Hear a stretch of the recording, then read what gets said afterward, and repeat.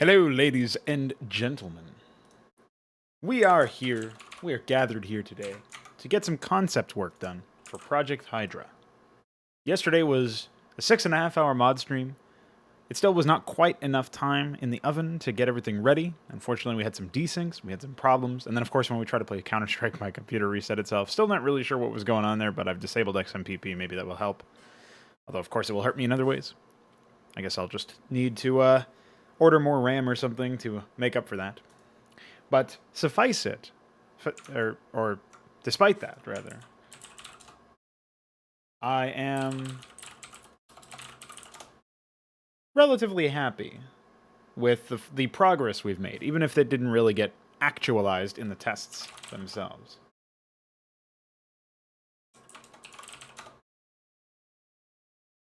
Destroyed. So, what are we actually going to be doing some concepts for today?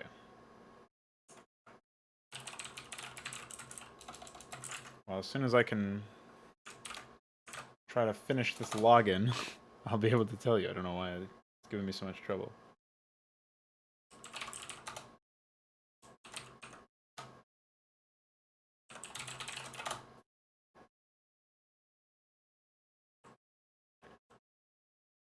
Okay. All I needed to know. I think we're good there.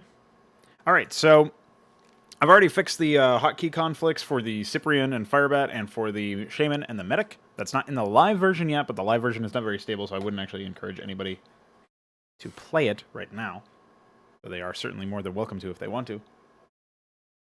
It's just not something that I can comfortably recommend right about now. Oh yes, and the other thing that we have to deal with is the fact that we are no longer able to actually see the chat in a normal sense. I really don't know why. Like I'm looking at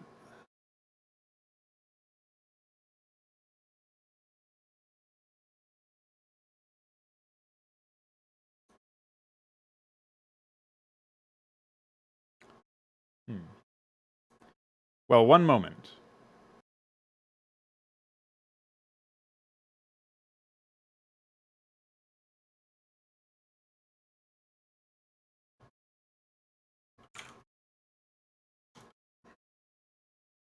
Okay. Maybe we're good now.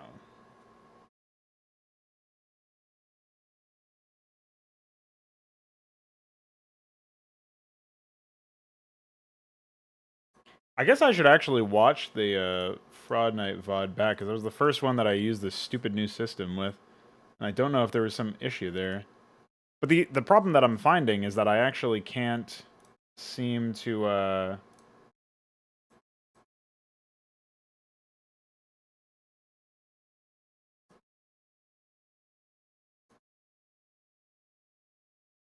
for whatever reason, I can't seem to actually do much.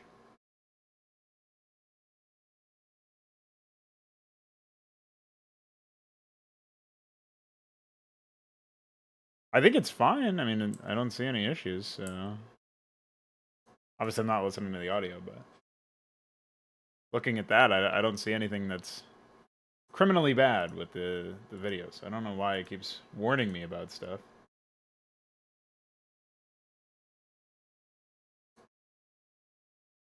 Quite the contrary, of course, to what I've just done, is I've actually edited settings because it kept telling me that there was something wrong with it. But... I don't know, it looks fine. I don't see any real issue. Anyway. Hopefully that actually was a bit of a quality boost, because I did increase the CRF a little bit, so...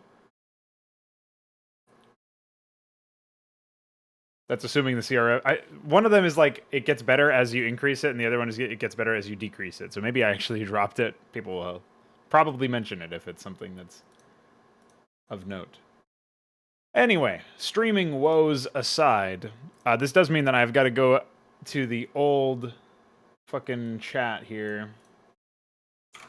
The old chat system of having the chat pop out instead of being able to use Restream. Which, for all its faults and all its breaking, it actually hadn't broken, you know? it hadn't been busted. So maybe like restream chat with new YouTube live stream. I don't know. I don't even know what the new thing is called.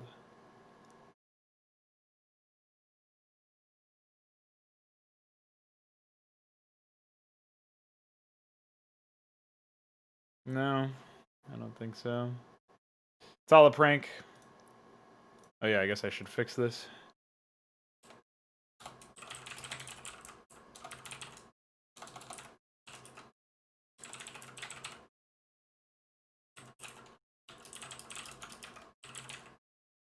Okay. Alright, well I fixed that anyway. And now I've gone ahead and slapped my chats up. Really unfortunate that we can't seem to get those on the screen anymore. I guess I'll be turning this off for now. That is pretty shitty. That is a downgrade. Again, I don't know why YouTube thrust this system suddenly upon everybody, but they did. Anyway, let's get to conceptualizing some stuff here.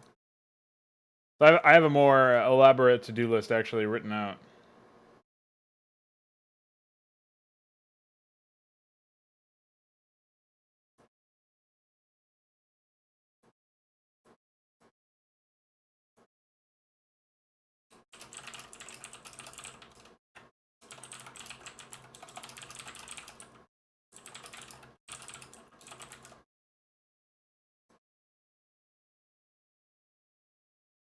I'll go ahead and actually copy that over, and I'm going to move ripcord out of the way. Of course, a big thing that I would like to do is get the AI up to stuff using some of this new stuff, which includes some new builds, but also includes a giant refactoring of the main code. I just haven't gotten around to that yet, but that is something that we'll be doing on this stream. I also want to do some desync testing. I'll wait for Veeq to get on for that. He said he'll be on in about 20 minutes or so, maybe even less. So I'm going to be completing some concepts for existing units. And one of the things that I have to do, of course, is actually mark the warp relay, as it does seem like we're probably not going to be able to get into this as far as implementing it is concerned. So we might actually revisit this. Let's say mark warp relay as not implementing. We might end up going back on that and actually implementing it. I mean, that goes for literally anything that's listed as not implementing. But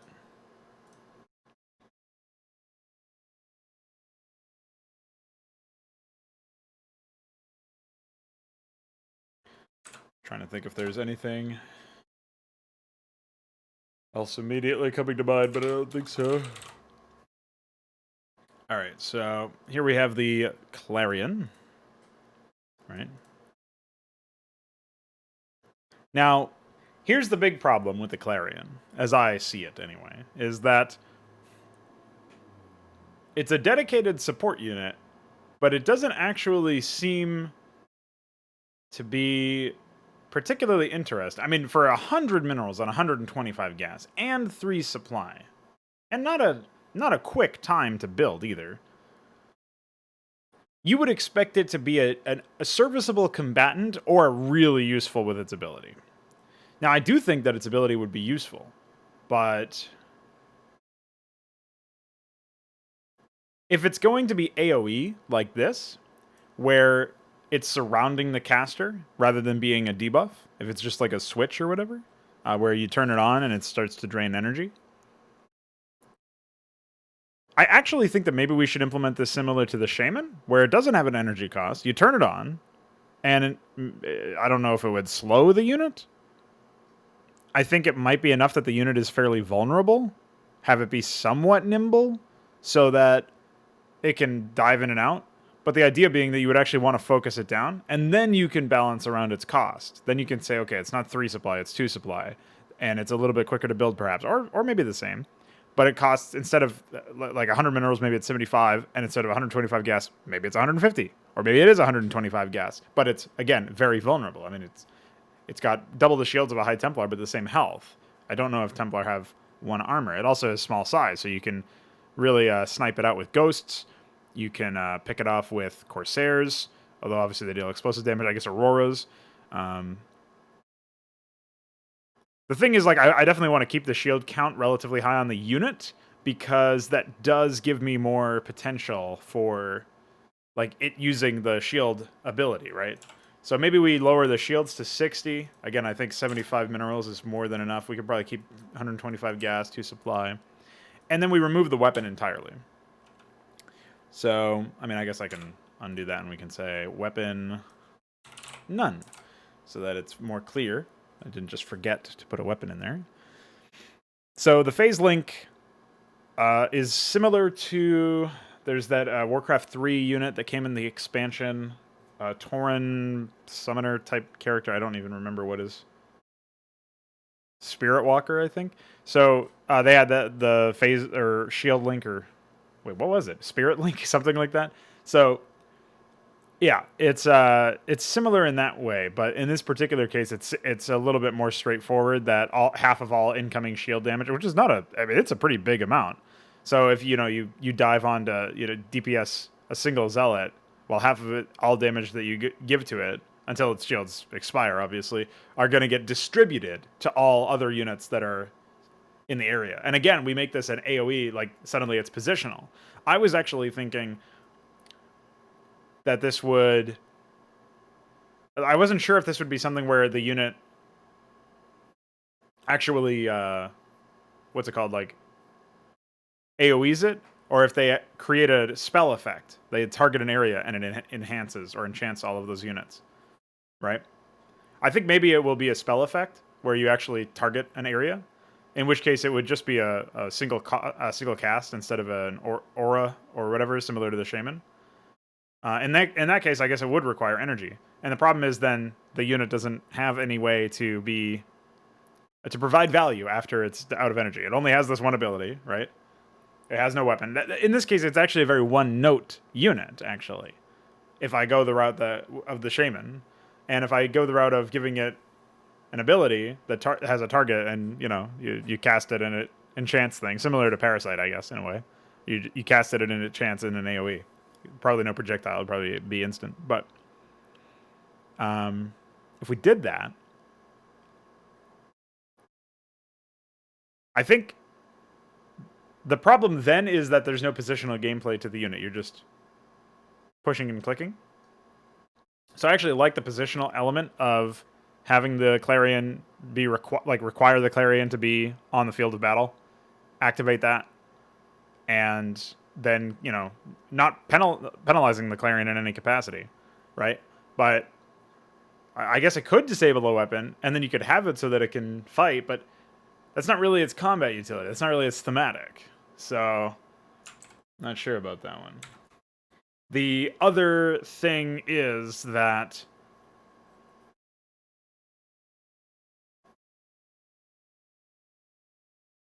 I'm really not sure about how to drive interactivity or value without that ability. I do think that it's kind of a design flaw if the only thing the unit can do is heal or shield.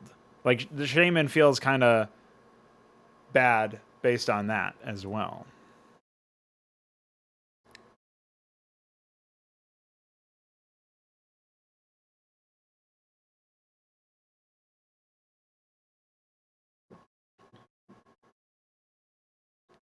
So I am trying to think of what that might be.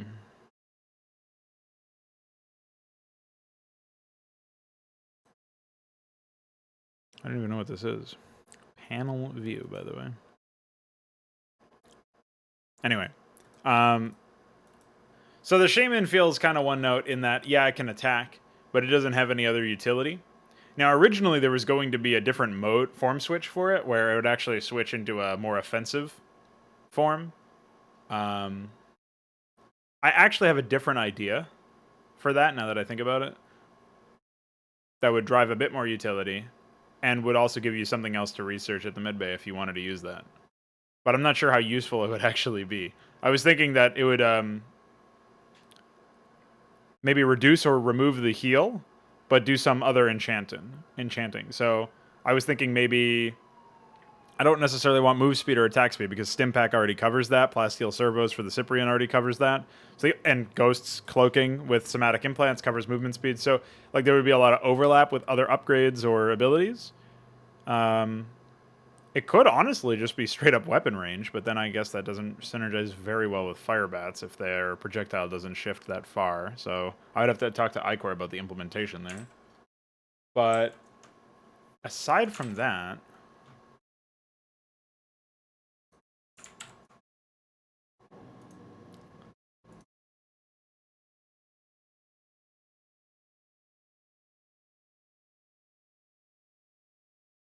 what's up, Icor? Yeah, I'm clarifying and revising a lot of the designs for a lot of the units.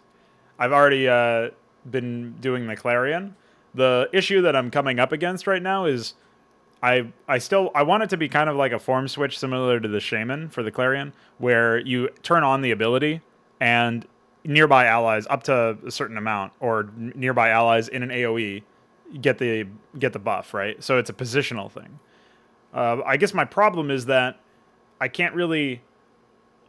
If the unit only does that, it feels very one note. And I was just thinking that the Shaman kind of has the same problem as this. Like, yeah, they have an attack, but it's designed to be very weak, and you almost may as well not have an attack at all at that point. So, I'm wondering if it wouldn't be possible to do something a little bit more intelligent, a little bit more interactive, and build their thematic a bit more around that. Like, originally I had in mind that you would deploy the Clarion, or to deploy the Shaman just to cast any spell, which would include toggling med stims on, and that this would either completely root the unit or slow it like it does currently. I actually think it might be okay to push the unit in that direction, but make it so that you activate med stims or you activate a different ability. And I was thinking that the different ability could cleanse units, but not just that. So it wouldn't just be a restore, like, you know, removing lockdown from lobotomy mines or removing parasite or whatever. What's up, Luciferius? So yeah, I'm not really sure about that one. I wanted to also quickly test. Yeah. Unfortunately, none of your messages are getting sent to Restream, so whatever this latest YouTube thing is really busted everything.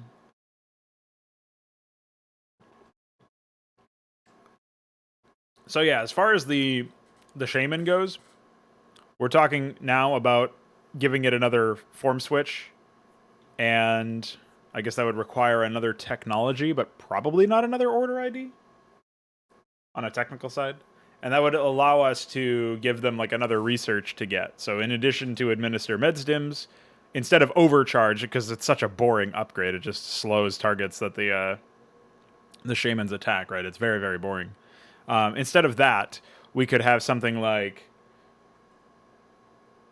the cleanse and some sort of enchantment for nearby infantry. I was kind of thinking of making shamans able to do the same thing that they do for infantry, but to mech.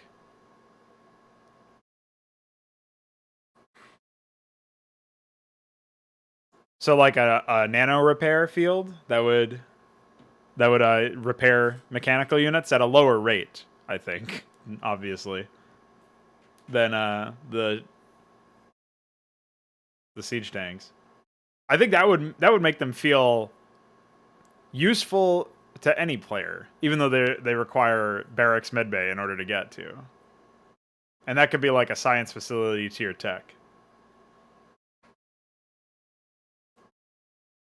Azazels already have a positional toggle ability in Sublime Shepherd that creates cloud cover.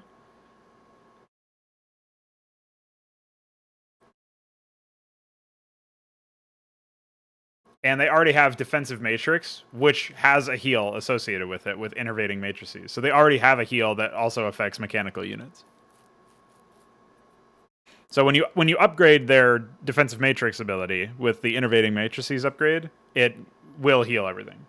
So in that sense, it feels a little, you know, little hit or miss. I actually think we should probably tie the reactor discharge passive that Azazels have to the Acurnus reactor upgrade.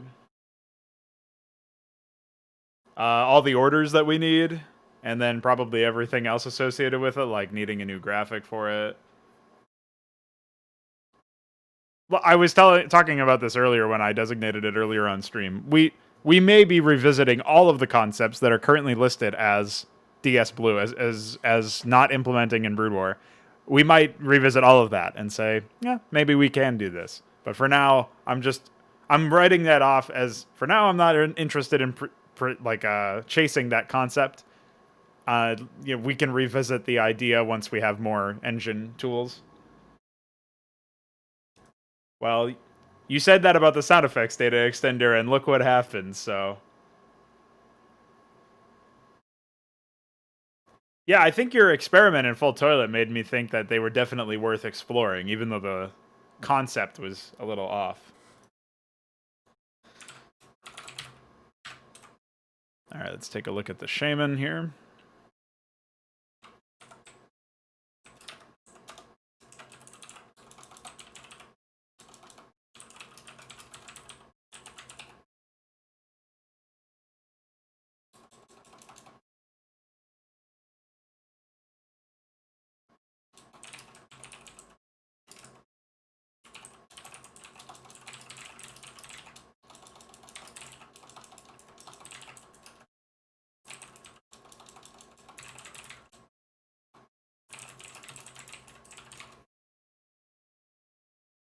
I guess we should just say mechanical units.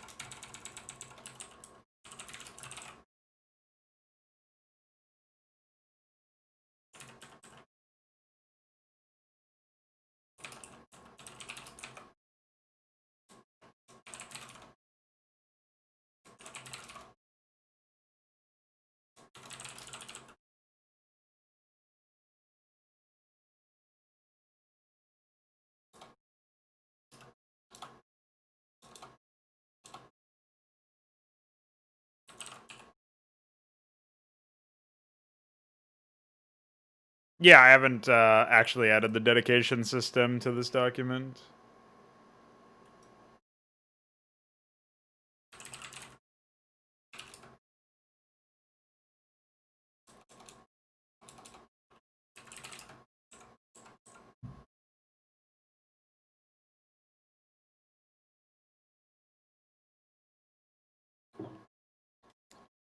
Well, I think energy decay is a pretty interesting ability. It is point and click, but I'm not really sure how you would change that. I guess you could fire a missile at the ground, and it would AOE everything that's there. It would apply energy decay to every unit that's there. And I guess you could do something similar AOE-wise with power transfer, where it would create this field that after a few seconds or a second or whatever activates, and that would siphon that would activate all of the energy, and then he could throw a field down immediately afterwards. Like basically, you with power transfer, you'd be looking at field 1, field 2. So you'd your first order would be the first field, and your second order would be the second field. I don't know how you would keep track of that, but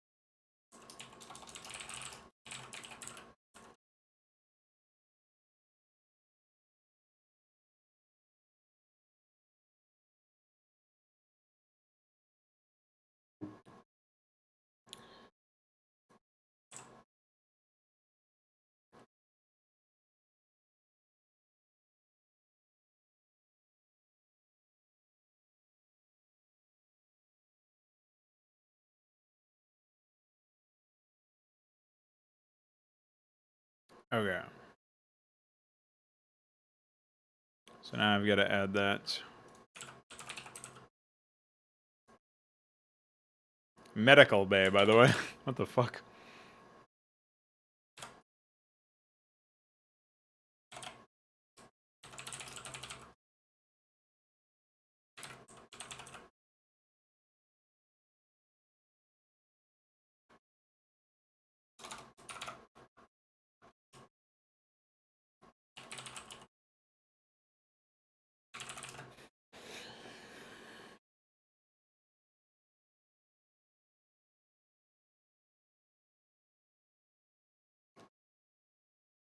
What do you mean new add-ons? We have we have medbay, gallery, salvo yard, future station, quarry.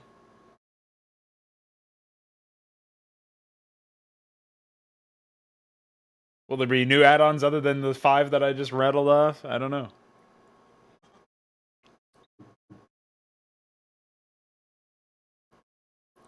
We have very low numbers of unit IDs at this point, so I will.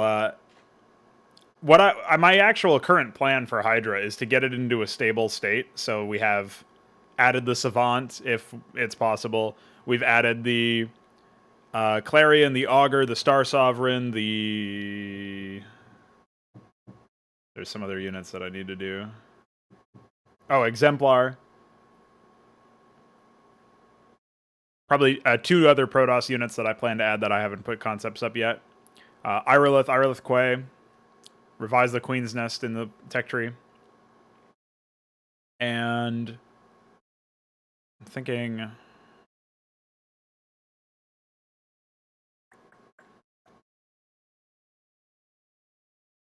Quarry. Treasury, maybe? Would be a good one to get added for Terrans. And then we just get the tier 4 tech structure. Quantum Institute for Terrans. I think it's the Sire for Zerg.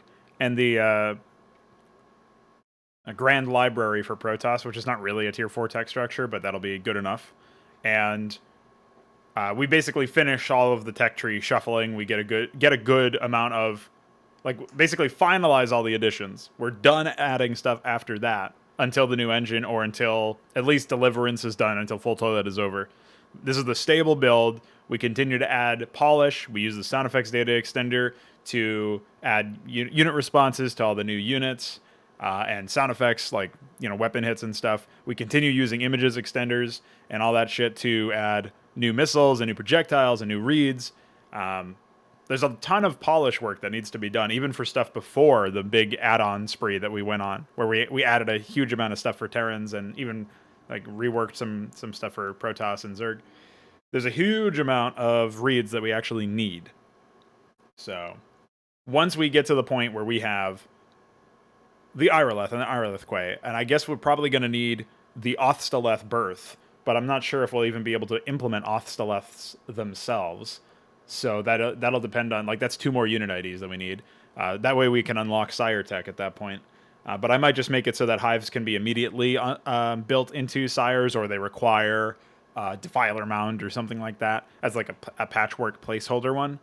The idea being that we can use the Sire as a tech requirement for certain things, and that the Sire itself would have, be very expensive or something to that effect.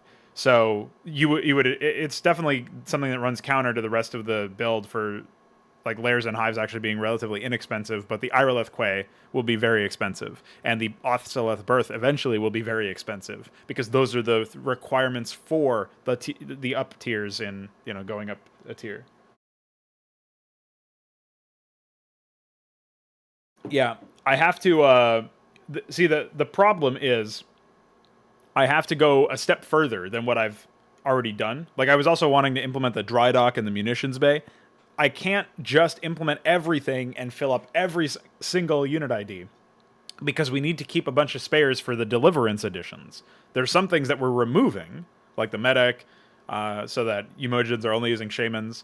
We're removing the Dark Templar, because that doesn't exist, as well as the Corsair and the Dark Archon. Those don't exist in Deliverance. I don't think we're removing anything from Zerg, but considering I can replace a lot of the Zerg unit IDs for the heroes because we're not implementing aberrants, considering I can replace the captaincy, which is currently eating up a unit ID because we're not implementing operatives, and I can use the reliquary that's already in the game, the unit ID for it, as the reliquary for the for Deliverance that Deliverance is using. So that's already spoken for. Like, that's fine. So considering all that, I think we're okay. But I can't really use Protoss heroes. Those are spoken for Deliverance. And not even for functional units either, just for cutscene purposes. I can't really use a lot more Terran heroes because, I mean, I'll probably be using those for Hydra. So I can't. I've earmarked some of them for Deliverance. I think 2. The Goliath hero and the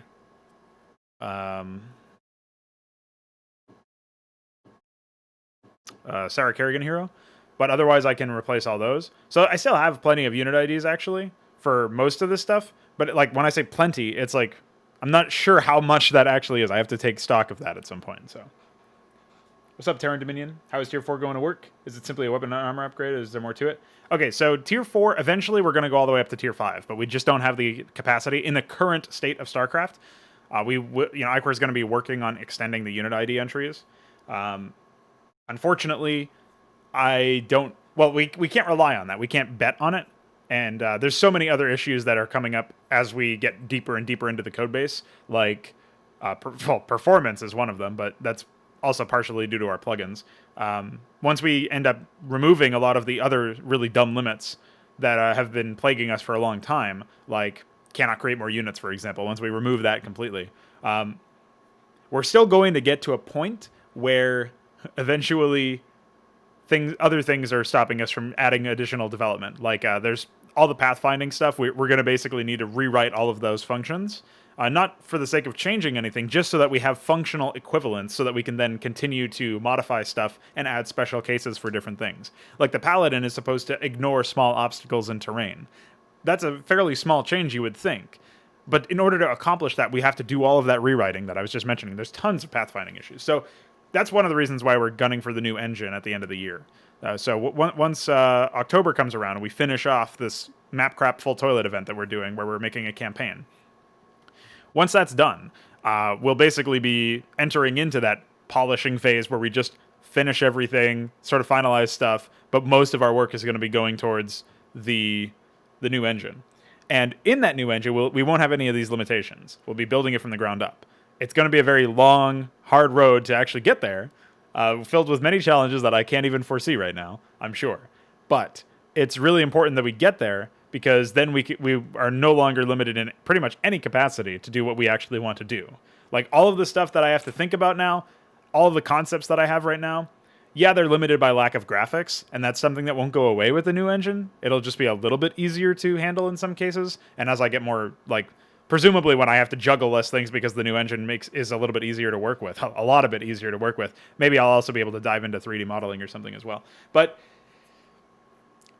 all of the concepts that I have right now for Brood War have to be limited by the fact that, oh yeah, I can't add that because that requires this thing that we don't have. You know what I mean? Like, it's limited on an engine level. So I might start thinking in some headspace conceptually to come up with some concept. And then we get fucked by the engine, and I'm like, all right, yeah, I can't even think about that. So eventually you just stop thinking in that way. It actually changes the way that you conceptualize things. And I want to finally be a little bit more free to conceptualize a bunch of stuff. I'm sure some of it won't work. We'll test it, but we'll actually be able to try it and implement it and get it working and get it testing. And then say, okay, it doesn't work because of these reasons. And then we can learn from it. But until that point, we can't really do that. So as far as Tier 4 and Tier 5 go, I've got crazy plans for Tier 4 and Tier 5. I've got, like, basically game-ending tech in those particular cases. Like, the scale of the tech that you're going to be building, not just in size of the unit or whatever, but I want to see, like, the tech that shows up in those contexts to be like it feels like this could destroy the planet you're on, or like the space station you're on, or whatever. Like, this could have insane ramifications. The, like, giant walkers, giant mechs and stuff. I want to see, like, and not just the scale. Again, it's not just about giant, but it's also about the power that's packed in. Like, I've got the concept for a Zerg worm that right now, conceptually, the working title is World Eater, but we're going to come up with a better name for it, obviously. And it's called the World Eater because it literally burrows through cliffs. And so you can actually, like, if you take a I always like to use an example for this because it's easier to explain. So if you take this map, for example, and you had the World Eater, and you wanted to go from this middle area where the trees are to this guy's base, instead of going through the passageways, with the World Eater, you just go through the cliff. And you can even unburrow up on top of the cliff if you want, and then burrow back down and continue on. Like, that's the kind of shit that I have concepts for. Like, and not only is it that, it has this melee attack, you build additional segments of this worm, this giant worm. You actually morph additional segments while it's moving around and stuff to extend it, and you build structures on top of it, like sunken colonies, nidus canals. These there's going to be like larval colony that will spawn larvae for you that you can use to morph eggs, like morph hydralisks or something in the middle of the fight, whatever you want to do. Like, that's the kind of stuff that I want in like really end game tier stuff. So for me, it's very important that we get to the point where we can do that, because that's the kind of stuff, like when I see the AI using that to kill me or something in the future, when we actually have that implemented, that's going to be such a cathartic moment for me, because it's like, holy shit, we actually got to do it. So, yeah, there's a ton of stuff that's going to be added to tier 4 and tier 5. For now, in Brood War, in Brood War's engine, I think we can really only use it as a tech requirement for additional game-changing upgrades. Like, for example, the tier 4 Terran structure, the Quantum Institute, is the requirement, or going to be the requirement, for Hammerfall shells, which is an upgrade for siege tanks that gives them an increased splash radius, which doesn't sound like it's a crazy buff, but it actually does matter, because you do way more damage to zealots, to zerglings, to these things that will run at your siege tanks. So much more of them get damaged and thus die before they even hit the siege tanks themselves. And obviously this is also a situational nerf in some ways, because you're going to be doing more damage to yourself or your allies' units. But the potential gains for that are pretty intense. So right now it only requires a science facility, but I want it to require the Quantum Institute. I want the tier 4 upgrades and eventually tier 5 upgrades for units and for classes of units, like here's an upgrade for all infantry or something. I want those to feel like you are really leveling your space up, like you're maximizing the strength of a certain unit. And that's really what the tier 4 stuff is going to be about for now. It's just going to be about that. And so we're just having the Quantum Institute as a tech requirement. I'm sure it'll have some researches on itself as well. But we're just having that, like the Sire is a tech requirement. That's the tier 4 Zerg, like tier 4 hatchery, basically. And then the Grand Library unlocks Archons. We're going to rebalance Archons to be a little bit more powerful as a result, because obviously it requires this expensive structure. And it also will research upgrades for Archons, as well as obviously Dark Archons and Augurs, which is a new Archon type entity. And it's a tech requirement for some really next level upgrades for the Protoss as well. So, yeah. Right, yeah. So like that Zerg worm that I was talking about is definitely a tier 4 or tier 5 unit. There's plans for a giant space platform that you can build entire structures on and float around, and that's a tier 5 unit for Terran. You know, so I wouldn't necessarily want to reshuffle where the units themselves are in the tech tree too much. At least I wouldn't want to put them at higher tiers. Like I've put Spire as a hatchery tech, but it's still very expensive. So while you can get it before a lair, most builds probably won't involve you getting it from before a lair. So like that's an example where I brought it down a peg, and that's just because I felt like that would add more versatility to the builds, or more flexibility. Like maybe you start your lair, but you also start your Spire, and so you know your Spire starts before your lair finishes. You still end up with a faster Spire, or equivalent timing with the new build. So I don't know about pushing stuff back. Like I was thinking maybe Defilers should also be tier 4, but then I was thinking like, how does that morph the game? So I feel like only new units that are designed for it should probably be there. That being said, with battlecruisers, I could see an argument just because we're going to be refactoring them, revising them conceptually a little bit. What's up, Veeq? Yeah, imagine experiencing the current game state in Consummate times. Yeah, we've come a long way in the 3 years since Consummate's come out, so pretty epic.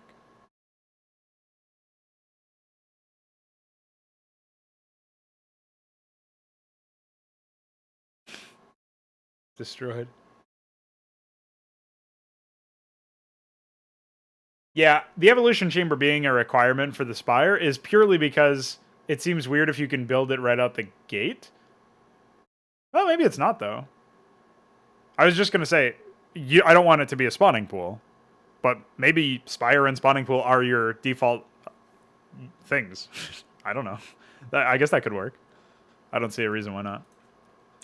Just requires a hatchery. Let me find out where the escalations are kept.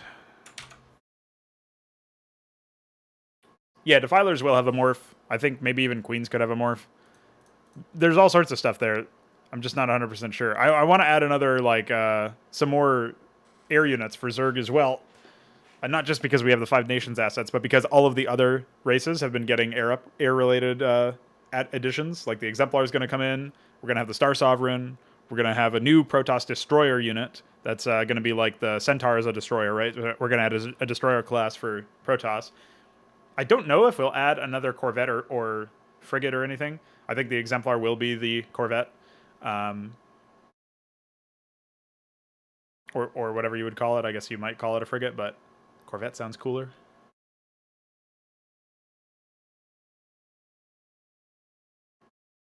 I don't know about battlecruisers' costs being lowered. They are a very powerful unit, so. Let me just jump over here. Yes, here we go, 62.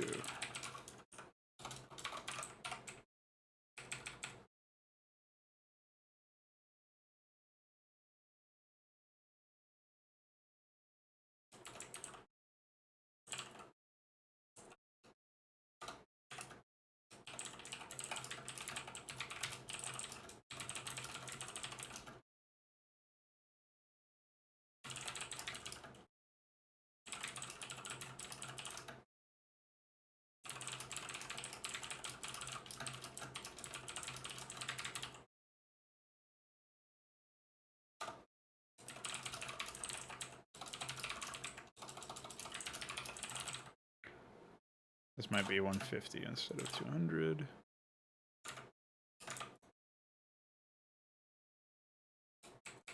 Well, I guess there is no cannot stack here, so whatever.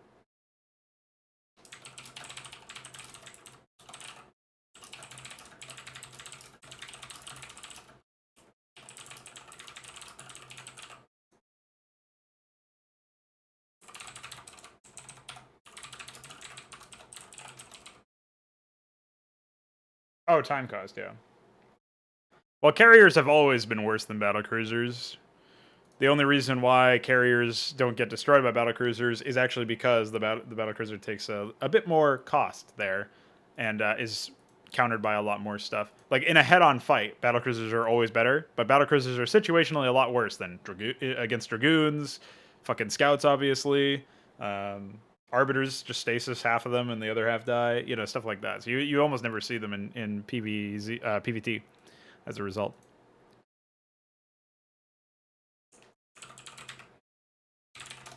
Oh, I actually don't have the escalation upgrades even in here, so that's fine. All right, so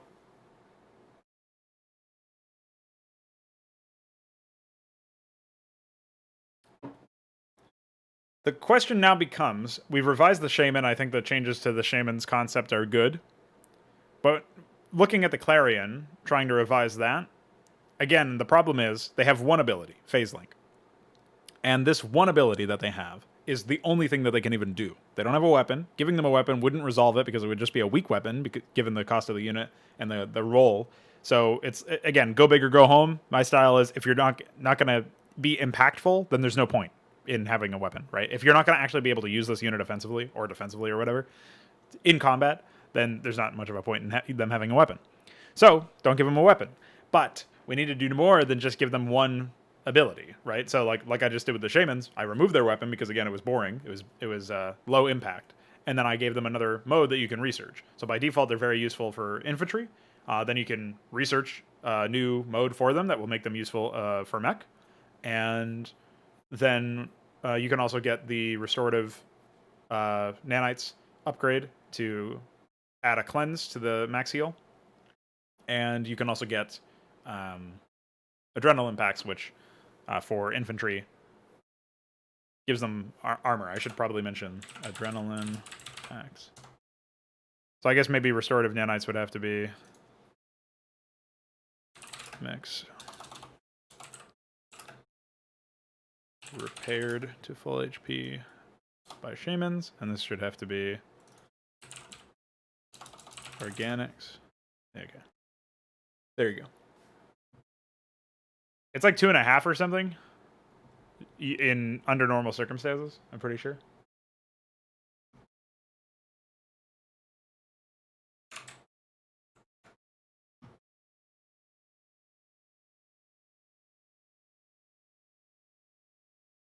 Oh yeah, that could be a Zerg destroyer. I could check it out in game. What is this one? Could be advanced worker. Yeah, I was actually planning on that for Deliverance.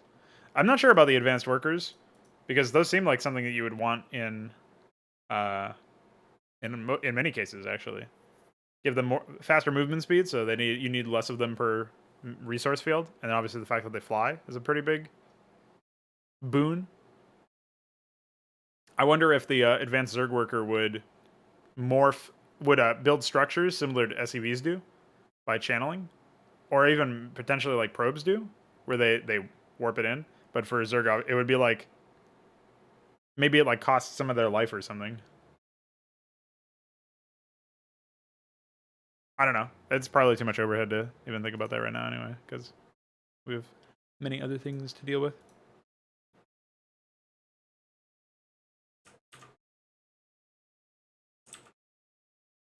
Should it require a science facility? Maybe it's fine. I'm going to make that 100 though.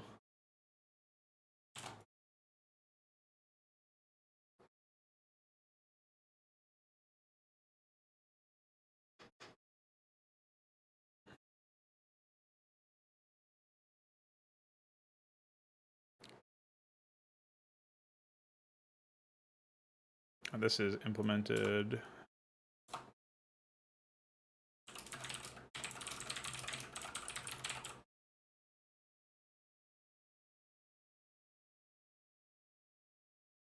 All this excitement about aircraft, and I don't think anybody has spammed Wraiths in a while. They're still useful. Oh, this is implemented as well.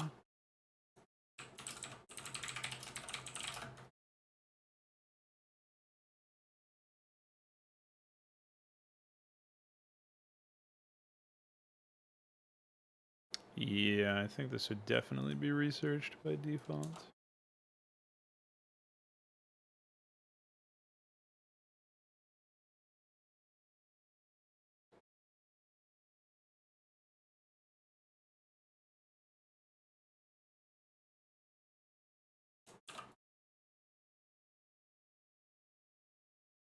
Oh, really? Well, that doesn't surprise me.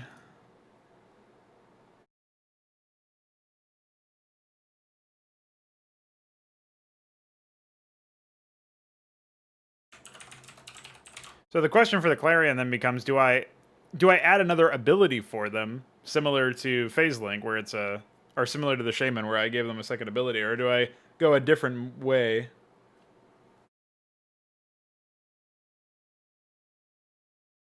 Maybe it could be a behavior or something, where while at full shields, they get some sort of benefit? Not sure.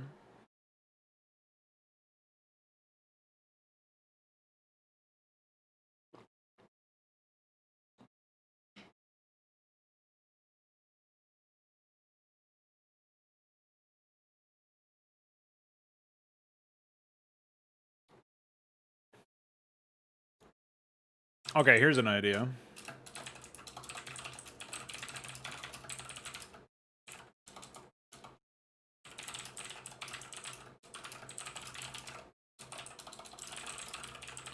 While above 50% shields, grants nearby allies 1 shield armor. +1 shield armor.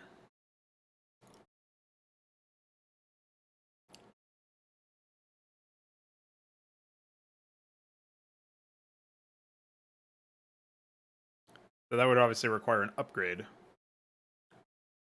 Well, that's good. That's a good idea for enchantment, I guess, or improving the unit, but still not really a huge. I mean, it's like more positional gameplay. It'd probably be the same AoE as its phase link ability.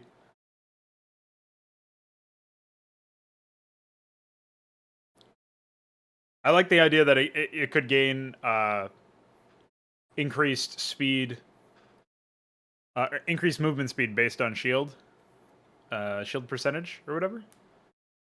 Since that would naturally slow it down as you as it suffers more damage from shields, which would let you close in on the kill. So I actually don't mind that.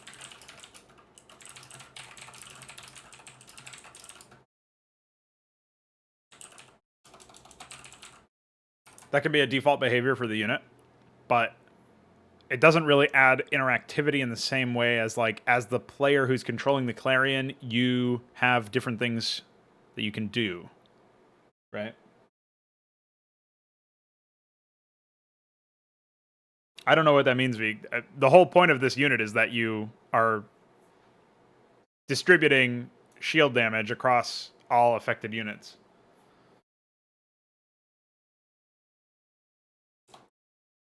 So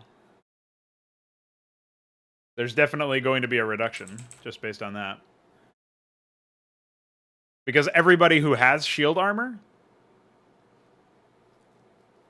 everybody who has shield armor takes 1 less damage. Like, say you have 1 shield armor and you get hit with 10 damage, you're taking 9 damage to shields, not 10. Then, if you are sharing that across 5 units, as an example, you split 10 by 5, so each unit takes 2 damage, except they have 1 shield armor, so they take 1 damage. It's a pretty massive upgrade, actually. And this upgrade would be so impactful, because you'd be talking about each individual Clarion giving +1 shield armor. So it might actually be broken. It would definitely have to be a late game upgrade, maybe requiring the Grand Library, tier 4 Clarion upgrade. Now, as far as the weapon goes, your idea of making it so that it has some sort of debuff, I'm wondering if maybe it can do concussive damage, and units that attack it gain shield regeneration rate or something. Like, I'm really building the whole shield thing in. But, well, if armor's not calculated this way, if shield armor's not calculated the way that I explained it, we need to change it so that it is, because that's the whole point of the unit, is that you're actually reducing damage when you have shield armor. So, anyway, the weapon idea is such that I think you would... The only thing that I can think... Every concept that is coming to mind for a debuff is so powerful that it would require it to be an upgrade. At which point I'm not really sure if the unit serves a purpose without it, you know what I mean?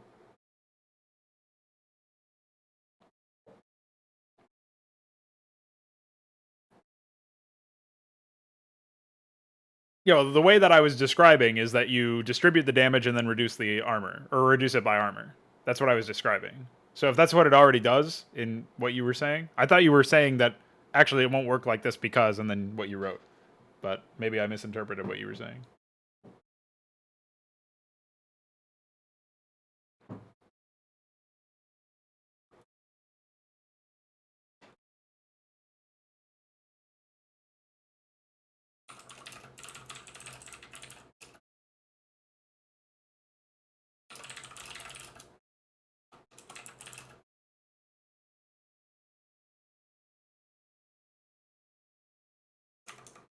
Let me open up another weapon for reference here. Oops. That's not what I wanted to open.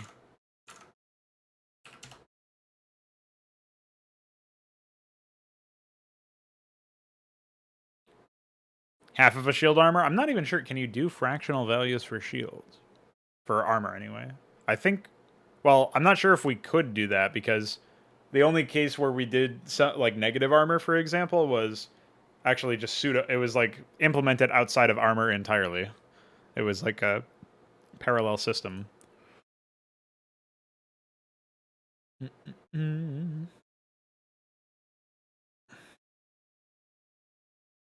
I think that's fine, actually. 2 seconds.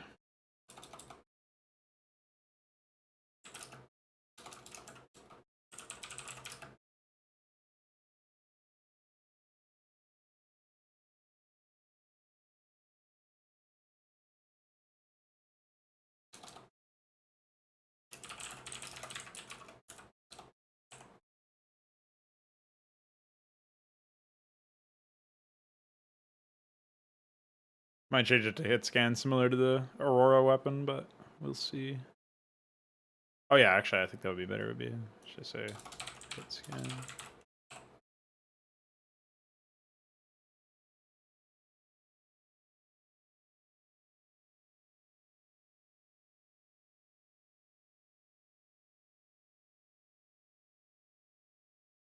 It's not 0.5 damage. It's saying that each Clarion that's above 50% shields grants plus 0.5 shield armor instead of plus 1 shield armor.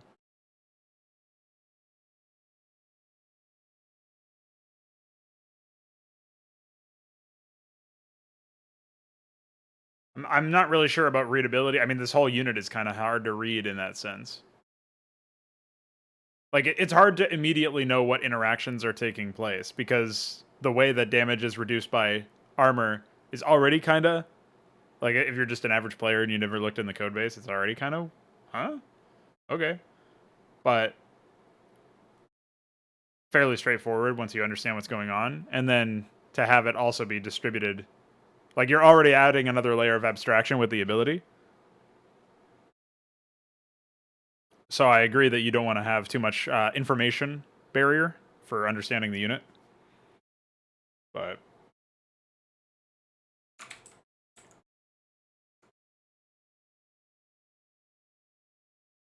yeah, I saw the Gorgoleth upgrade. I decided to go with the smaller one because it looked more simple. I do think that nested evolutions or nested mutations are probably the way to go, though. Like, morph my Hydralisk into a lurker. Morph my lurker into something else. That's probably the way to go, generally speaking. I also think that maybe at tier 4 tech for Zerg, you'd be able to morph your lurkers back into basilisks, or back into hydras, rather, and or into basilisks, like cross mutation or whatever. That could be neat. And I guess it would have to be a free morph if you've already... The first morph costs money, and then all the rest are free. That kind of sounds fucked up at first, because you think, oh, well, if I don't have enough money for one morph, I'll just morph the first one. But then you're paying the cost in time. That still might be really OP, though. Like, if you have a lot of minerals but no gas, you might morph a bunch of Devourers and then morph them to Guardians to bypass the gas cost. But you do have tier 4 tech, and you do have, like, there's a lot of mitigating factors to where that is, whether or not that's too powerful. So we'll think about that. It's just another idea to jot down, I guess.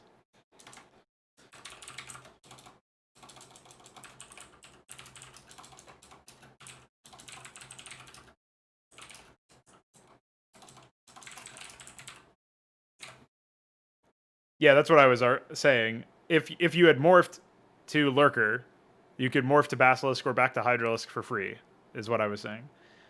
It doesn't mean that if you have a nested morph, like morph to Lurker, and then the Lurker can morph to some upgraded version of itself or a different type of unit that's based on the Lurker. Like, that doesn't mean that would be free, because that's still leveling the unit up. But once you ascend to a certain tier of morph for that unit, like, say, in the world of Hydras, you've got Hydra at tier 1, and then tier 2 is Lurker Basilisk. And maybe tier 3 has, like, a couple units as well in the future. When you're at that point, like, you can morph to, like, between the tiers. Again, it's probably, like I said, a little much for overhead or whatever. No, remorphing to Lurker wouldn't cost. You'd have to store that on a per unit basis, I guess. Like, has this unit ascended to, like, store the tier of morph that this unit has gotten to, and then only charge when they're going up a tier before that they've never been to before. Like I said, it's a lot of overhead, not just on a programming side, but also for the player. Like, why do some units cost and some units don't? Like, I don't know if I remember that. So It's probably not feasible to implement, but or probably not advisable to implement, I should say. So what did you think after I explained the whole thing related to shield armor, Veeq? Do you still think we should keep it at 1 as opposed to dropping it down to 0.5?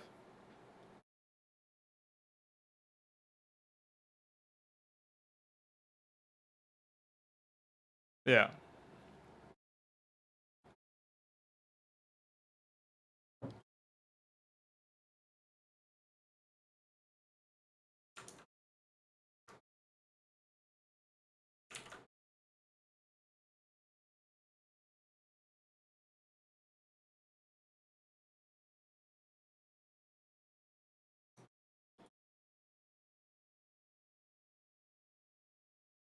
Well, I keep it up at 1 if it's an upgrade. We'll have to make it a very high tier upgrade, like I was saying. I'm fine with testing it out with that idea, but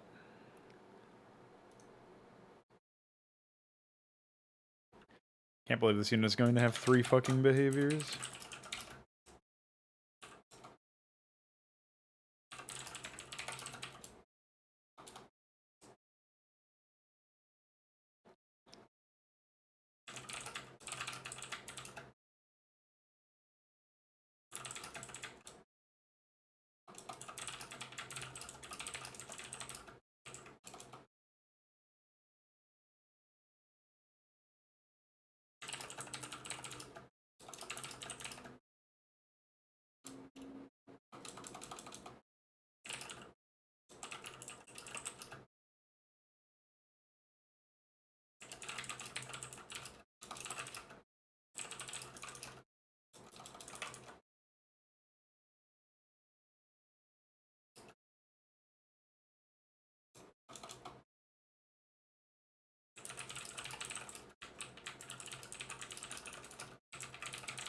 It's probably a better, there's definitely a better way to word that, but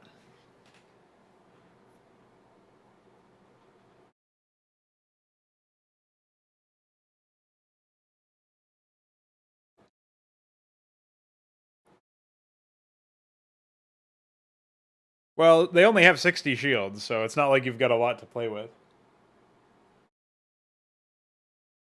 We can also, if it feels too easy. No, I don't know. I think it'll be fine because they also remember that they also have increased movement speed based on shields, which means they have low movement speed without any shields. So at first, like as you deal damage to them, they get slower. So it's easier to deal more damage to them. You know what I mean? Of course, irradiating one of these units with radiation shockwave is disastrous. Not only because they're probably positioned over a bunch of zealots, so they're dealing damage to the zealots until they get pulled away, and when they get pulled away, they offer no fucking benefit, but also they get radiation shockwave and they lose all shields because it deals 100 damage, or it will at some point whenever we implement that, and suddenly they are slow as fuck. So there's that too. Yeah, I would say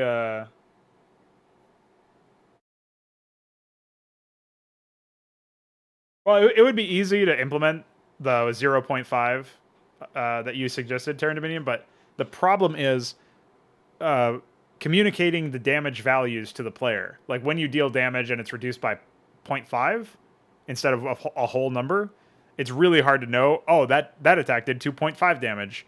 Because it will say that it reduced it by 2, but it actually reduced it by 2.5 internally. It just only displays 2 loss. Or some, maybe it's actually the opposite where it displays the whole number, the larger number. I'm pretty sure it rounds down though, for displaying it. And then the next attack suddenly would do 3 damage. So in each alternating attack, you'd be doing different damages, even though nothing is changing about the unit. So that would be one case where like you wouldn't really want to do it there.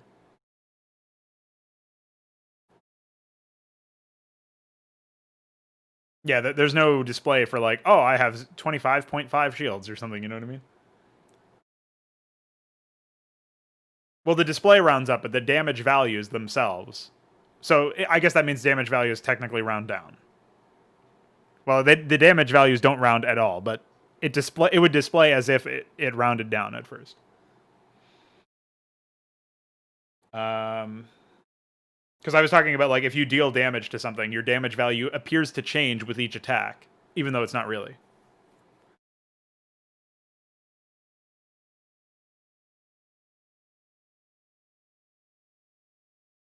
So it's as if it's rounding the damage, but it's not really.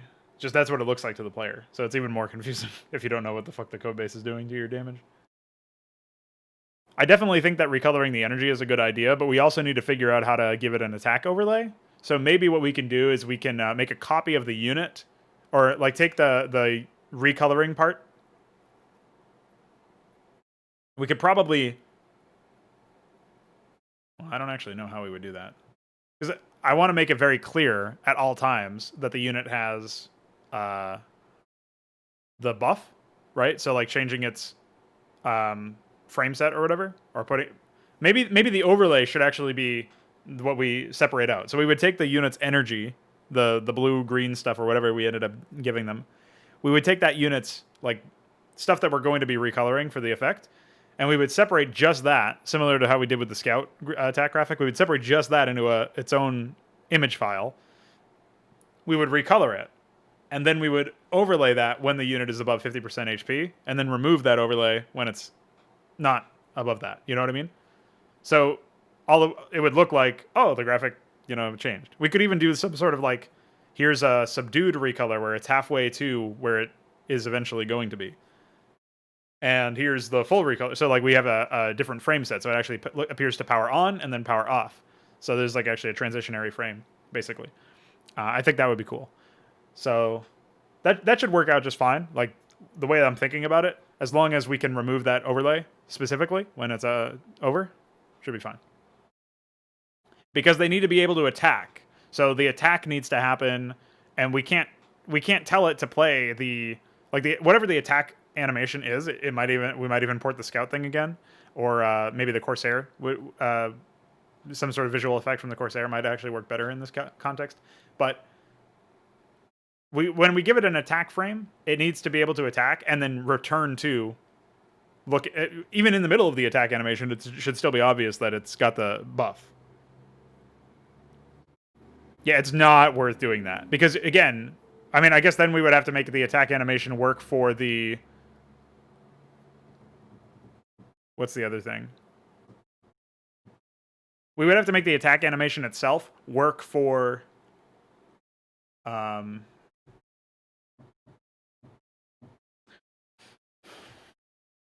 the attack graphic on both frame sets, which wouldn't be that difficult.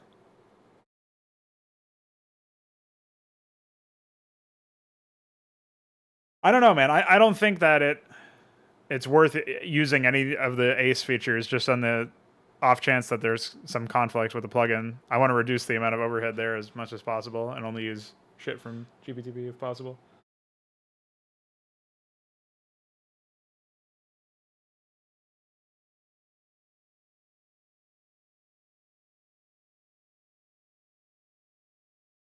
Well, we might have more, because, again, if we want it to power on and power off, I think we have to use the overlay.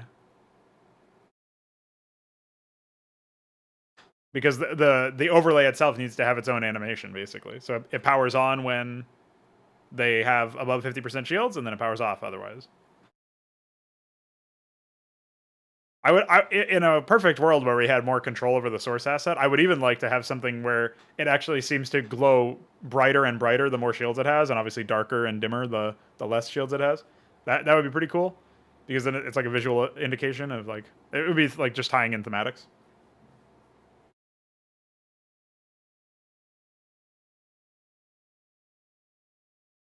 Yes, unfortunately we do, iQueer.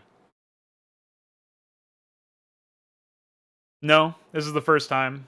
I also thought that there might be some desync, but the only ACE specific thing that I do is I use it for Centaur, the upgraded Centaur attack. I use Fire Weapon.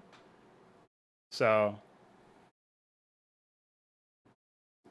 and we didn't get a chance to build Centaurs, so.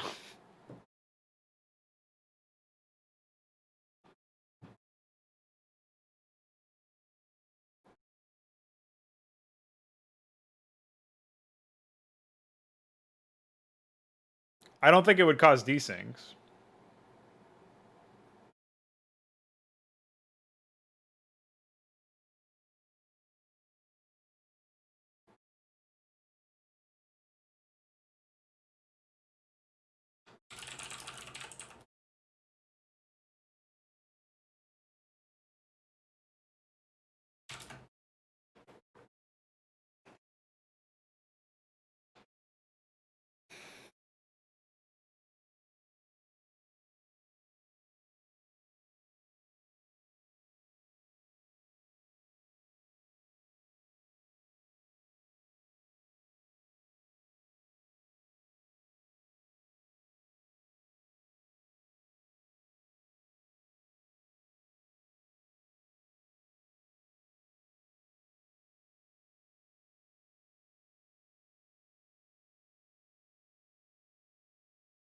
Mm-mm.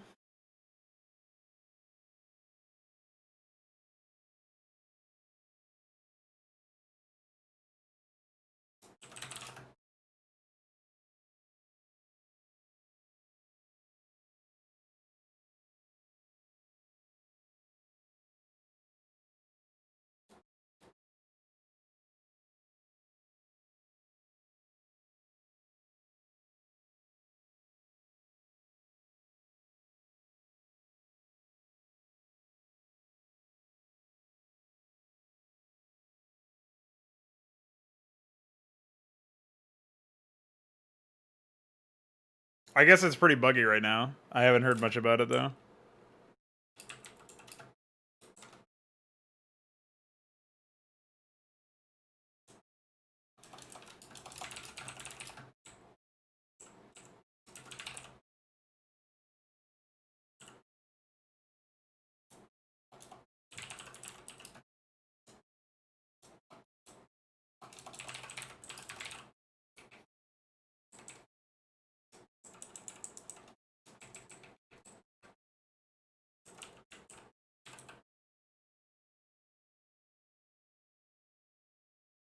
It broke the HUD. Holy moly.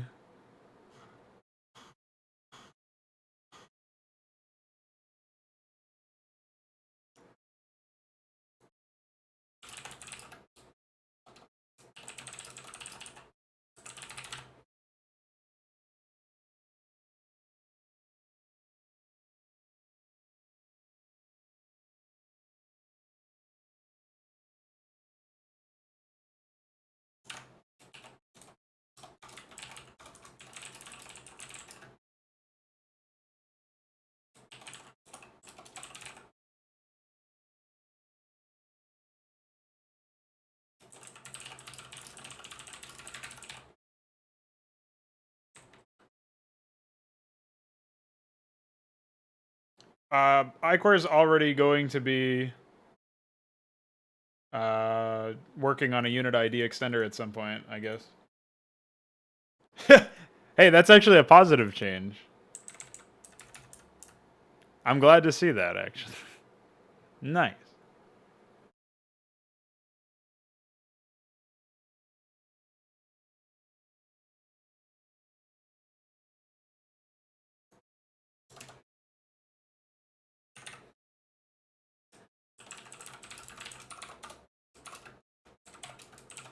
Oh yeah, let me take a look. So this should be restorative nanites.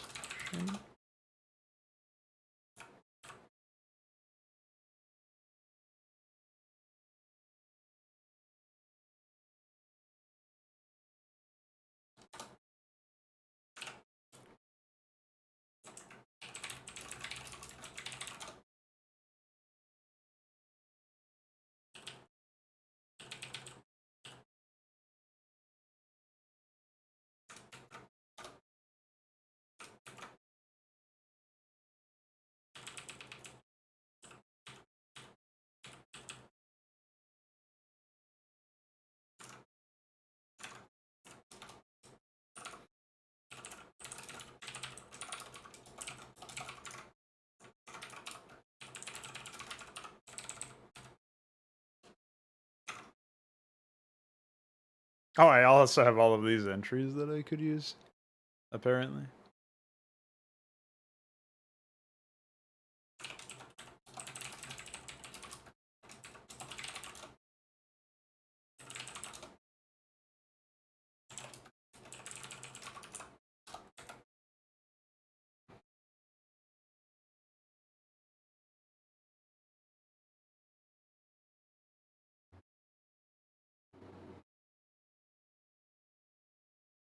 No, I was saying that when it crashes with pre-placed units, that's a positive change.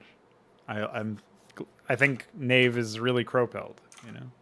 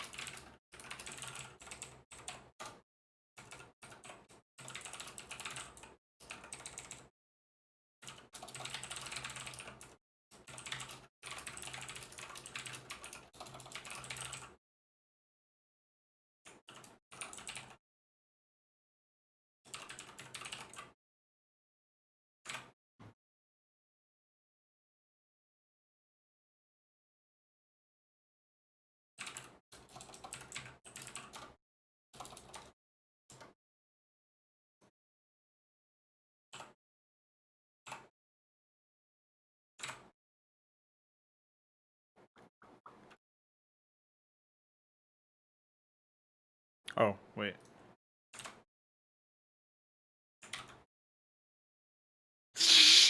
Yeah, I don't actually want to ban them. We need them in some cases. But, you know.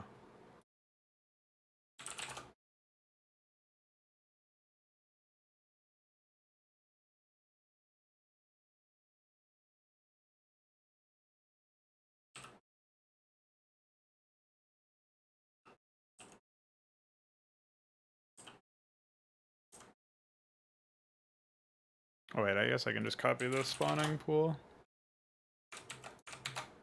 There you go. Epic.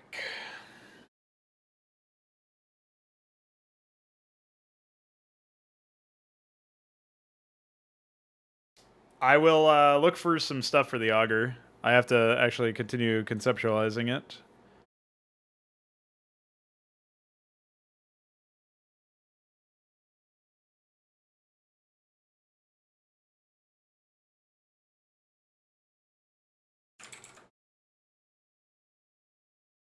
Todd, get out of my way.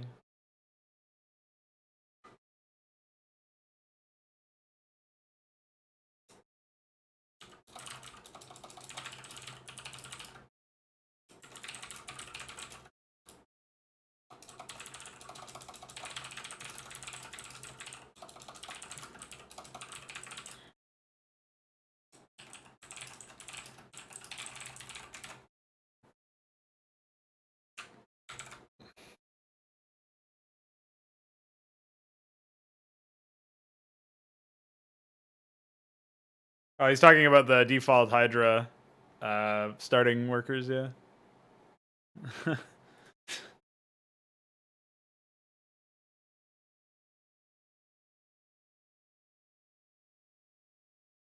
I'm gonna quickly add all this new stuff to the enums.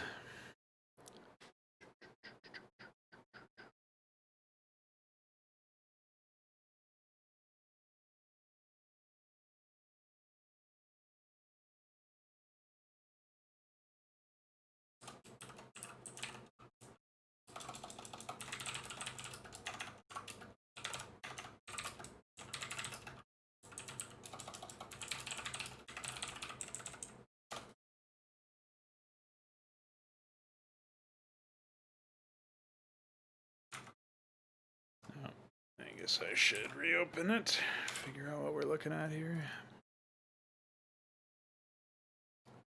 I think it would just be like adding a delay, yeah. Like you can only do it this often or whatever. Oh, do not use, by the way. Well, I guess I can't use 43 then. What can I use?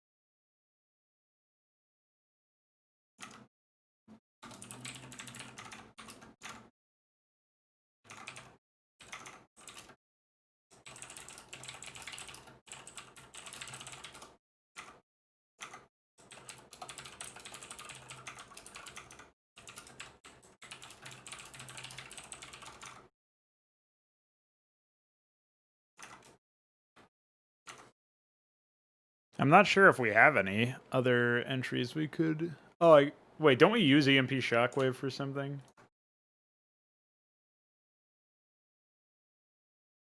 Well, its label is reverse thrust, but I don't actually know if it's used for anything.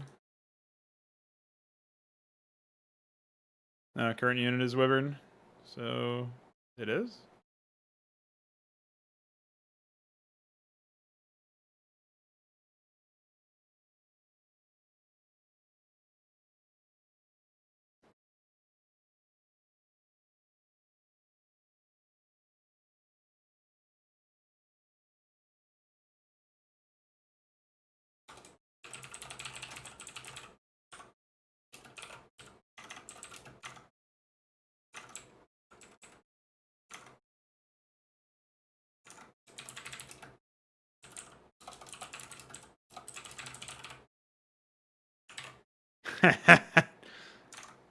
Don't do that.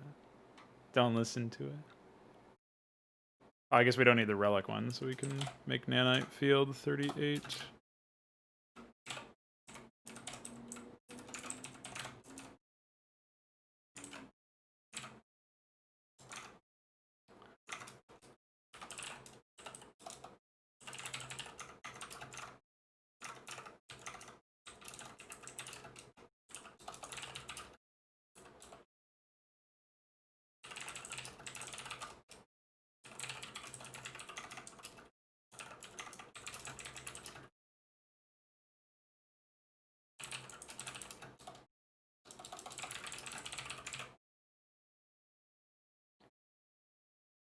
Yeah, no point in putting relics in. We need so much stuff.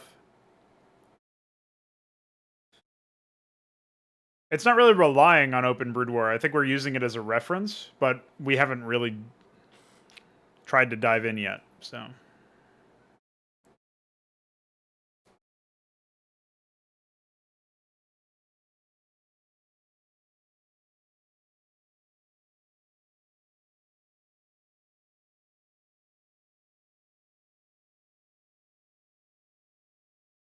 You would have to remove a lot of shit, I feel like, but yeah, maybe.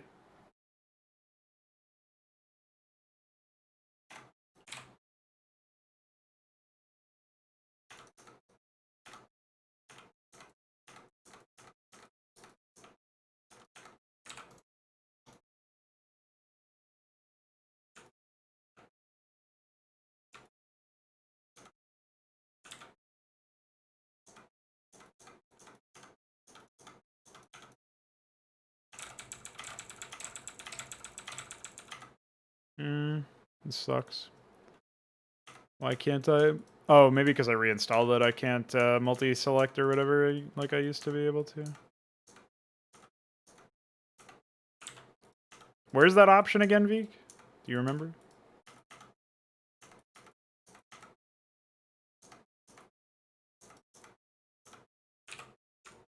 Oh, so I could have done it. Never mind. I am nothing if not a bit of a dummy.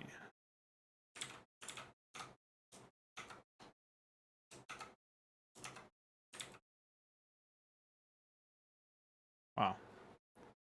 Reasonable.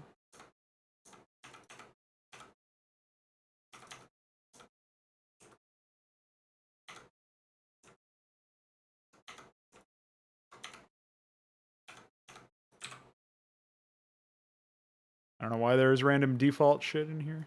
Oh, I guess this is to indicate that it's researched by default.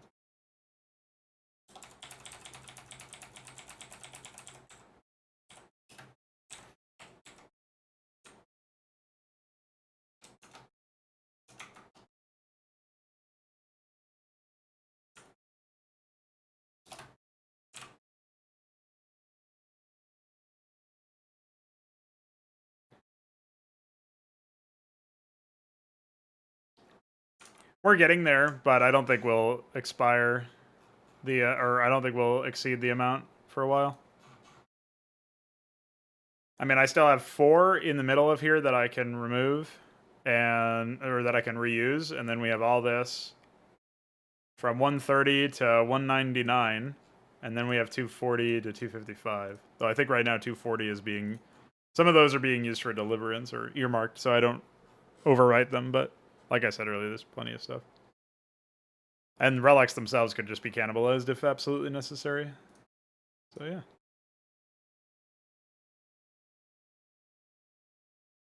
Alright, I'll go ahead and save this since I've probably made some changes without knowing it. Close it. And then there's the upgrade ID enum that I'm going to need to add. So I know 67 was used for Warden's Mark. Clarion weapon upgrade.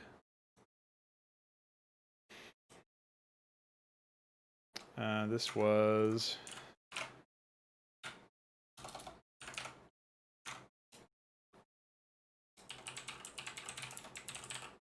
Sort of nanites, shaman, mech restore, upgrade. Oh, I guess we're gonna say shaman mech restore.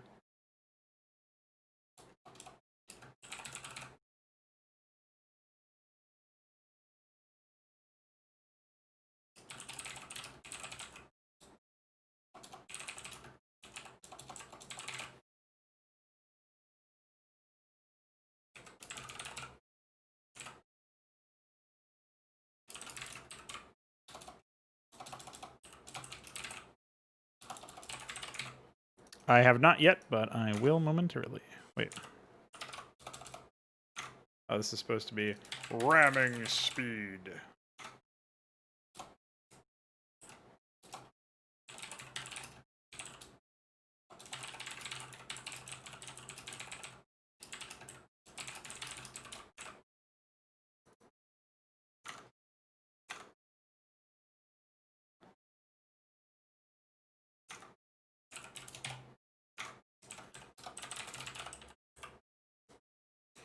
Clarion.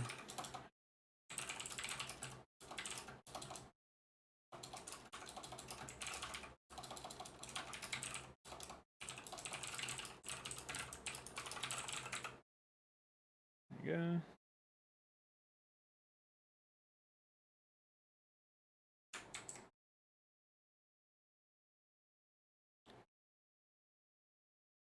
Oh shit, worker Q subcommand. So what is this?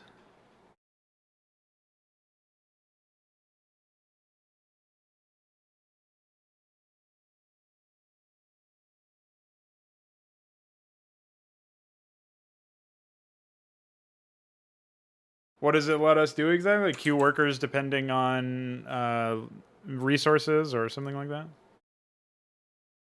Could be pretty epic. Could be. Yeah.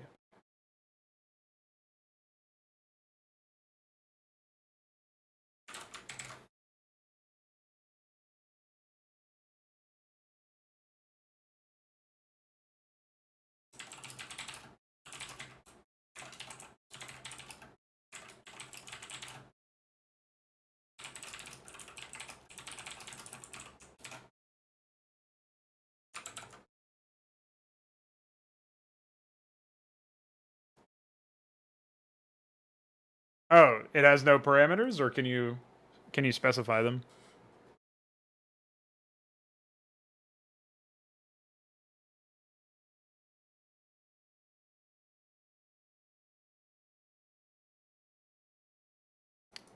Why would you change this, Jesus Christ?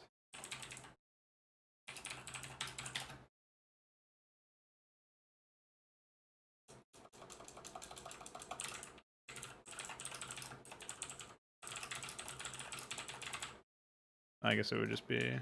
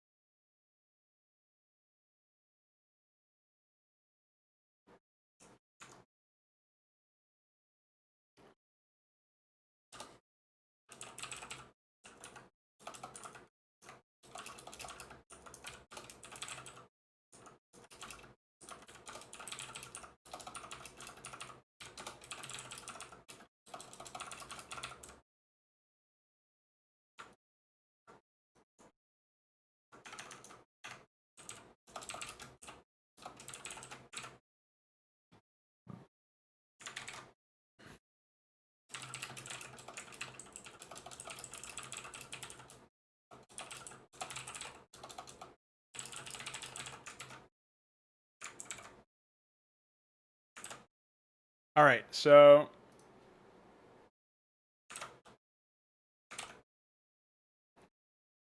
let's see here.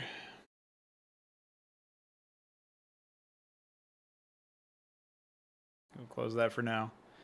When I get back from this quick break to use the bathroom and throw my or grab my clothes from the dryer, I'm going to spend a little bit of time on the other concepts that we have to work on today. I think the Clarion's in a good spot now. The Shaman's a surprising casualty of this refactoring. I like it though. So up next, let me hit you with what I have to do when I come back. A little bit of a teaser. We're going to do some conceptual work for the Savant, the Augur, the Exemplar, and the Star Sovereign. So those are the last 4 units that we want to continue the conceptual work on.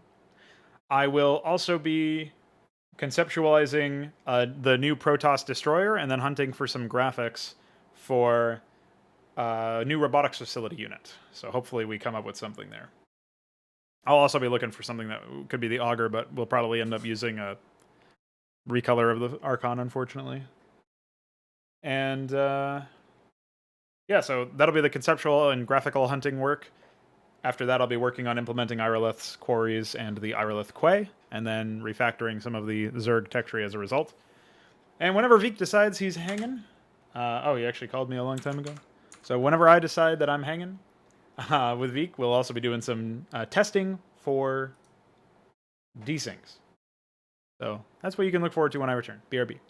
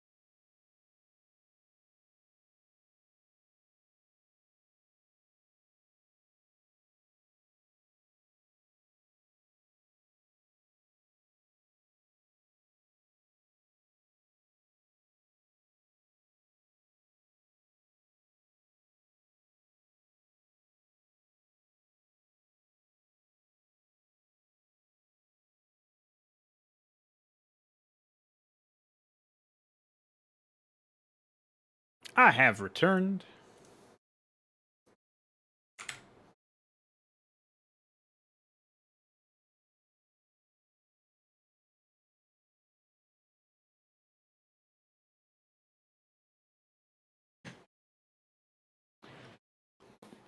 See if Veeq feels like coming in now.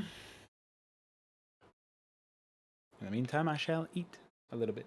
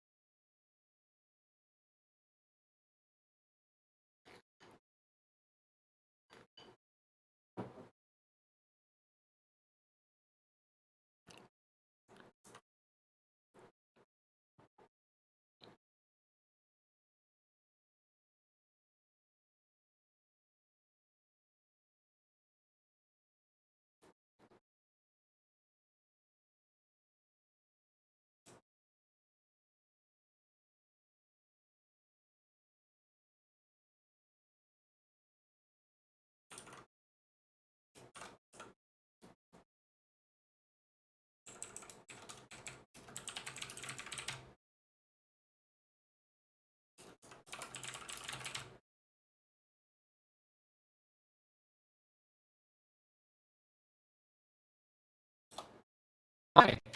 Hi. What's poppin', dude? Good. Excited to do some Hydra work. So, what are we doing? Conceptualizing something, or Yeah, I'm are we just working on the testing it? auger right now. If you wanted to start on something more material, we do need those AI updates, and we also need. Well, I sent you the to-do list, so you kind of know what we need. But maybe you could also be hunting for the robotics facility unit or something to that effect. If you know where to look.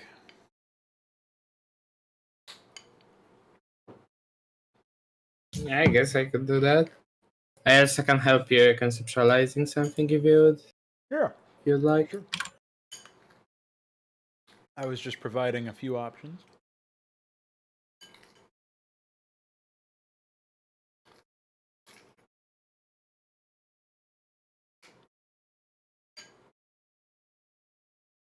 So for now, the my concept for the auger is that it deals a tremendous amount of damage.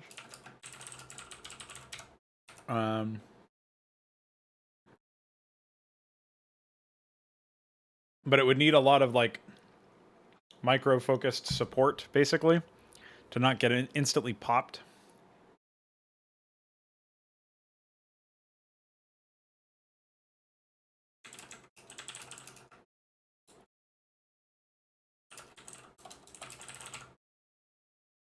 Trying to add more like definitive numbers so that we can actually conceptualize it a bit better.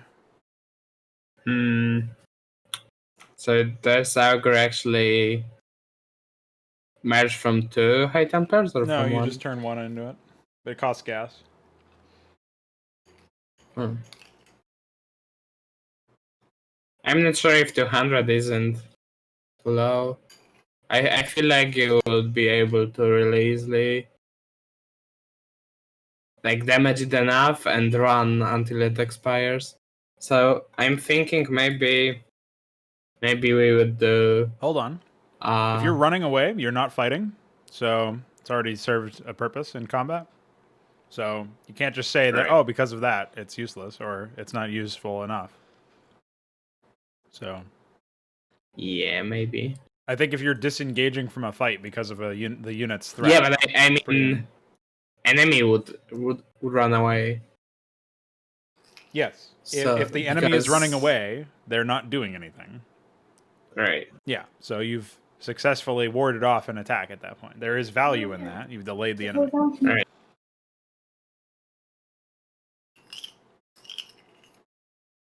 Yeah, I guess you're right.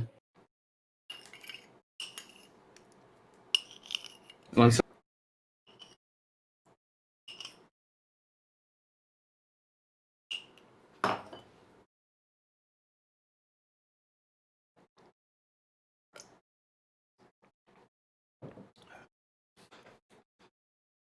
Yeah, that's pretty nice, Iquart. I'm sure when I finish refactoring all the AI stuff later on today, I can spend some time on that.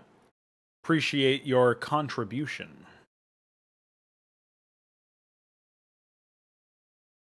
Okay, I'm back. Hi. Hi.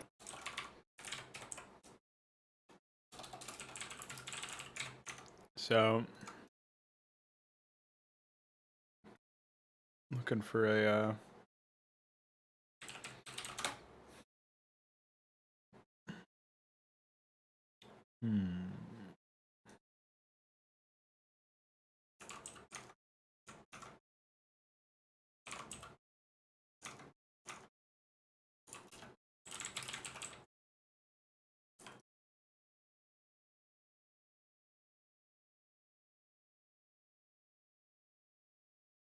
I haven't looked at anything related to A's besides what you've explicitly told me to look at.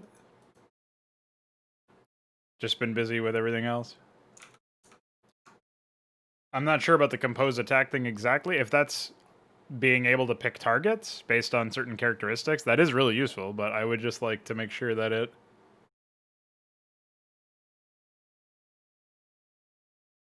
I would like to make sure that it works such that it's not metagaming, so it only works off of what it knows, like what it's scouted, and otherwise just uses the a more conventional attack system where it targets the approximate enemy location. But that's a larger rewrite, obviously. So.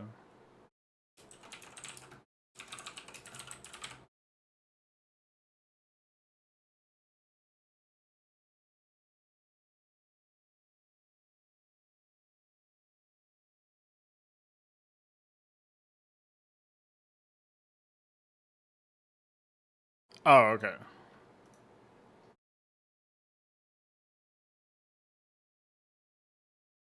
Yeah, I don't even know about it. Never heard of it. What is the utility of... Like, what are some examples of it, basically?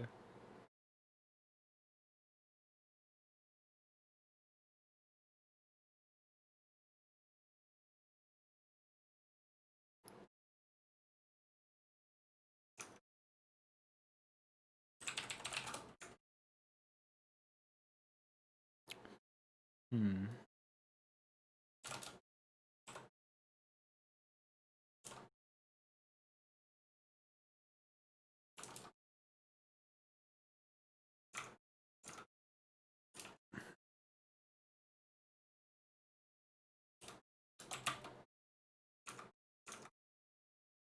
So what is Star Souvenir? Is it the Star destroyer? Sovereign is the unit that...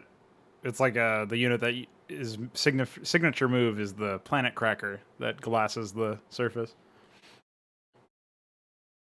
So it's this. Channels the Star Sovereign's glassing cannon for 5 seconds before firing. 500 damage over 10 seconds to all nearby ground units.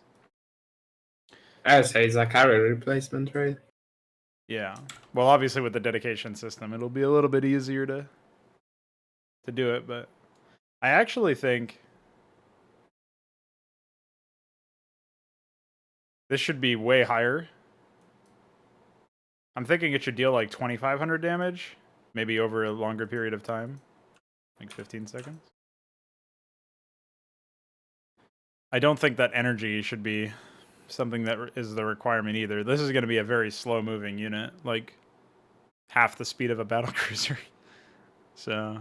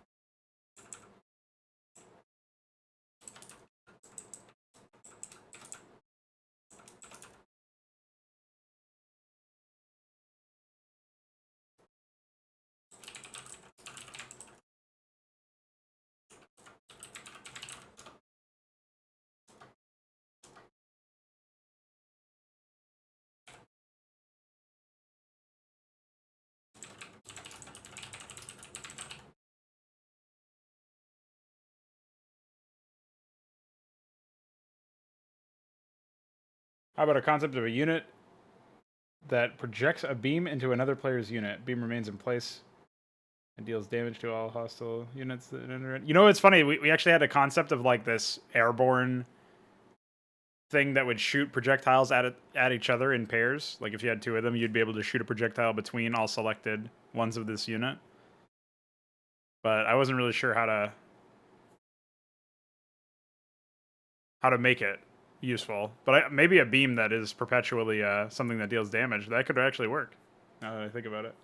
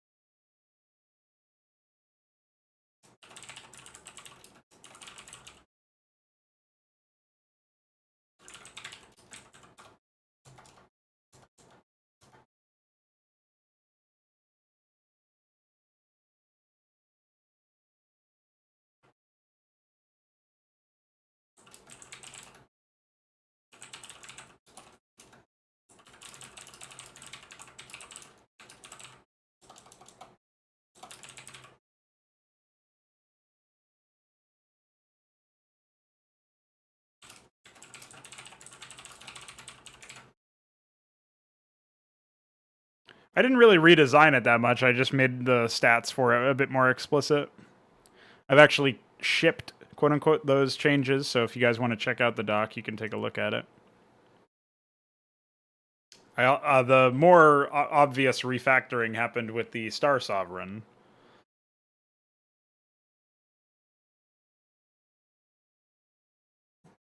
Which is significantly more expensive, but also significantly more tanky. And I've given it a second weapon that requires an upgrade in order to fire, which is explained a bit more in its behavior. It's an automatic thing. And then, obviously it has the ability. The ability no longer requires energy, notably, so I've removed the energy upgrade, and the unit just won't have energy. Honestly, imagine, like, considering this unit is so slow, imagine just recalling it into an enemy's base and channeling the Planet Cracker. Is there a counterplay to that? I guess you stop the Arbiter from getting in. That'll be the worst thing, though, if you just see two of these things recalled into your base. Or, even worse, 3 of these things. Alright, so that takes that out of the way. So now I just need to take a look at the Exemplar and the Savant.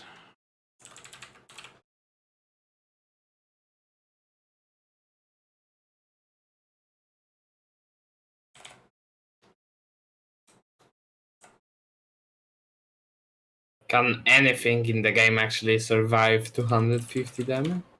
I mean 2500 damage? I don't think so. But the idea is that if units continue to walk in, they'll also die. Right. I mean, it's a pretty long cooldown. I don't think you'll be able to cancel it, so...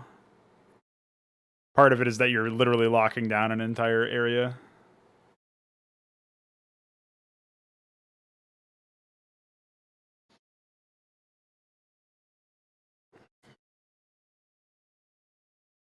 I think it'll also be explosive damage. I'm not really sure how much that matters, because if we do the math here, you're dealing 166 damage per second, so maybe it needs to be over a longer period of time. Or just reduce damage, I guess, but I want it to be able to, like, one-shot pretty much any structure, so I guess I could do 2,000 instead. It's still 133. Whereas if you're dealing 100 damage per second and it's explosive, you have time, potentially, to evacuate some light units. But probably not. You're probably still dealing... What is 100 divided by... It would still have a splash radius, right? So the Yeah, it's AoE. outer, yeah. Yeah, So you could, imagine if in it was theory, a escape single from. target instead of AoE. What a shitty ability. No, I mean, it has the inner and outer like radiuses. Yeah, so that will reduce it. Yeah, that's true. Yeah, I'm probably going to ask you a couple of clarifying questions later on about that because I want to add that to the documentation for the A's or the extended unit guide or whatever. Extended AI command guide.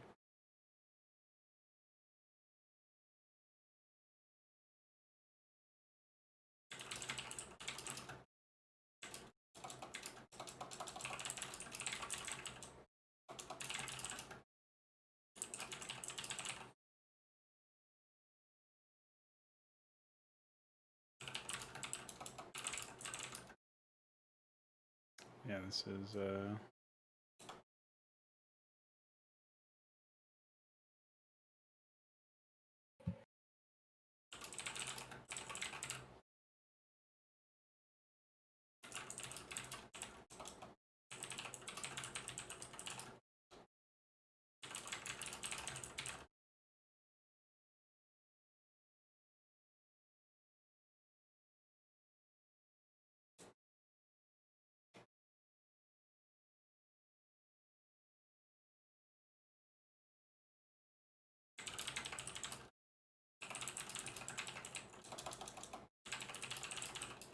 Should I do some Arcane Recolor for the outdoor?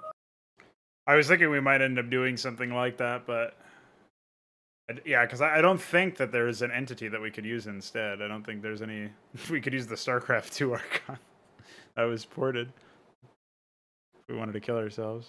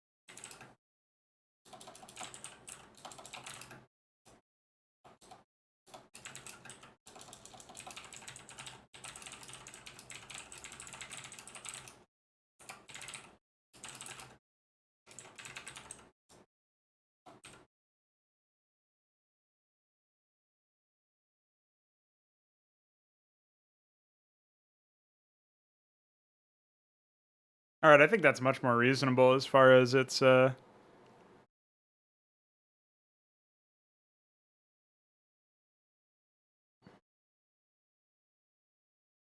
I think this is much more reasonable as far as the abilities are concerned. It feels a lot more effective at scale, I guess.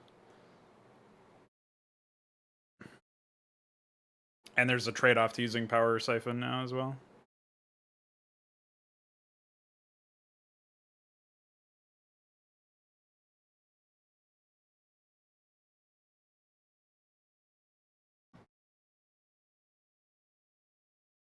I guess we could do a similar upgrade to the Gorgoleth, where we increase the amount of energy you can steal with Power Siphon. But I think that's, I mean, for one, it's copying and pasting. For another, maybe we could just increase the AoE involved as an upgrade. So it's like it goes from, maybe it starts at 2 range and increases to 4 with an upgrade or something.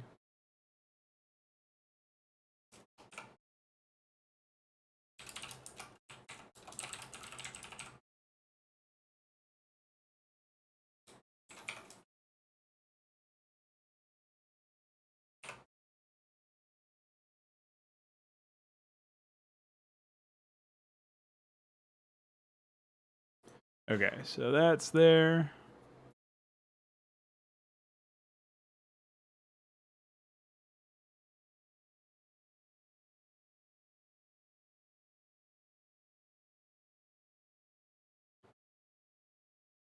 Honestly, the somatic implants upgrade might need to be nerfed to like 125% movement speed, because it is pretty fucking powerful. Or maybe 133 or something.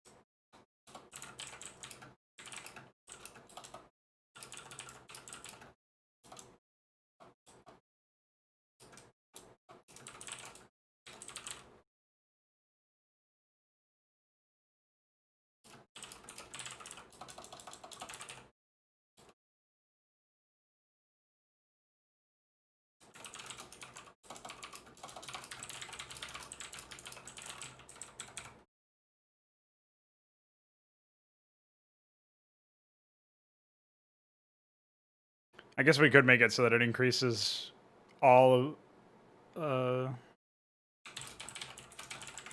yeah, we could do it for everything, doubling it for both Indred. So what do we got here exactly? What should I name this upgrade?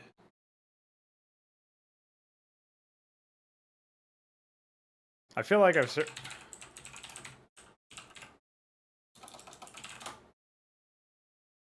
yeah. Rangefinder Oculus. Oh, don't say that. Where is this? I knew this from Starcraft too. That's gross. Rangefinder, by the way.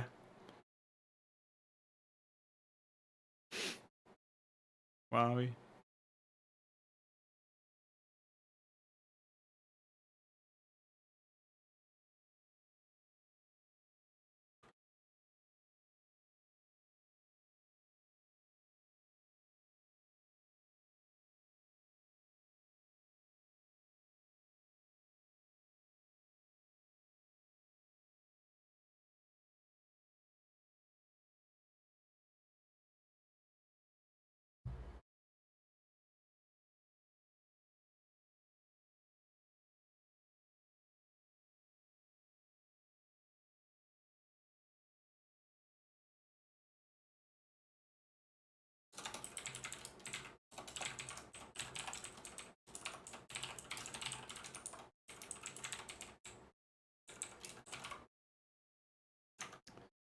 What were those unused upgrades?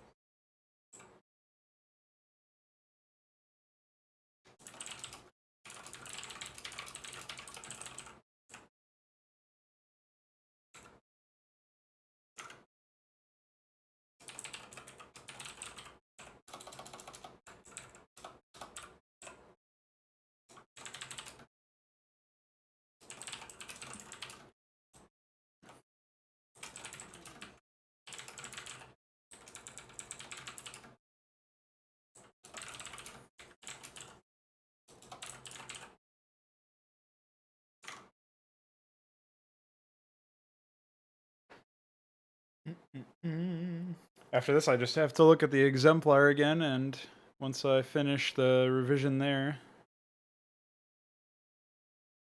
should be possible.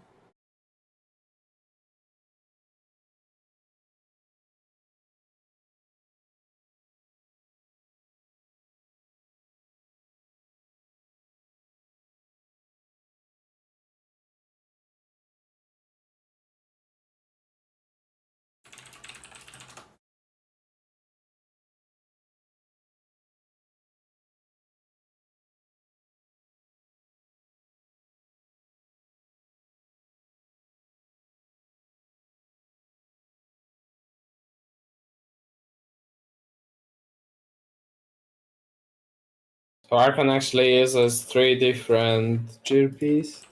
Yep.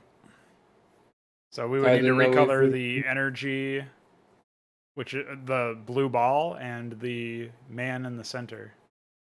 Yeah.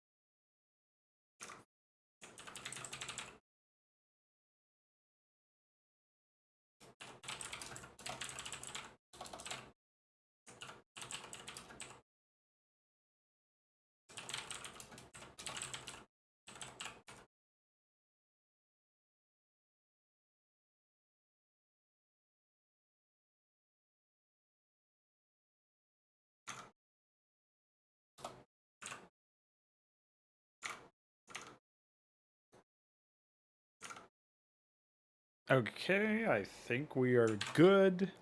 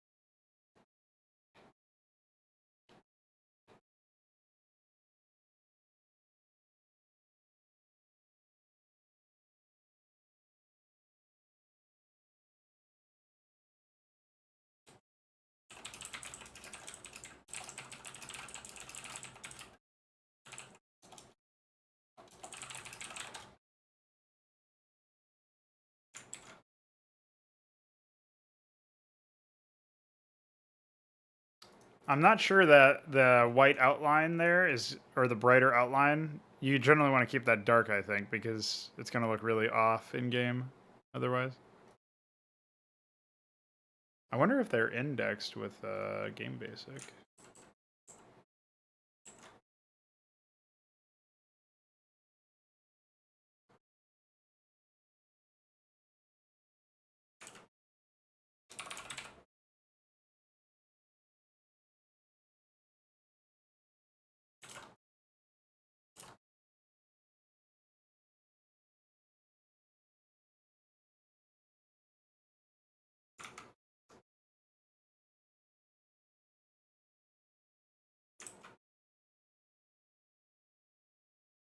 What was the, or what is the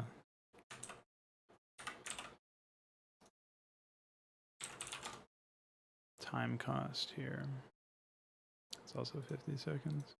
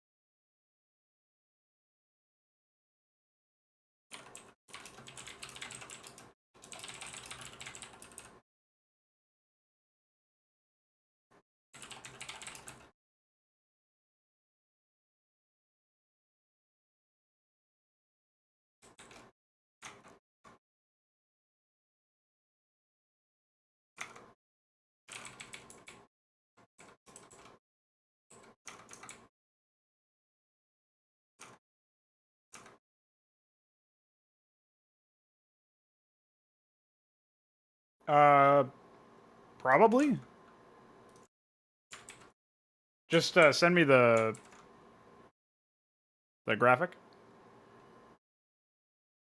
Yeah, that could work. I was actually, honestly, I was hoping that we could recolor the, like, it would just be a completely different color instead of being a dark or inverted version of the Archon.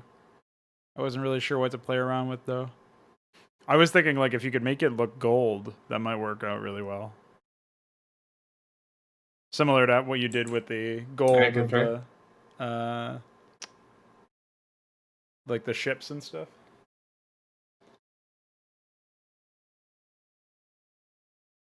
See if that works out. If not, I mean, the one that you sent me is certainly a serviceable placeholder. I'm not sure if the gold one would work out.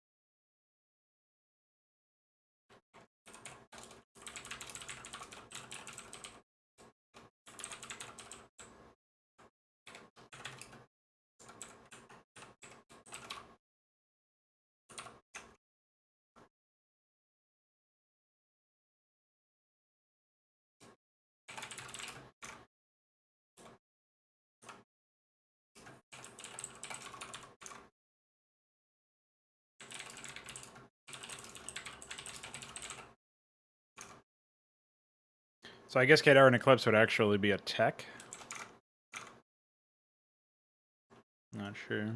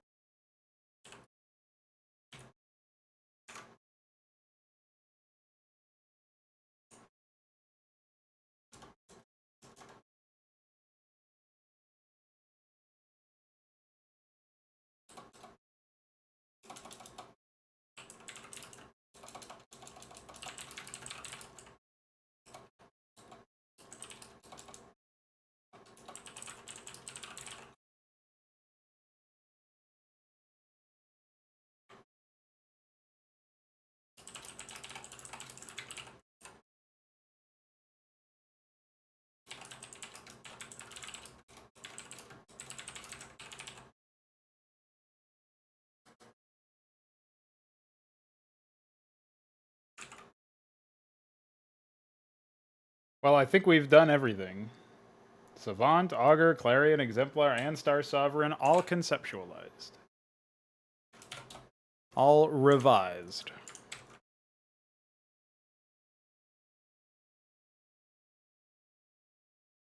What if you invert this so that the gold is the primary color?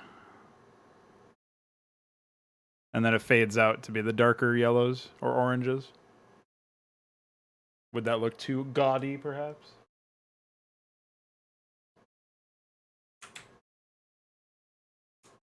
That's if I just revert the gradient, but I could work on it. That's definitely closer to what I'm looking for, but yeah, the interior would have to be like the brightest part, I think. Similar to how it is in the default graphic.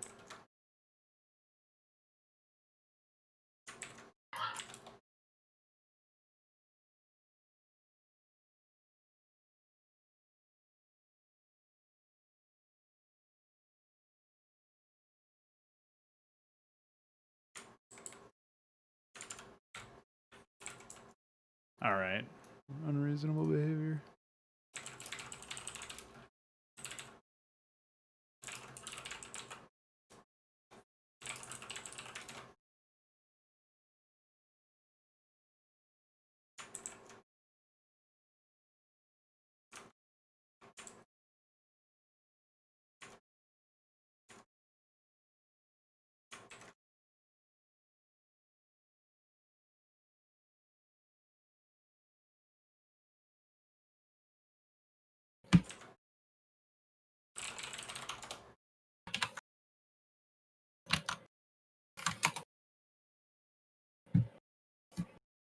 Something like this. Or even more bright in the center. Let's see. Oh, much brighter in the center. Like I said, it should be the brightest part of it. But it's looking better, yeah.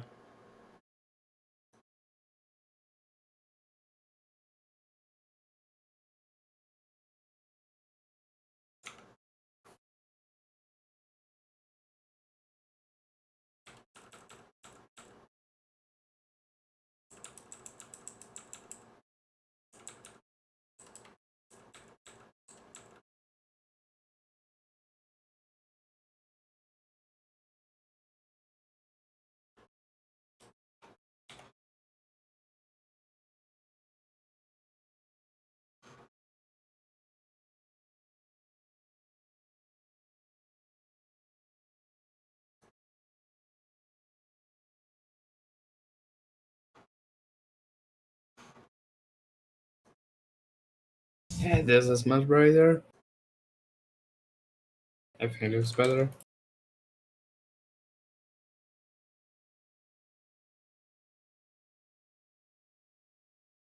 Oh yeah, that's much better.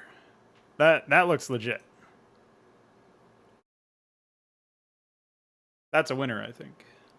You can also try to make the gradient more gold or more yellow, but just as like another option. But that's definitely the best one you've sent so far.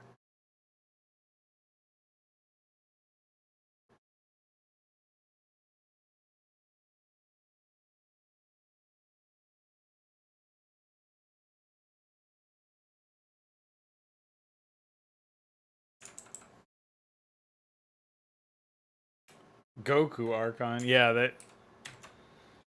Yeah.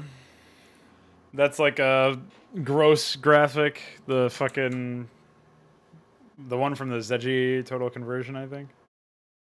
Ugh. Don't make me think of that. I've suffered enough.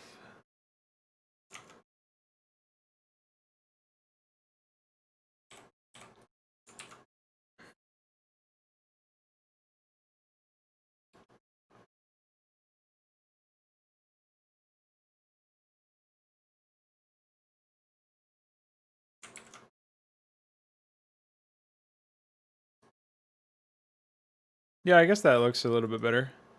We can try both of them. I'm sure somebody will look at that and say, piss Archon. But that's okay. That's what we signed ourselves up for.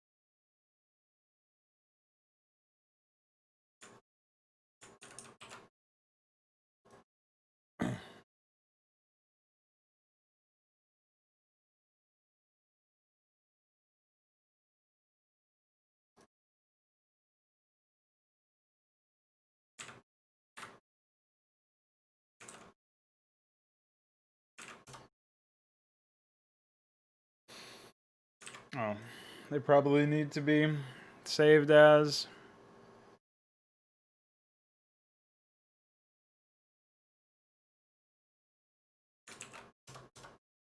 Yeah, of course.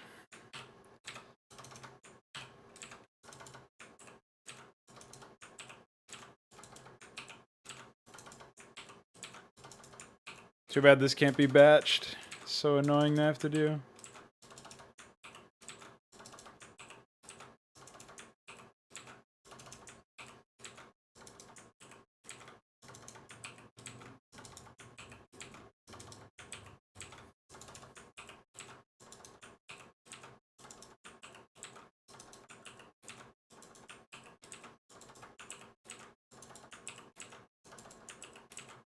So the last gradient I sent you actually does not work properly with index, so I will stick with the previous one. Okay, that's fine. I figured something like that could happen. I will also send you some body recolors. Yeah. So can tell me what you think of them.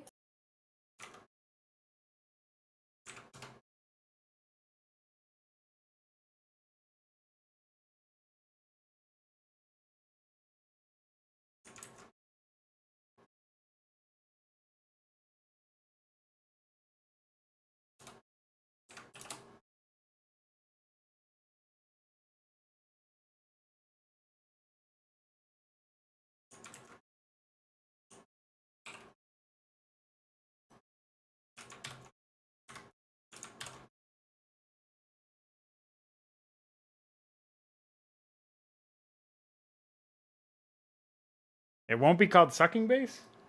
But it's a sucking base. What else can you call it? Besides what it is?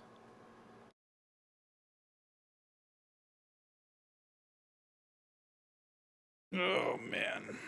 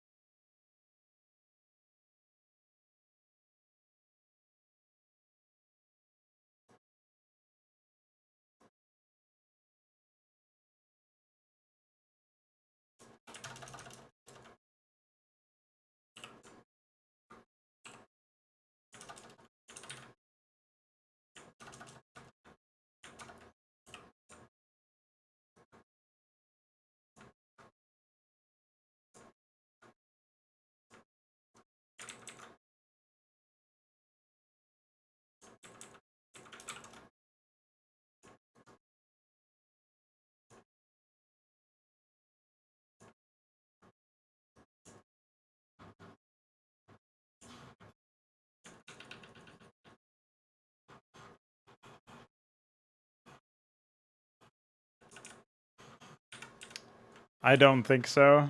Well, even if I do, I'm not really sure that it would be anytime soon, that's for sure.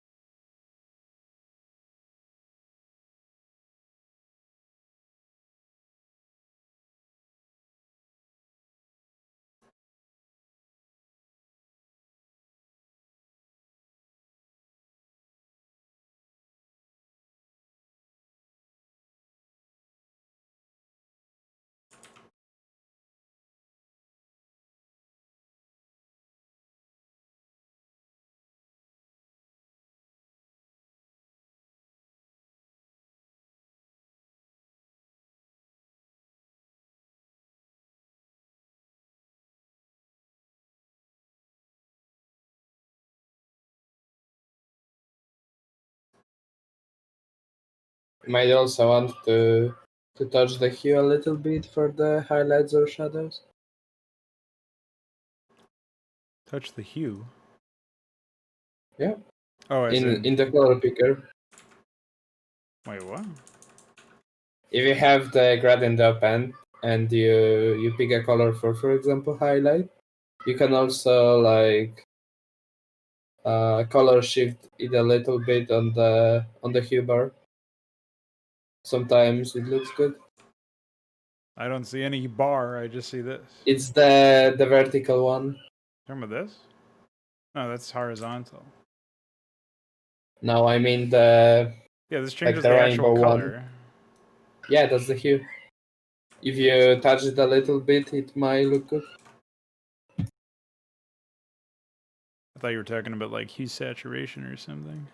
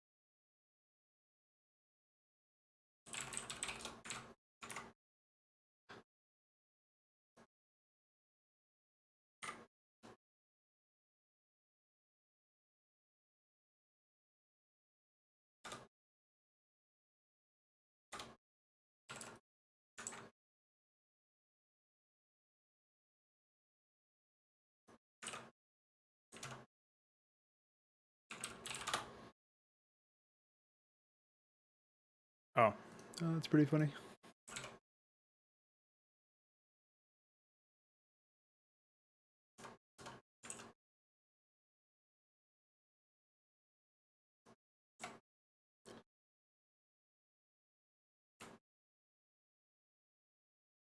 Wait, what? Oh, it's because I'm in CMD buttons. Okay, that confused me.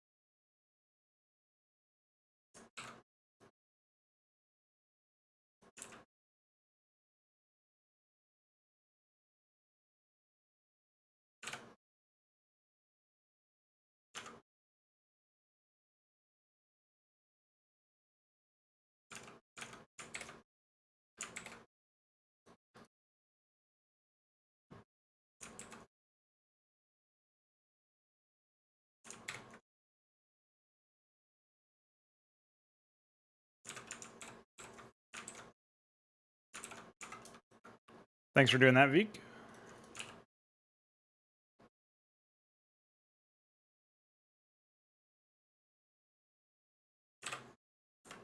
Oh, wait. Should be in a different folder.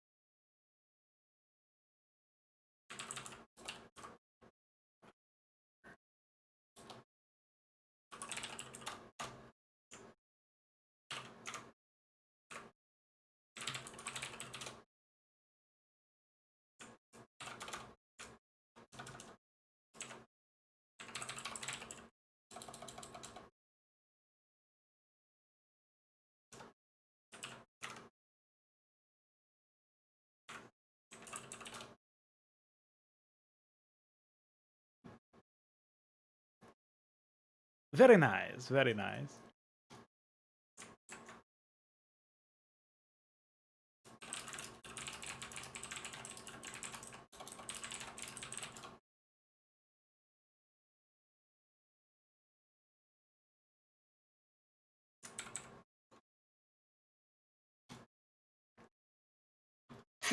I'm adjusting the Terran scripts, by the way. Hey, thanks. All right, it looks like we have... Oh, let me just actually process these. So first I'm going to need to jump into Stardad Unit Protoss.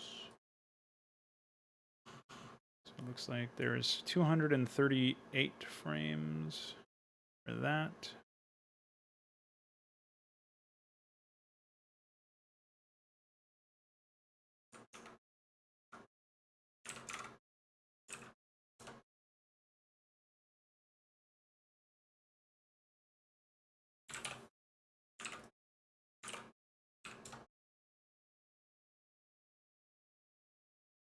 Oh.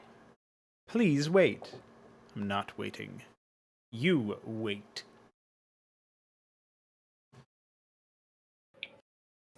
Should I add the queue blocks for all the units, or? No, I'll probably add a few more, but those are just for like the basics. So I'll probably add one for like Southpaw and Okay. Cyprian later. But yeah, don't worry about that. What is Archon T2? Oh, that's the energy. That's fine. We can reuse that.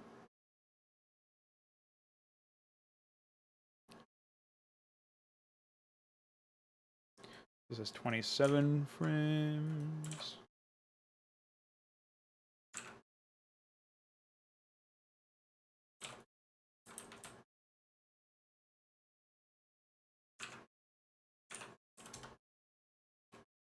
Very nice.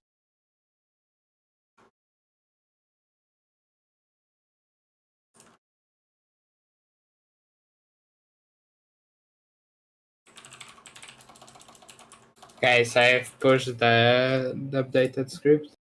I only found few that didn't actually use the proper add-ons, but still some. Yeah, I converted a lot of them, but the actual builds didn't get updated too much, if at all. And there's a ton more issues that we're going to have to do at some point. I guess we should probably move the AI into the dev folder as well and update it there instead of the main commit. So I'll do that after I pull your changes. Yeah, I guess.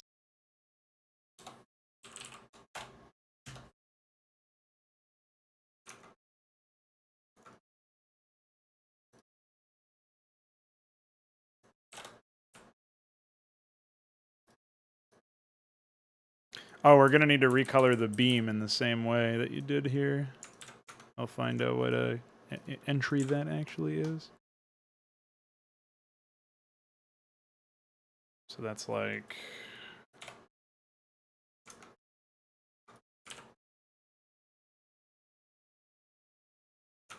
I guess I can open up PyDat. Archon. So the Archon beam is emsbeam.grp in the thingy folder. Let me find that for you.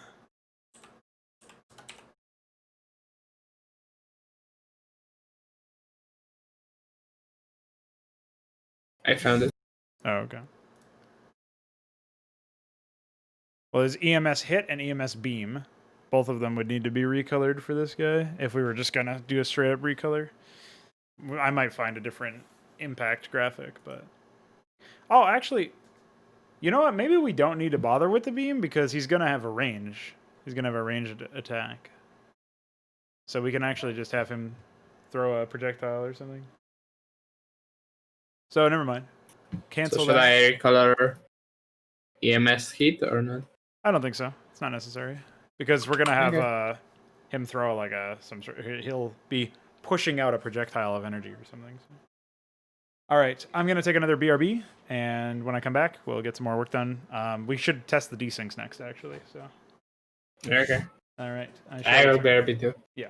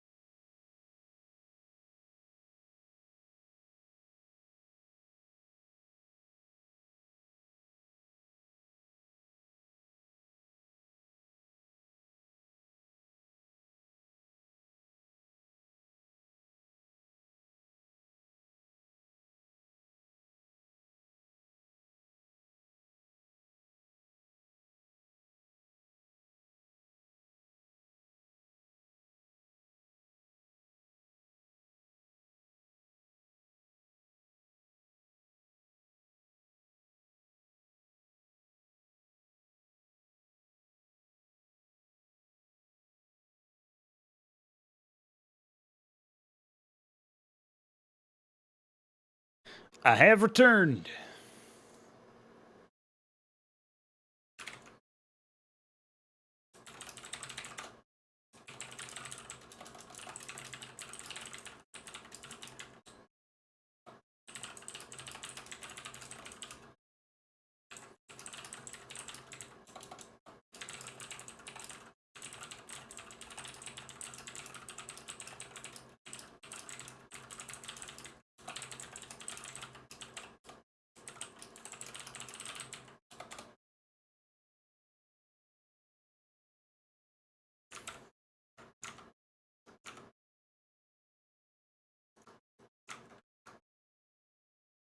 All right.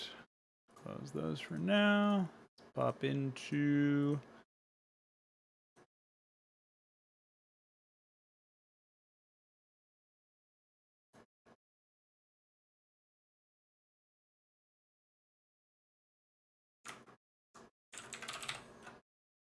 Ah, it's listed as Dugon.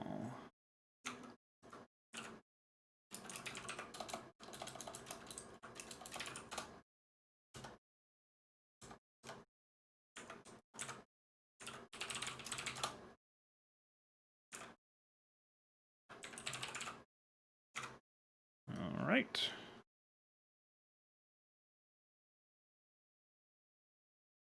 Oh, I actually have the auger already listed here.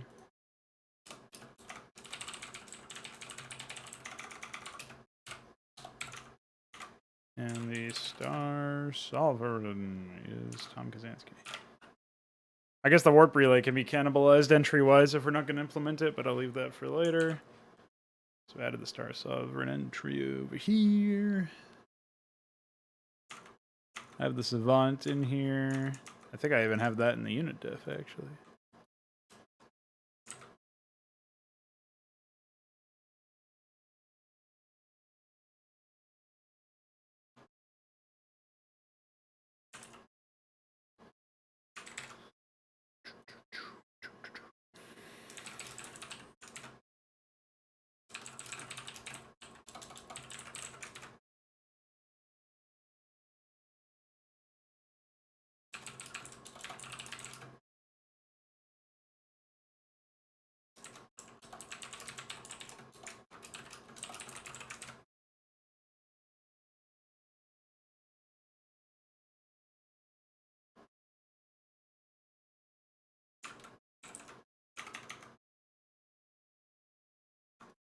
Actually, wait. Do I have a final... I don't think I have final hour listed here. Yeah, this probably needs to be revised anyway, but... Oh, I didn't even... Yeah, I didn't give it anything, so that would be why.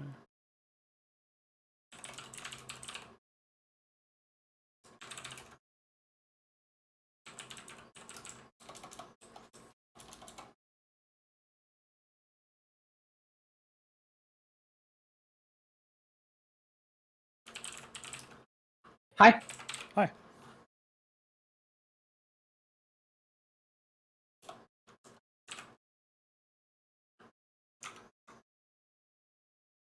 So this is 88.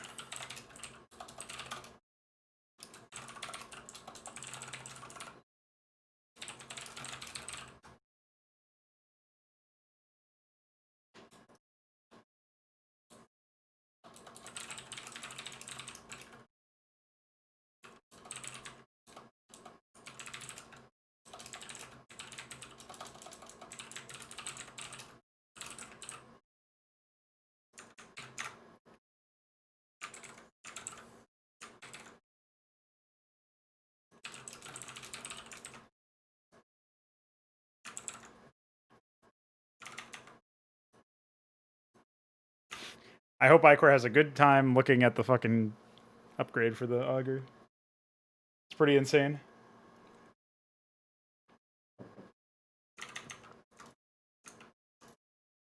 Alright, so I think we're good here.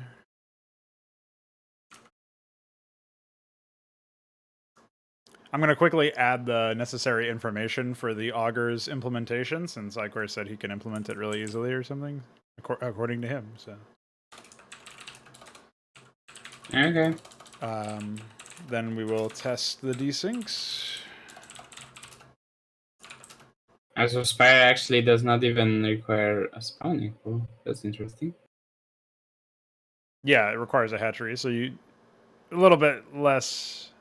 Like it's basically like you could treat it like a spawning pool, except you have to go gas first and no lings if you want to do that. So Yeah, that's pretty very, risky. yeah, very very risky. But I think it'll open up some interesting strats in team games. I wonder if that would be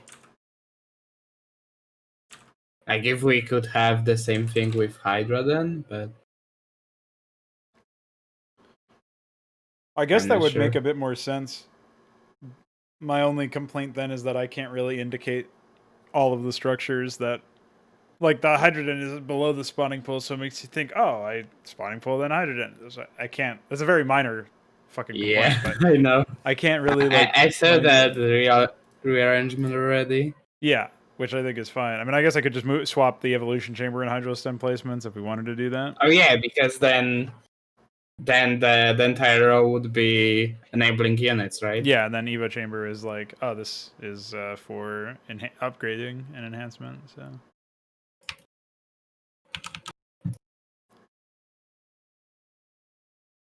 yeah, I wouldn't mind that. I guess. I wonder then, should we? I think we should make the layer require an evolution chamber if we're gonna do that, though. So you can stick on tier 1 tech for a while without getting any upgrades at all. Like you can get all 3 of those core units. Yeah, I guess that would make sense because then we also have the another like utilitarian building, which is the IRLF building, right? Yeah, the For Irelith Quay Hive. is what is there for that particular purpose. So Yeah, I guess that makes sense.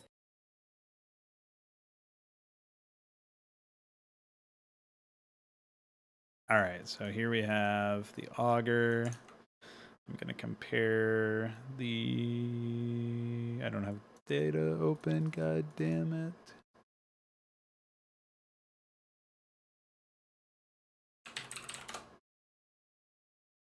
Yeah, 1280, 165.20.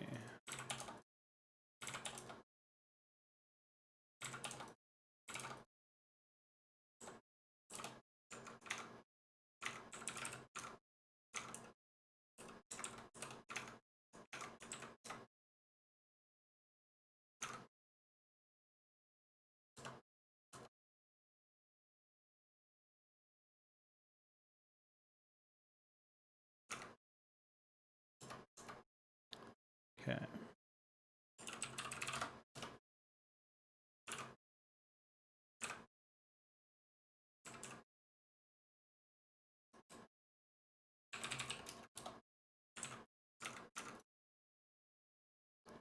So this would be 9 for the spread ID. And in and of itself is 231 for Flingy.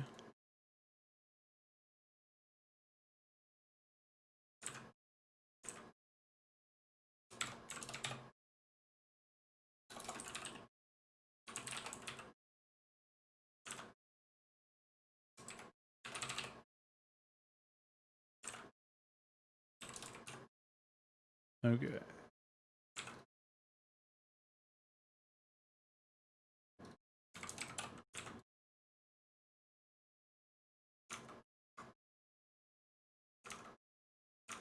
So we have is visible and unknown 1. Selection circle is 3, 34, 19. I said we. Well, that's probably fine. And then for images, we have graphic turns set to 0. Draw if cloaked is. Yeah. Clickable, useful as script. Okay.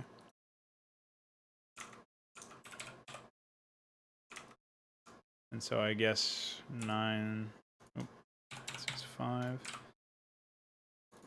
966.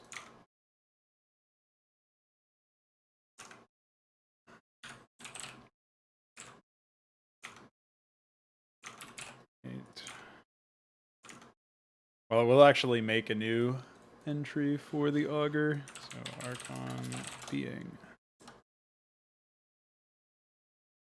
Oh, I guess we need a new entry for the whole thing now that I think about it. Because we need to call the different things. So this would be Imgal Augur Being, which is 1038. That's fine. Oh wait. Is the being 1038? No, it's 1039 probably.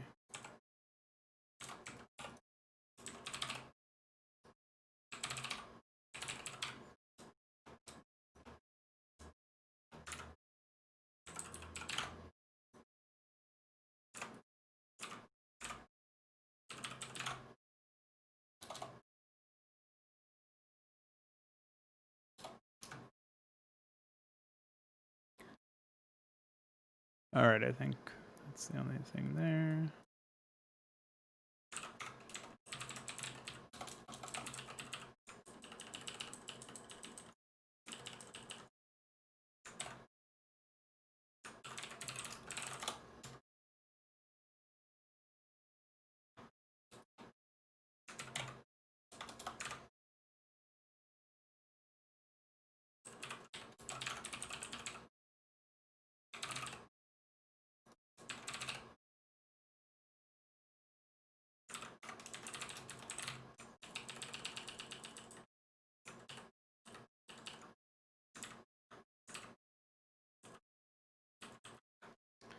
Okay.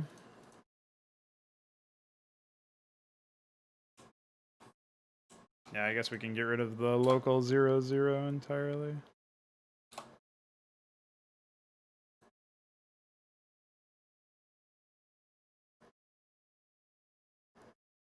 Okay, nice.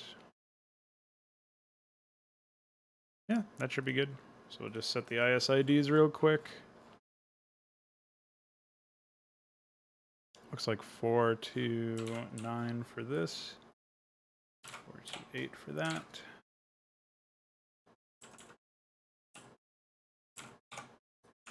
And let me just check the being is everything besides clickable. I don't know about the LOL file. I don't think we actually need that.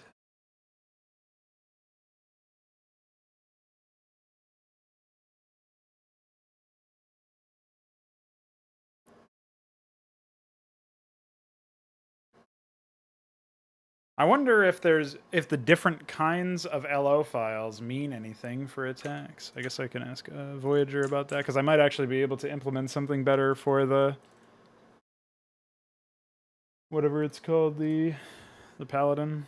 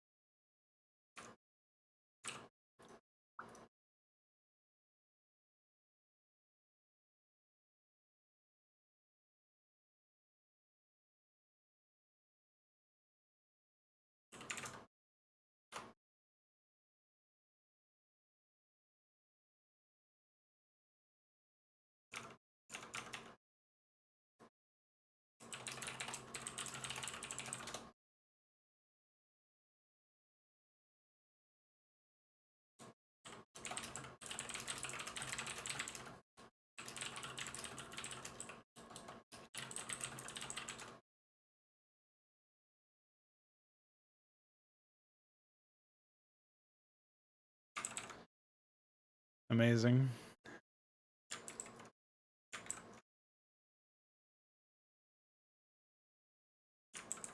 All right, so I think I've got everything done here. I'll just ship this.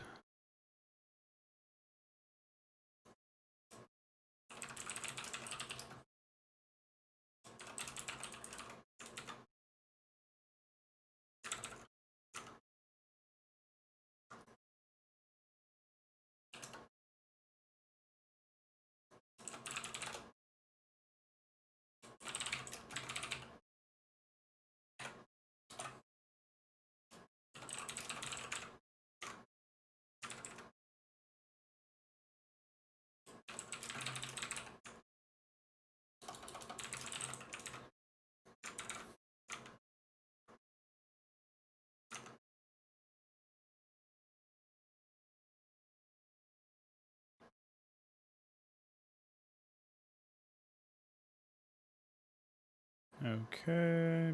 Bada bing, bada boom.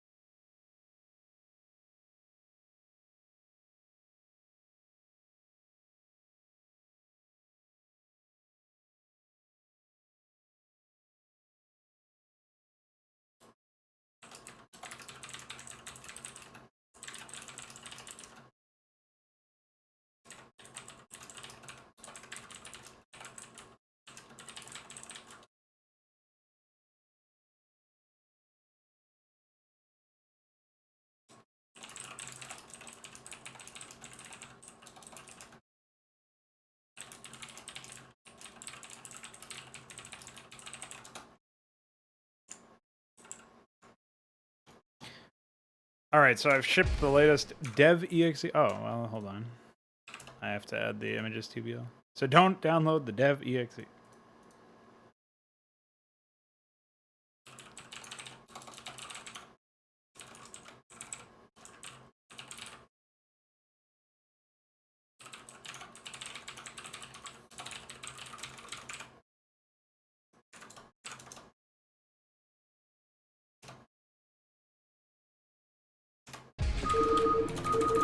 Okay, seems to work.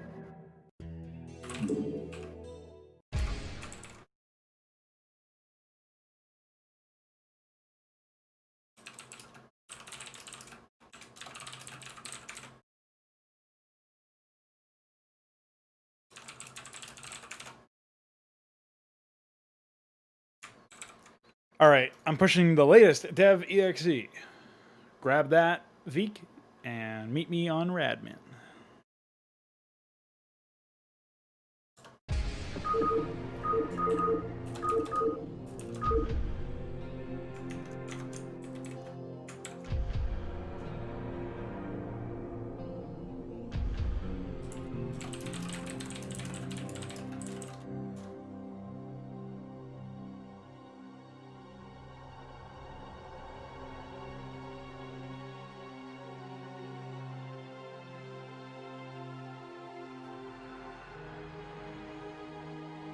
That's why I said to get the latest one.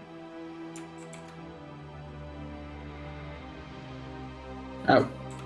Yeah. I explicitly said do not download the one. Yeah, I know. I pulled it just when you said to, like the second time. So I guess it wasn't yet pushed. Yeah, it takes a long time for Get Ahead to push these files.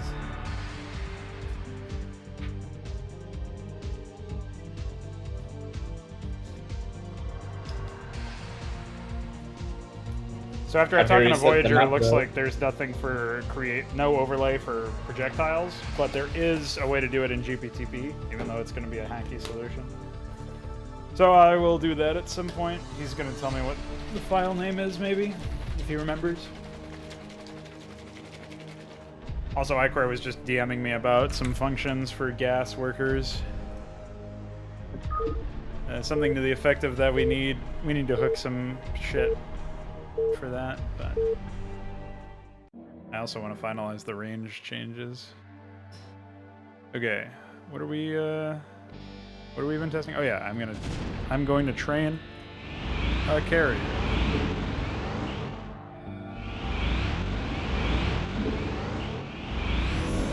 So Icor said that this could desync the game if the carrier was finished. I don't think anybody built and finished a carrier. So, that kind of seems unlikely to me. All crews reporting. You getting destroyed by orange? I wonder when we'll fix the color randomizer. Receiving transmission.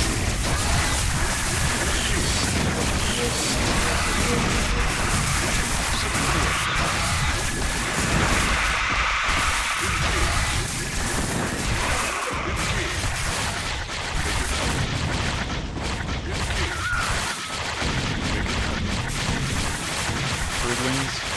wizardlings everywhere. Yeah, I'm almost done with my character. What a way to buy some time. Set the course. Good day, Commander. Take it slow.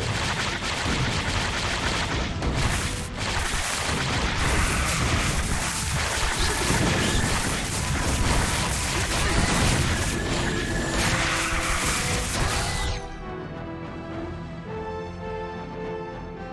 Carrier has arrived.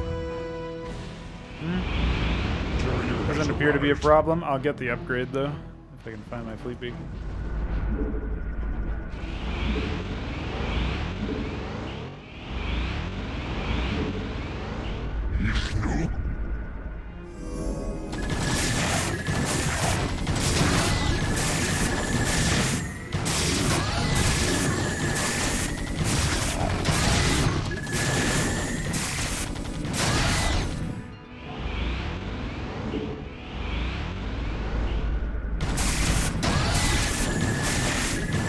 Good day.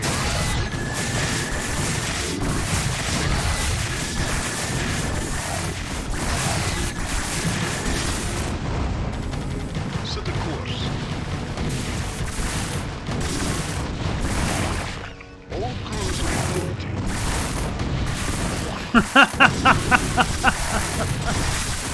Hallucinated larva, by the way.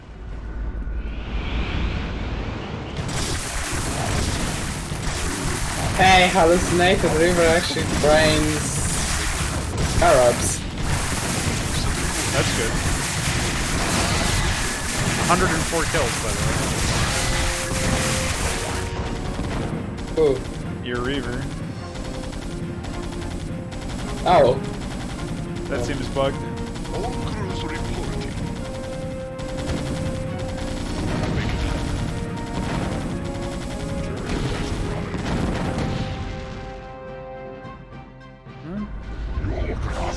It would not appear that there are any issues here. Instructions. Affirmative. We do have some changes for the AI in the live version. I'm still, Veeq just updated a little bit as well, but they definitely need some more revisions. I'll be updating some more later. Carrier has arrived. Yeah, there's no desync from the carrier, Receiving so transmission.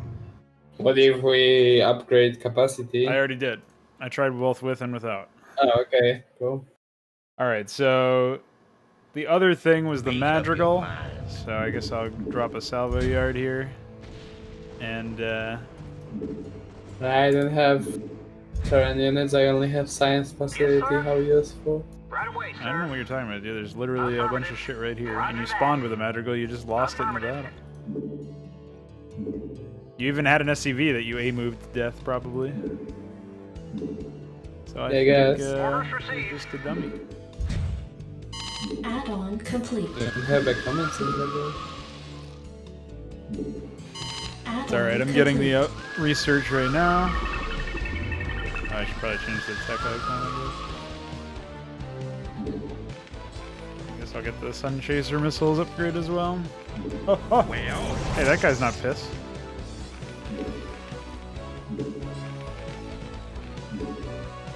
Oh. Bye. I was just queuing Templars, what the fuck?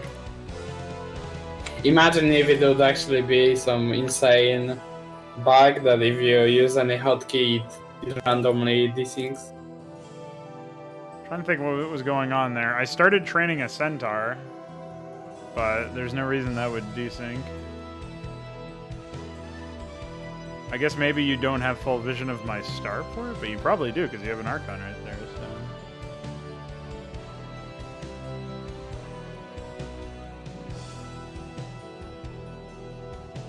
Were starports in every game that we dropped from? I don't think so.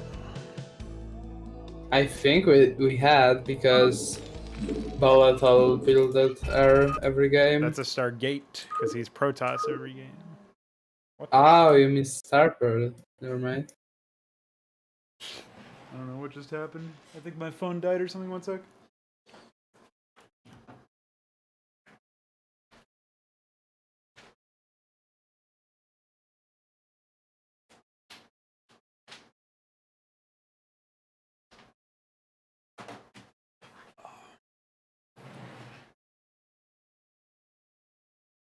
What's up, Jeff?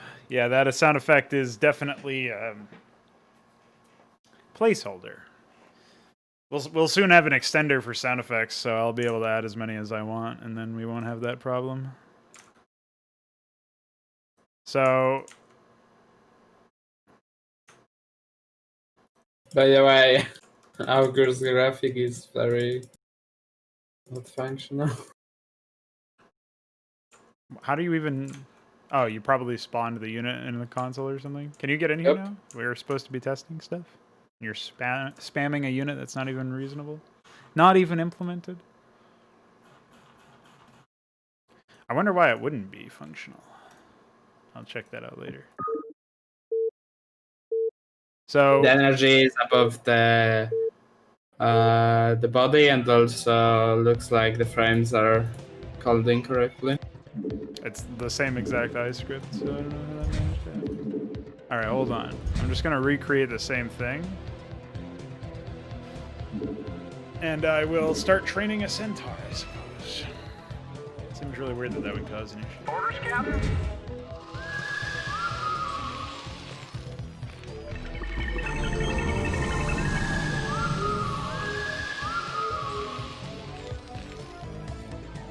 Add-on complete. Add-on complete. I wonder if maybe I actually finished the... Reasonable. Go ahead, TACOM. Good day, Commander. I wonder if I finished the Madrigal upgrade and that's what caused the issue, but I don't think so.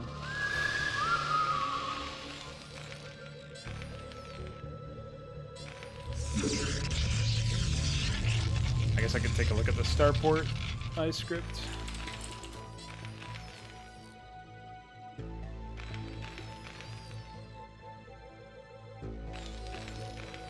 No, there's no weight rans going on in here. So.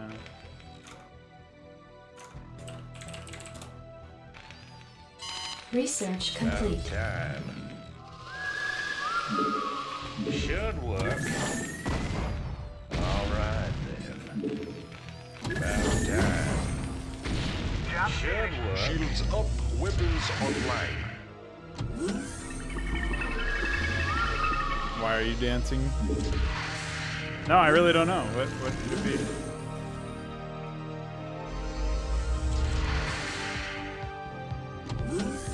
What a spinner.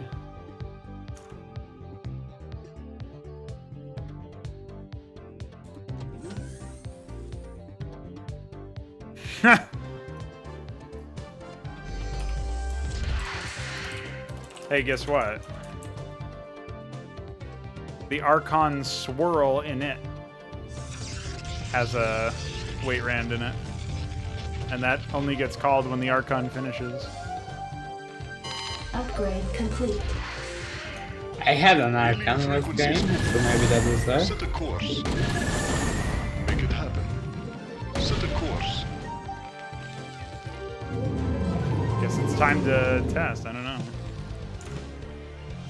I'm just looking for weight rands right now.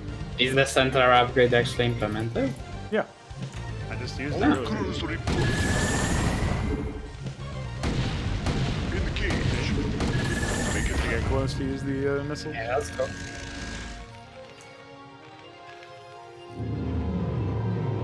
So what do you have active vision of on my side right now? Do you have vision of my cent? Yeah, you have vision of my cent. Well, Is my? Can you still see my madrigal? Yeah, How about now?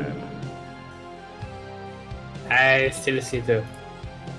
And I saw Azil at first, actually. should work. Steve diving. No, that's a Templar. Yeah, that's a Templar. I'm trying to. Nice spin. I'm glad he's spinning. I didn't tell him to do that. Make up your mind. What a win is it? All right. Focus. No? Maybe that one wasn't in your vision entirely or something? Yes, sir. Orders, Captain.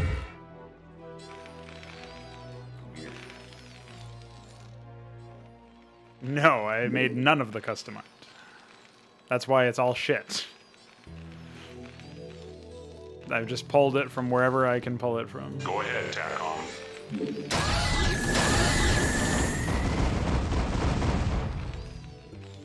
Systems functional. Can't believe you made double Queen's Nest earlier. Well, yeah, because that's an OP strat. No. Yes, you have your all upgrades shortly after your hive finishes. So. Yeah, and then you fall off like a motherfucker because you spent more money on a Queen's Nest instead of getting actual shit. Can you see the Templar for me? Bottom left. Same place they were before. Yeah, I see them. It shall be done. Oh. I don't think you're grasping the test I'm trying to do here.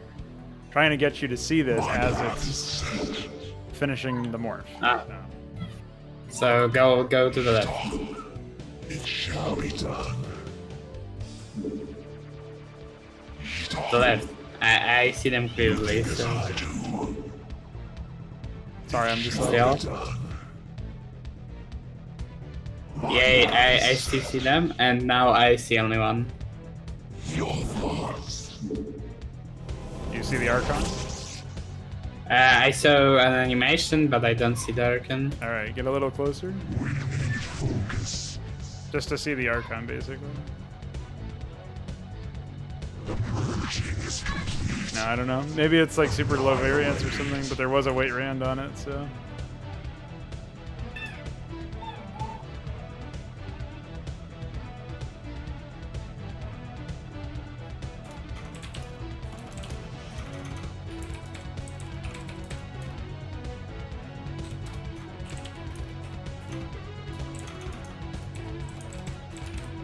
You also have a weight round in Broodling for some reason. That's... I didn't rewrite the Broodling's eye script, just its movement, so...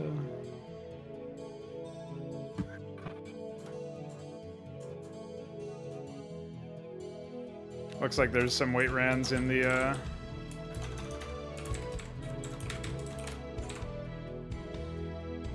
Legionnaire script as well. Ah, and walking to idle for the Dragoon as well.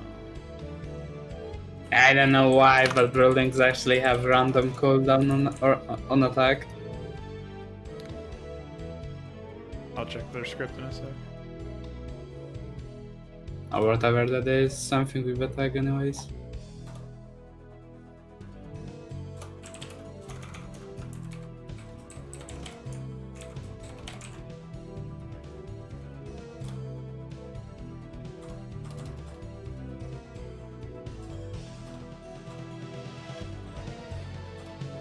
The filer has weight round. It's fine to use weight rand as long as the first weight in a block is not the random one. So Drone almost build starts with weight round. what? Drone almost build.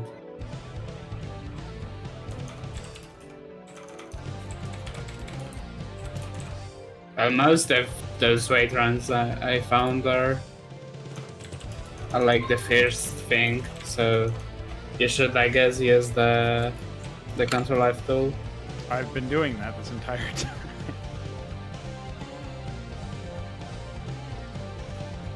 It's too bad I can't do weight rand 0.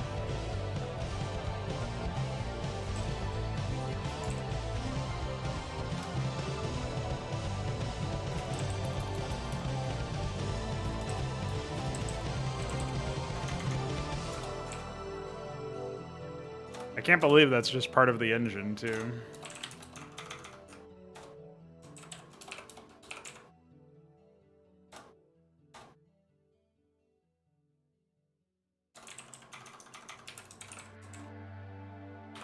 And that Blizzard themselves didn't fix this shit.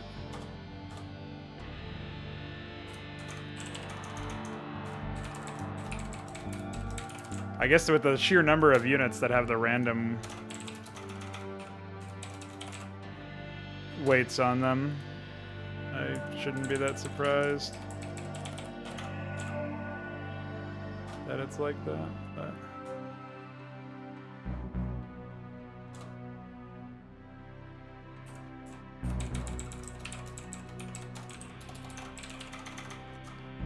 was really fucked up with this game.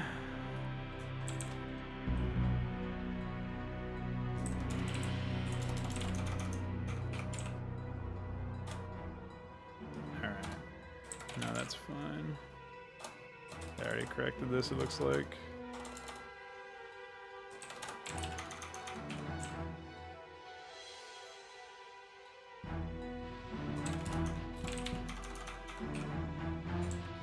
What even are they doing with this? I don't understand.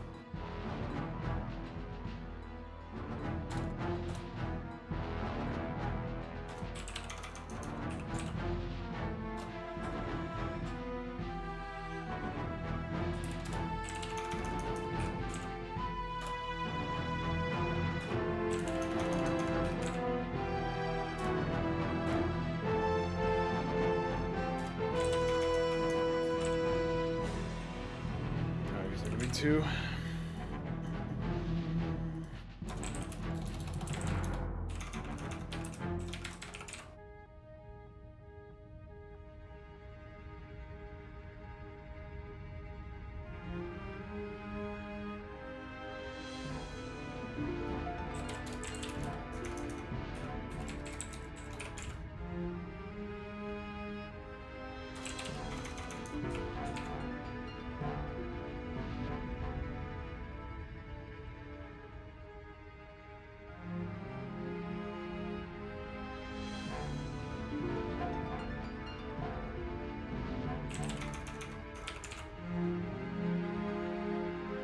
Oh wow, Brithing Ground Attack title really does have that. That's fucking insane. Oh, wait, this is the title though. Yeah, I guess. That's just its idle animation. Yeah, that's not an actual attack. You baited me there.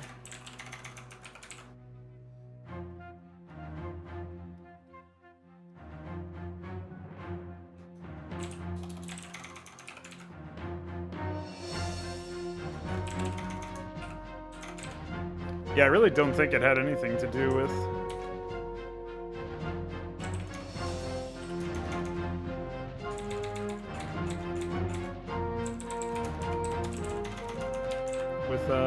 any of the stuff that we were actually using.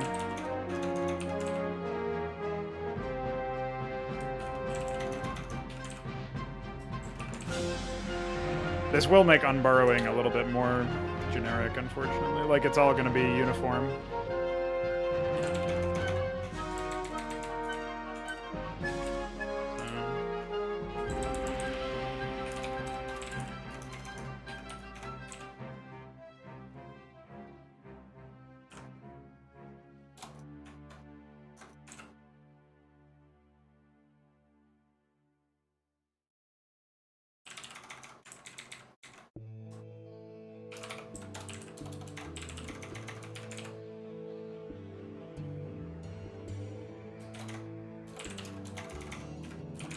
I guess I could do,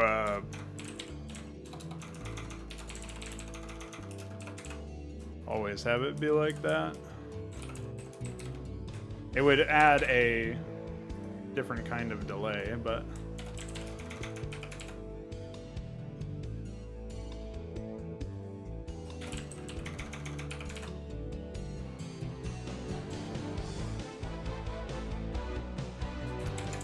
like, there's always...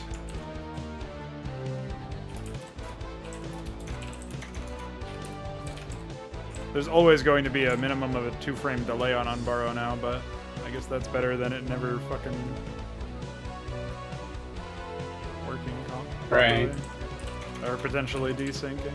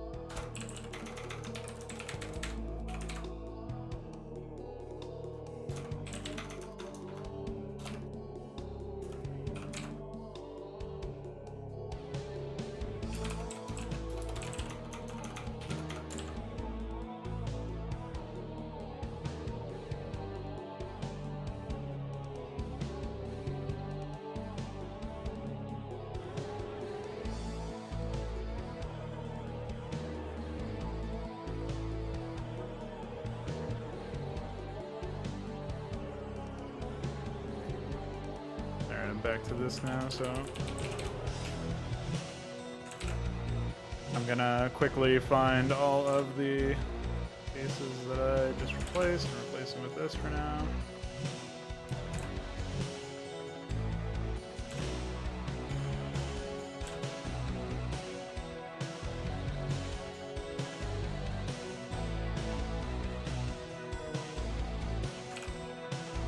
Okay. All right. Well, in that case, I've cleared out every single weight rand in the entire game that starts. Besides the set vert pause stuff, which I can do if we still end up, if we really want to rule that out completely, I can do that in a way that's not going to impact anything. But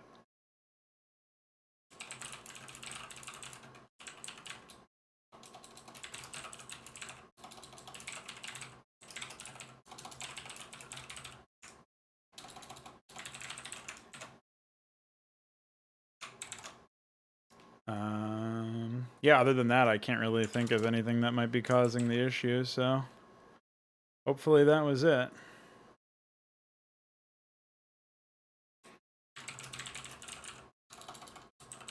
I really wish we had some sort of utility for tracking what data was disabled, but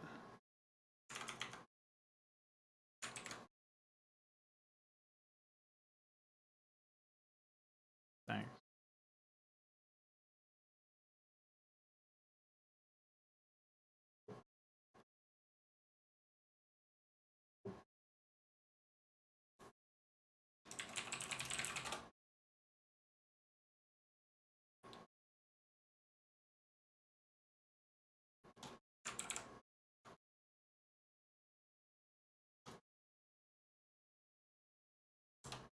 So I guess the mechanism by which there's a problem in there is actually sourced from the fact that every time wait rand is called, if there's hasn't already been a synchronized wait, like a regular wait at the beginning of the block, like or the first wait of a block is, if that's not a regular wait, the game doesn't know to calculate the wait rands the same for all players, which is really stupid.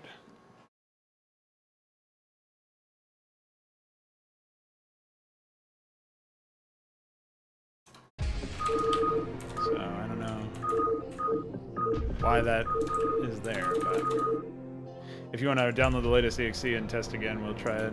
Just actually, why don't we just play a 2v2 against the AI or something so that we have a bit more of a real world test? Okay.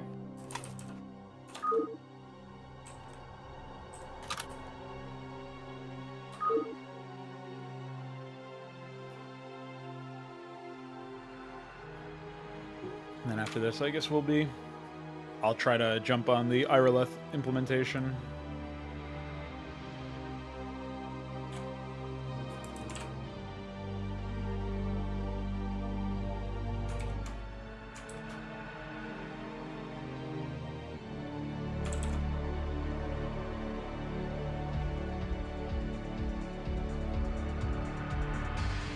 Have you reset the map though? It's your map, so I thought you would reset it. So no. No, I did only reset the mothership. What a yesterday. guy. Hold on. I was thinking about resetting every map we have, but I didn't yet do it. So Yeah, thinking about it is almost the same as doing it, I guess. not really.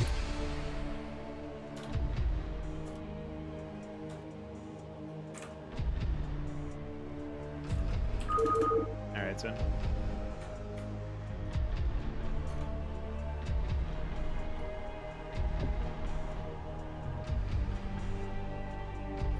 Should I go particular race or? Nah, whatever you want. Who would have guessed you went the queen race?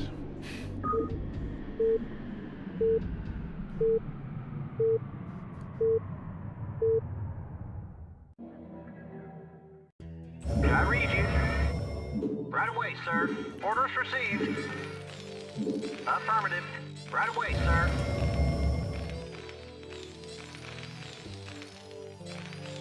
SCV good to go, sir.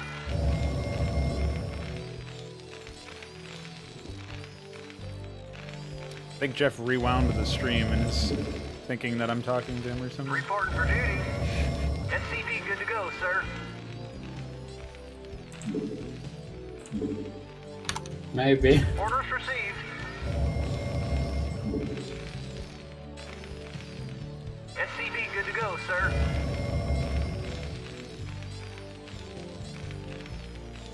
I don't remember talking about the World Eater recently anyway, so yeah.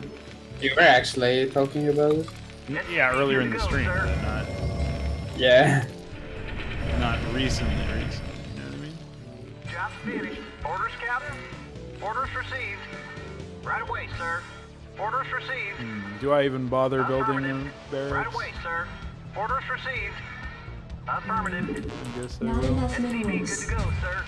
Roger that. Not enough minerals. Yes, sir. Roger that.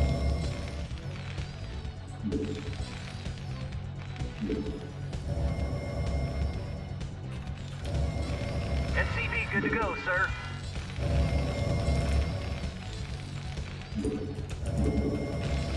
I read you. Orders, Captain.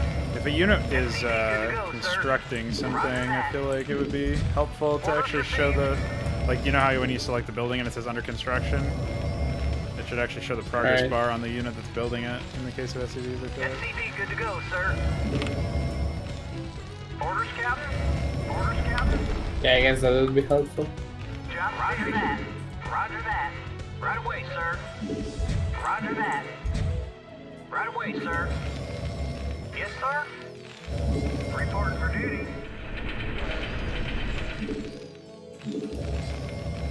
You want a piece of me, boy?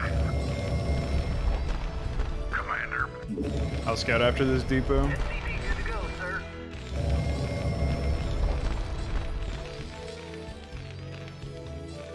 Job's finished. Reporting for duty. Want a piece of me, Job boy? finished. Orders, Captain. Orders received. Jacked up and good to go. Reporting for duty.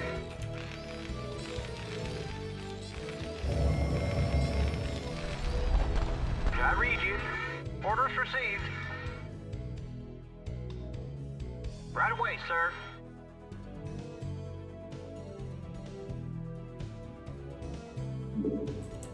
Not enough minerals. Not enough minerals. Roger that. Reporting for duty.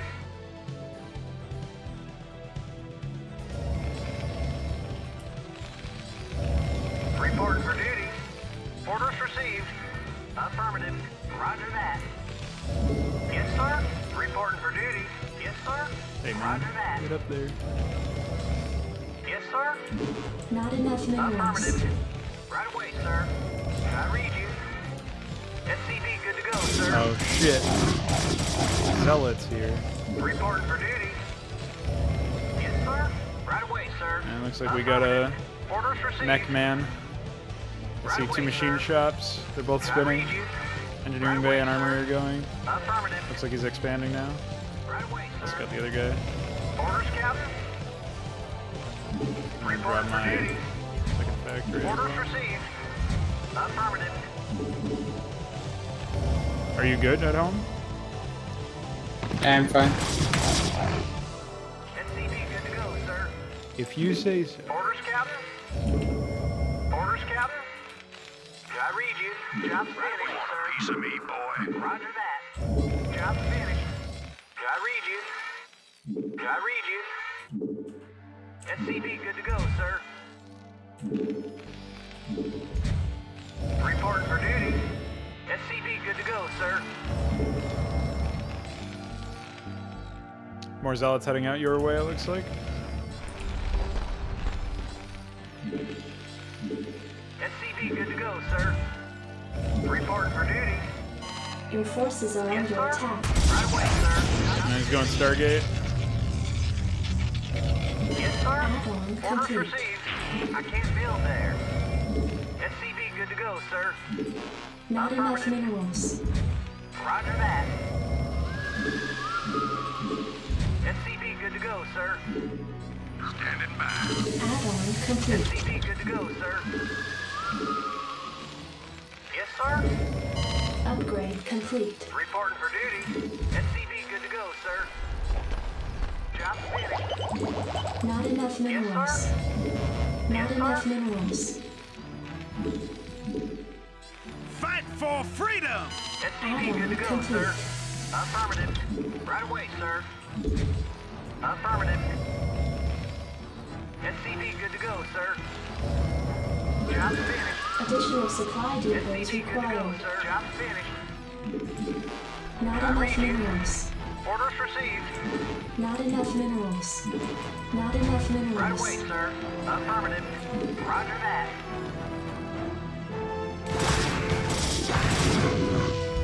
Orders received. Has the other guy even moved out? Oh, he's got some Goliaths. My overlord. Not enough minerals. Orders, Captain? Yes, sir. Right away, sir. Affirmative. I read you. Calling online. SCV good to go, sir. Job Additional affirmative. supply Roger depots that. required. I read you.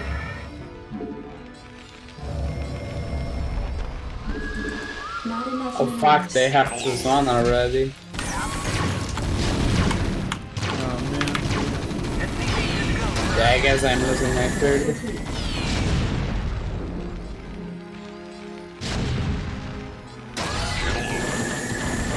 Go ahead, TACOM. I got him. Yes, sir. Right away, sir. Good to know these units Go do ahead, hit Tacom. tanks. Jesus Christ.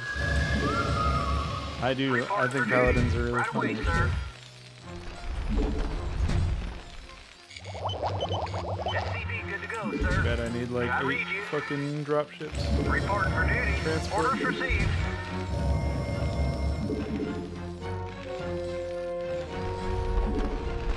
Go ahead, TACOM. Systems I can move over there with some paladins to back you up.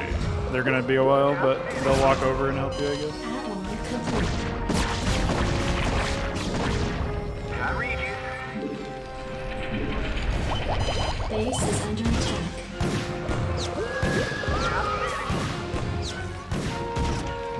Systems functional. Go ahead, TACOM. Calling online. Attack got canceled for some reason. Your forces are under attack. Orders, Captain. Channel open. Hey, they're paladins too.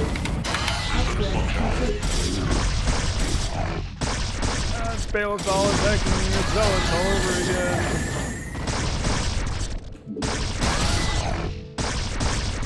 Go ahead, TACOM. I believe.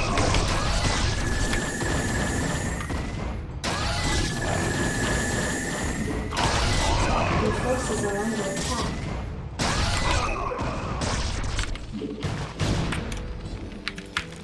Report These are a real hazard to my own base, though.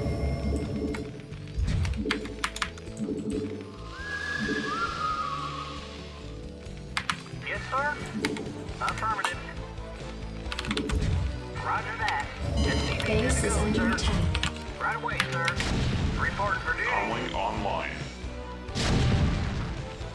Reporting for duty. Go Why are ahead, you in my TACOM. way, SCV? Why are you doing this? Systems functional. SCV good to go, sir. Roger that. All right, bring it on! Orders, Captain. Systems functional. Something on your mind?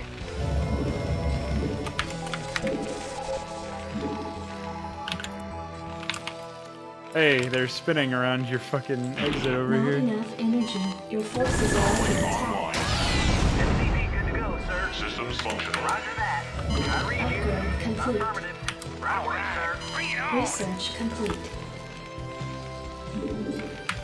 Something on your mind? SCV good to go, sir. I'm finished.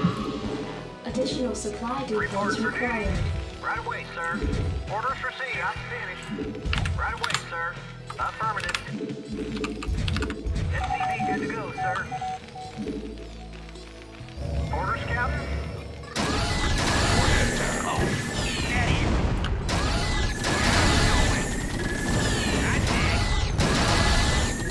Wow. Going. What's happening? Oh, you're getting Panopta, so... I'm not this. Job finished. Alright, hold on, I'm on the way. Job finished, sir. These Add-on units Yeah. will surely help. upgrade complete. I have 5 lurkers, they can do a lot. Orders received. Fine. Orders. Systems She functional. will live. I can't build there. Yes, sir? I can't build it. Something's in the way. Orders, Captain. Go ahead, tack on. Reporting for duty. Channel open. Holy moly. Broodling is quick. I can only guarantee kills on the Your Panopticus. forces are under attack.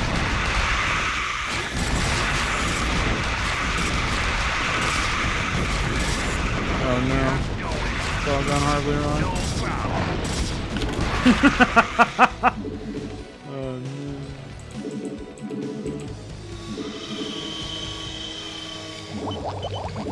Your forces are under attack. Well, if it makes you feel any better, I counterattack. And hey, you only have to deal with one air unit now. That's like... Oh, why are your queens in my base? Are you planning some Your sort of forces are under backstab? attack. You fuck. Upgrade complete. Yes, sir? All right. Bring it on. Right away, sir. Online. Oops. Oh yeah, it's your temple. Dude, holy shit, look at this army over here.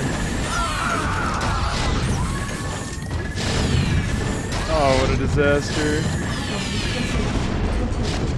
I can't believe this is happening. I'll set them free. They deserve to destroy us with that army. Yeah. Well, I'm already destroyed by Protoss, so... Well, admittedly, I floated 1 million resources. Job finished. Your forces I are guess under I'm just attack. bad. Yes, sir? Roger that. Vetoized. Orders, Captain? I can't build there. I reach you, sir.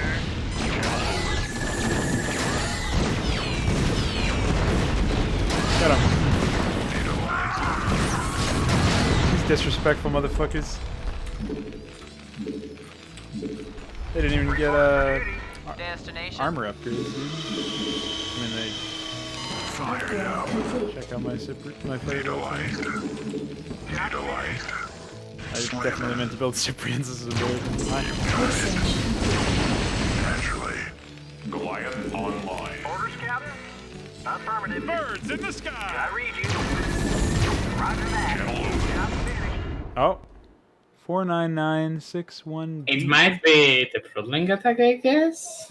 Well, it crashed as I saw a madrigal blow up, so maybe there's that. Let's take a. I mean, that's an actual crash and not a plug-in crash, so I should be able to take a look at it.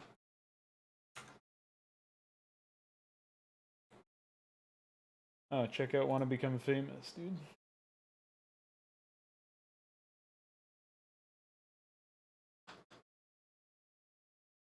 I can make ad check for AI to treat neutral temple stasis cells, crash battle cruisers as hostiles, as long as they don't actually attack them, like pick them for targeting attacks. That's my main worry.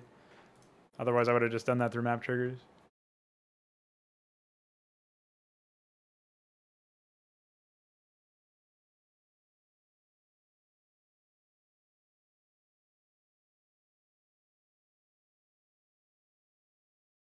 Send you the log.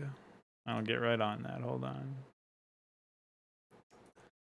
I'm gonna look into it myself as well.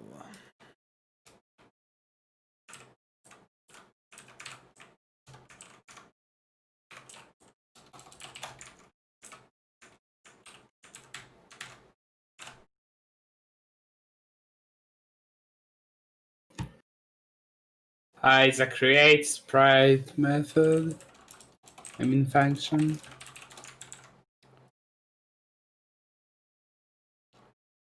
Wait, is it? This isn't the latest error.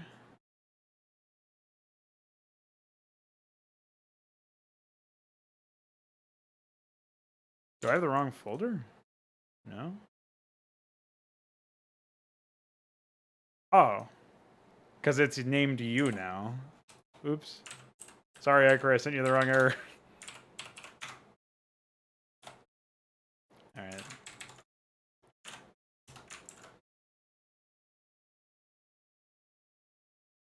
All right, I sent you the real one. 49961D.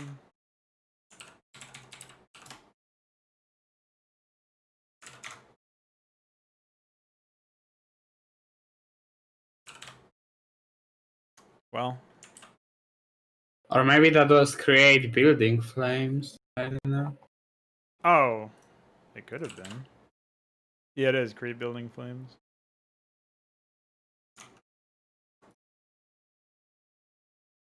So maybe the gallery has too many frames for the. Yeah, I think that's probably it. The gallery has too many frames for the animation, so that's like a basic one we can fix.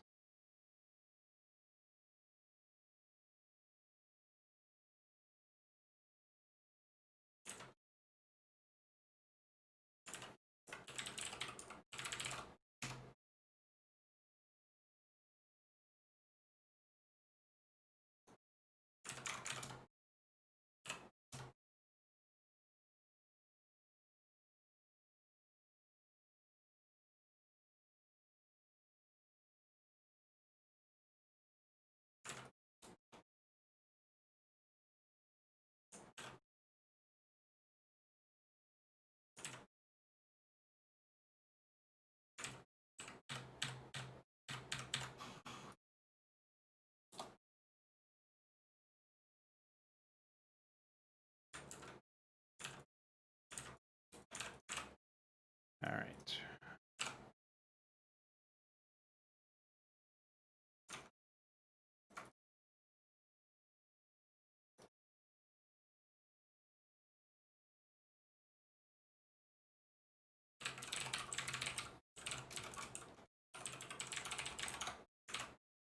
So you can test this real quick. Well, I guess I can test it too now that I think about it, because I haven't actually patched the exe yet.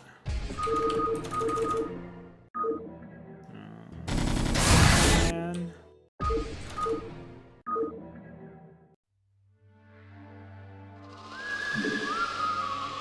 Receiving transmission. Yeah. Well, that one reliably crashes. Let's see if we can get the same thing to happen with the other add-ons. Salviar doesn't have an animation, so I'm going to go out on a limb and say that's probably not the cause of it. Yeah, I don't think we added any others. Good day, either. Commander. Add-on complete. Good day, Commander. All crews reporting. All crews reporting. Okay. So that was it. So then an image is ext. This is 967. Gallery.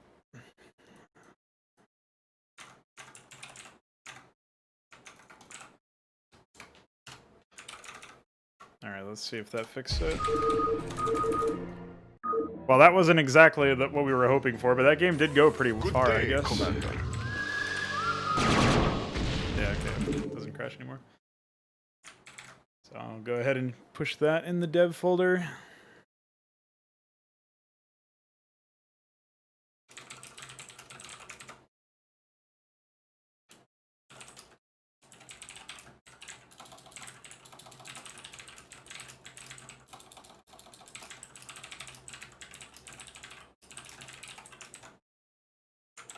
Okay.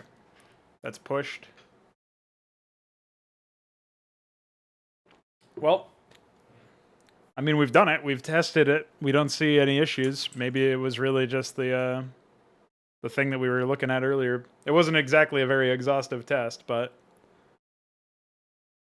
I did scanner sweep the enemy base a lot. Usually that will result in desyncs if there's some weight rand shit. So... Anyways, I could do another one if you would want, but then I'll be going. No, I'm going to move on to implementing some new stuff for the Zerg, the Irelith Quay, and Quarry. I mean, it's getting kind of late here for my stream time as well, so... Yeah, I've already been going 4 hours, so I'll finish up the implementation of those units and then wrap it up on my end, which will leave the Protoss Destroyer conceptualization and the Robotics Facility unit conceptualization, as well as the AI refactoring for another time. You've already done a little bit, so I will ship that with the new version. But I'll still leave it in my notes as far as to-dos go. Okay. Thanks for all your help today. I appreciate it. We have the... You also did that auger stuff, so that's very helpful. And we'll be able to... So you actually, I see actually right at that you want to rebalance queen and queen's nest cost. So Yeah, I was thinking what I are would you actually probably... planning for that? So I'm thinking I'll probably increase the gas cost of the nest, but potentially decrease the gas cost of the unit to be 75 instead of 100. Maybe make their mineral cost 125 instead of 100. You just want to nerf my double nest slot, I think.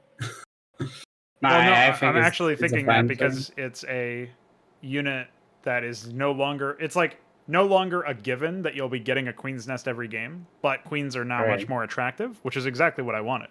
I wanted it to be like more diverse in terms of the things that you would actually do. And so that way I'm also like tying in the new tech requirement for the hive is the Irolith Quay, and that will allow you to morph overlords into Iroliths. That's a given, but that's also an economic thing as opposed to a tech I guess option. that's already if you change the requirement for hive, it's already a pretty big nerf to queens because Yeah, because you're not it's not ever a situation where you're always going to get them, right? So that's why I was thinking of reducing the gas also cost of the unit itself, so make it a little bit to more get attractive to get it once you have it. to get the hive upgrades, you need to build the IRL quay. So I guess you don't really need to nerf the cost, I think.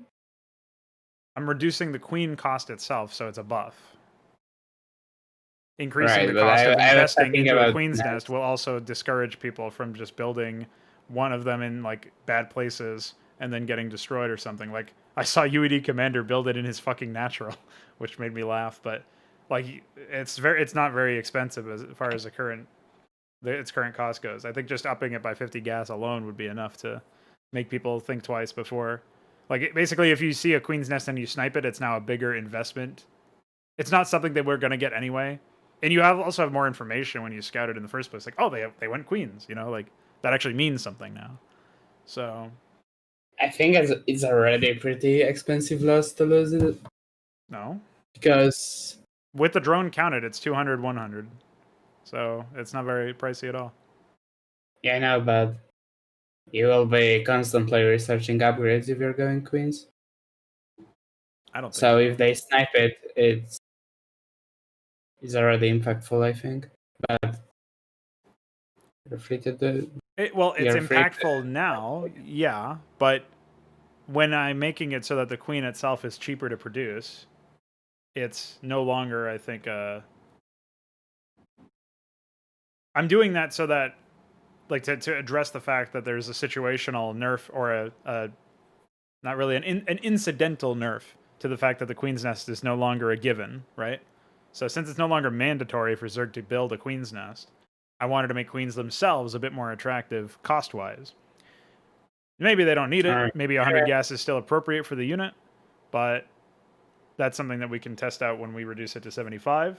And maybe the gas cost... I don't see that... I don't think that there's like a really...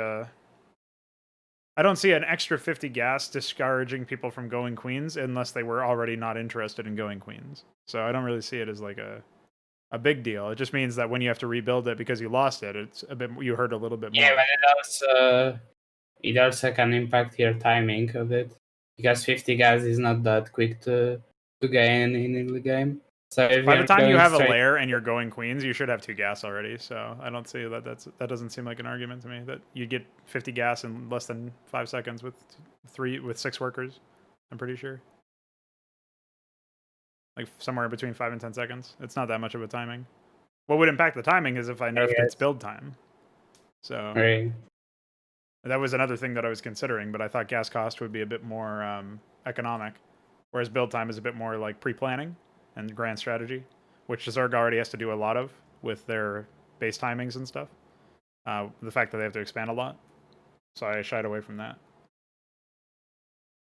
But anyway, I understand that it's not attractive change for you because you like queens, but with you got to remove yourself from the bias of that, and then when we actually test it, we'll be able to see if it I mean, actually I discourages like stuff. using queens because they are new and fresh, so I like to like try how good they are, but I will eventually move away from them probably. So Well, yeah, they have the flavor of the month novelty factor to them, but if you were looking to work them into a larger strategy, you know. yeah, might be alright.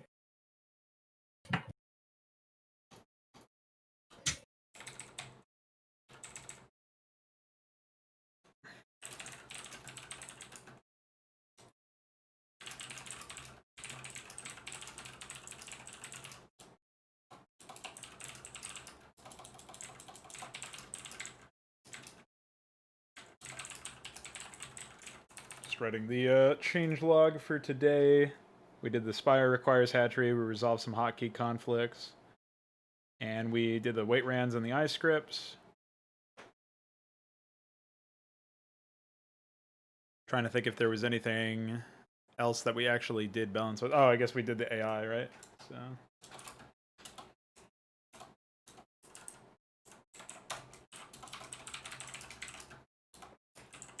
What did you actually do? You just build orders? You changed build orders specifically?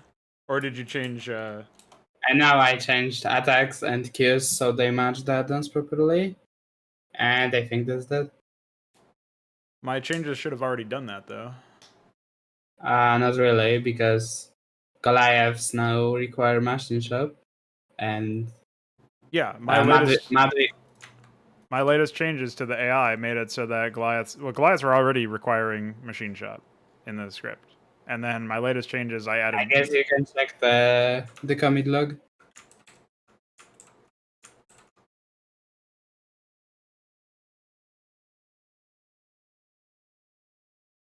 Yeah, I already did all this. I'm pretty sure. And I don't know. I had it in that iteration, so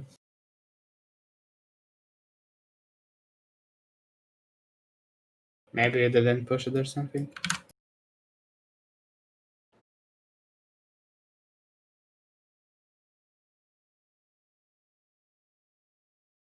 Well, I guess maybe I actually did miss some stuff or whatever. I was pretty sure I got it, but it was also a blur because of all the fucking stuff that I actually did. Yeah, if you already had these blocks in here, then that's probably the case.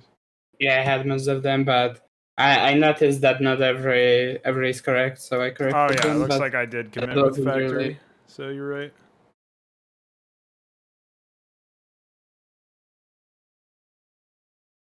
Okay, so anyways, I'll be going, so have a good one. All right, thanks for your help today, and I will Yeah, no catch problem. you whenever I catch you. See ya. See ya.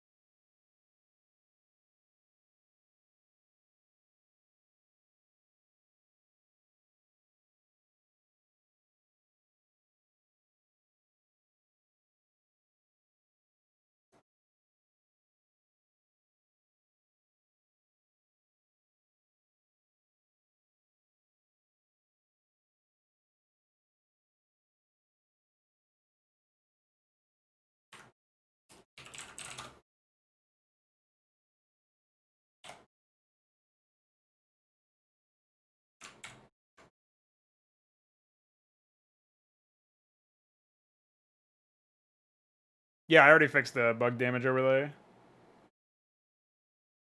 Your Overlord Confederates feel extremely capped.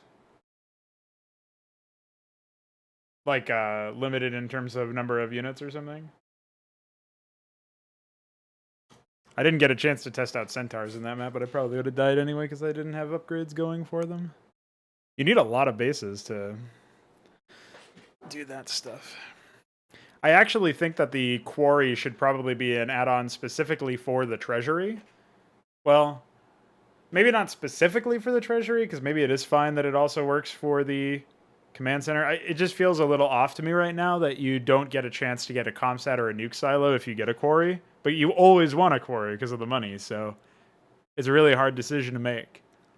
Which I guess is not necessarily a bad thing, because it means there's multiple good options, but in the same sense, the Treasury... I should make sure that this is actually what I'm talking about here. Also able to build all Command Center add-ons. Yeah.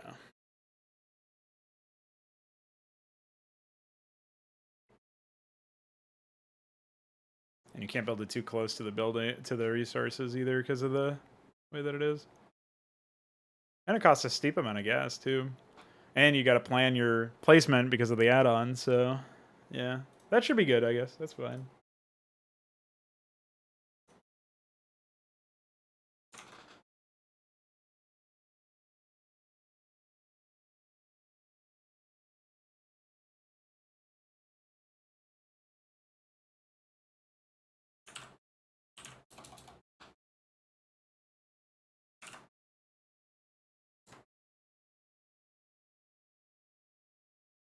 Unfortunately, with the Iroleth thing, I'm afraid that the AI won't actually use them correctly because they'll maybe incidentally fly them over the resources or something, but they're not really going to do much deliberately, which kind of sucks.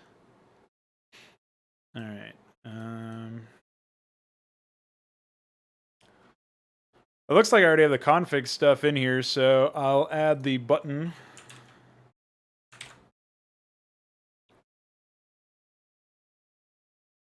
To the Overlord.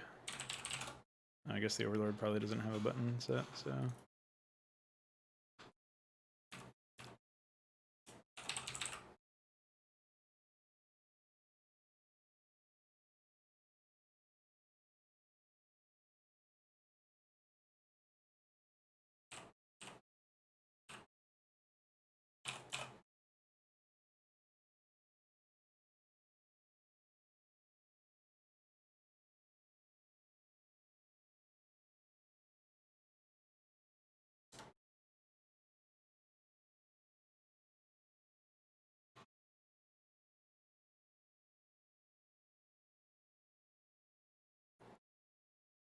Oh, wait.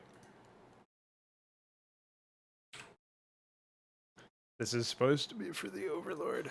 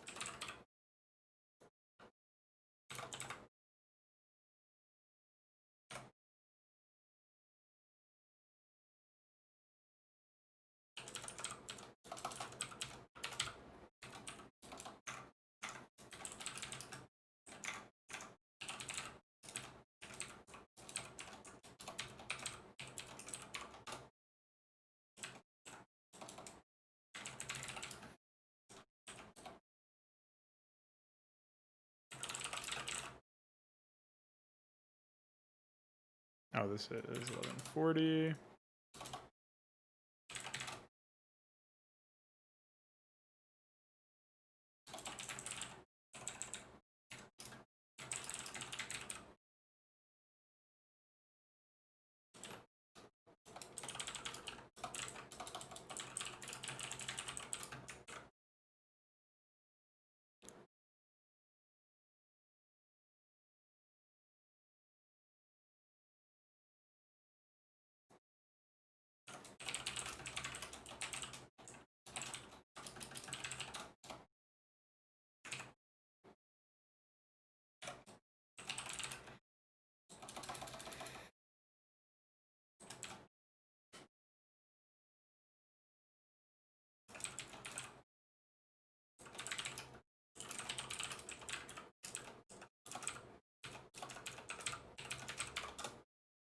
I guess this could also be Q.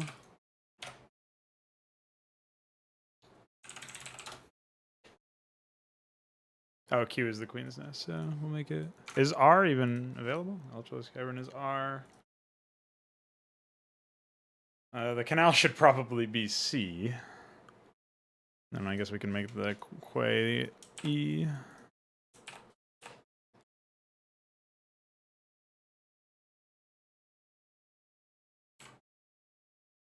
I don't even know if I have the Hierolith quay anywhere. As a unit. Alright. I'll actually be right back because I gotta use the bathroom, then I'll finish this up and close out the stream, so stay tuned for the end where I try to get this stuff operational.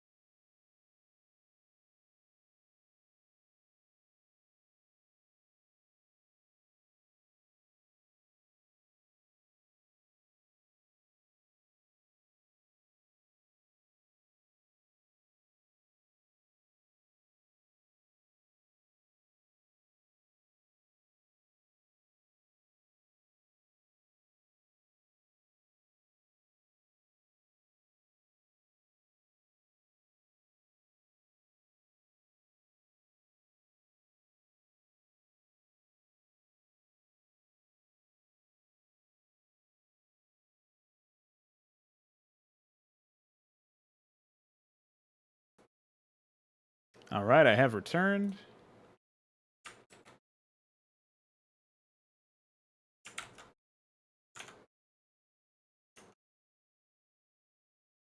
Hello, GZ Ernoff. G's Ernoff. Hope you're doing well.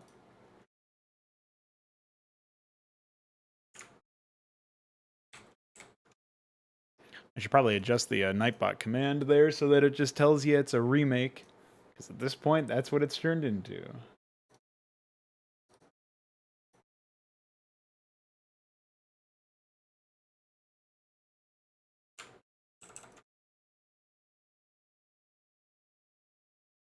Alright, let's take a look to see if I actually have this unit already in here somewhere. Doesn't look like it. Are we really not using 194 anywhere?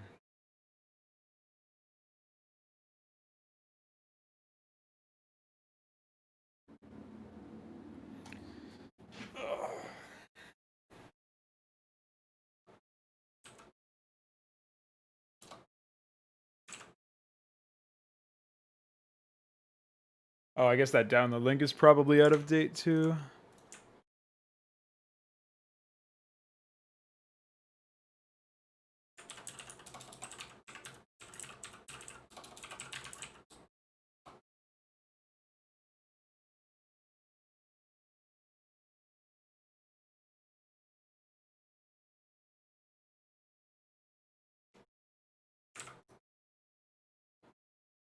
Okay, let's fix that real quick.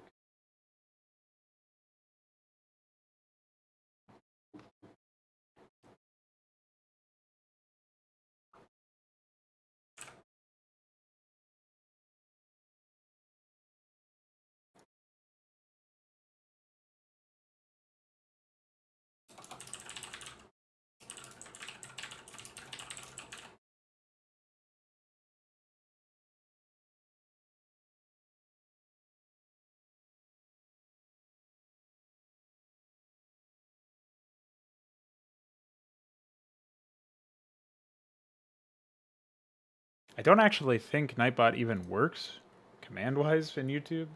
We'll give it a shot here.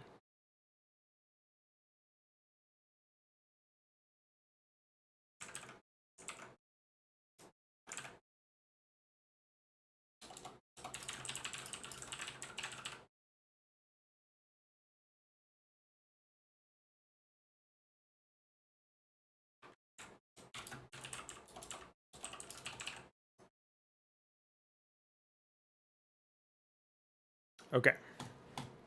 We are ready to continue development. So I do have to pick a unit ID for the Irelith Quay. I actually don't use the main beacons, so it looks like those are ones that I can use. Let me see if there's anything else that I'm not using that I could pilfer. Temples were going to be used at some point. I think the same is true of crashed battlecruisers in the campaign, but that's so far away that I don't think it'll be necessary. And the Kadar and Crystal Formation could just be regular old... what's it called? They honestly, they could just be a...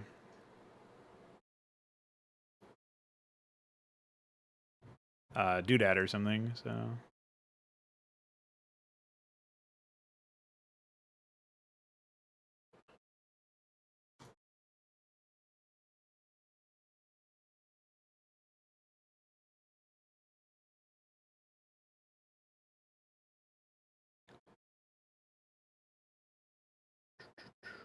Here we go.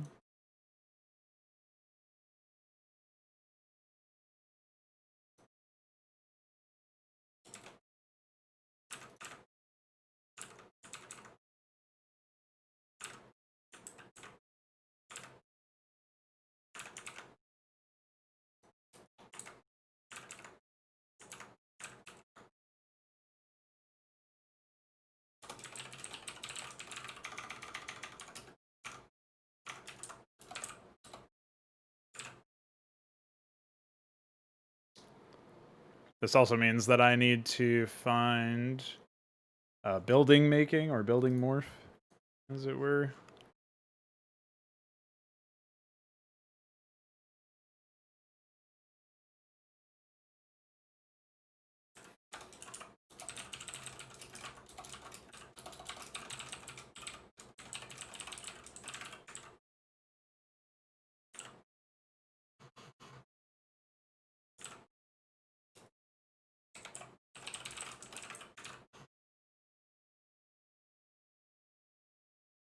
Oh, wait. I actually don't need this because it's just a regular structure. So it should behave like a regular structure does. Yeah, drones should just be able to morph to it, I think. So...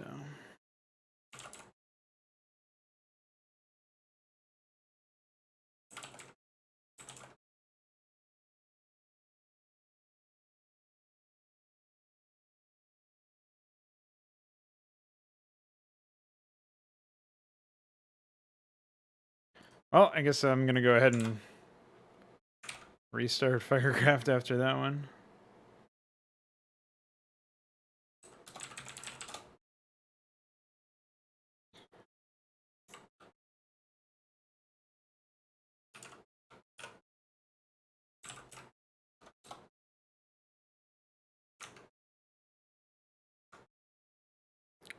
$13.58, $13.57. Okay.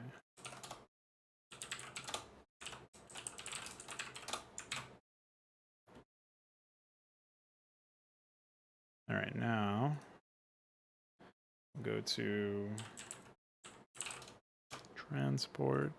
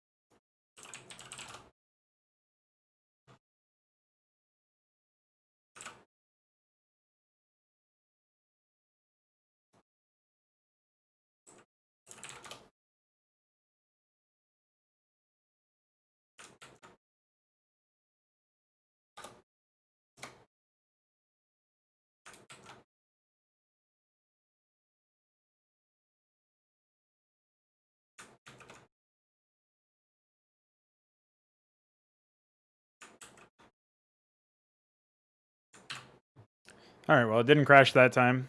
Of course, nobody will ever know why. But that's alright. So now I have to go into Hive.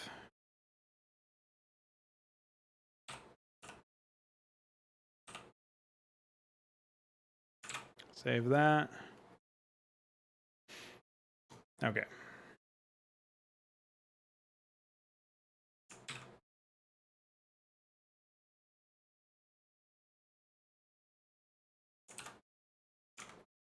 And then in this documentation, I need to add.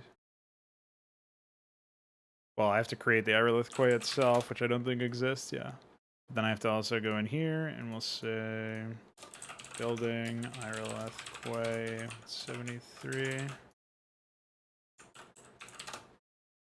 I guess I could have replaced Dagoth as well. I didn't even realize that the unit was still in there.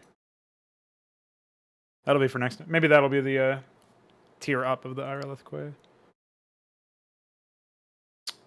Okay, so I don't suppose I have to go into unit morph and create something there for the Irelith itself.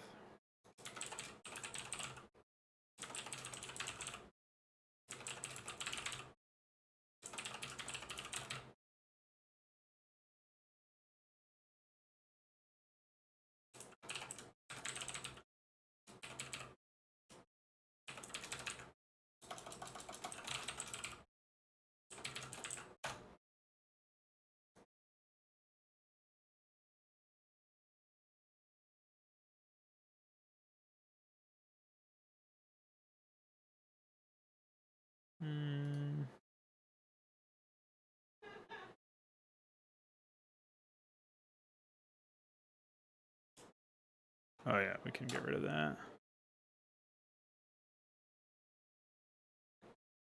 Unit can morph hook. Is Egg Irelith already in this list? Doesn't look like it.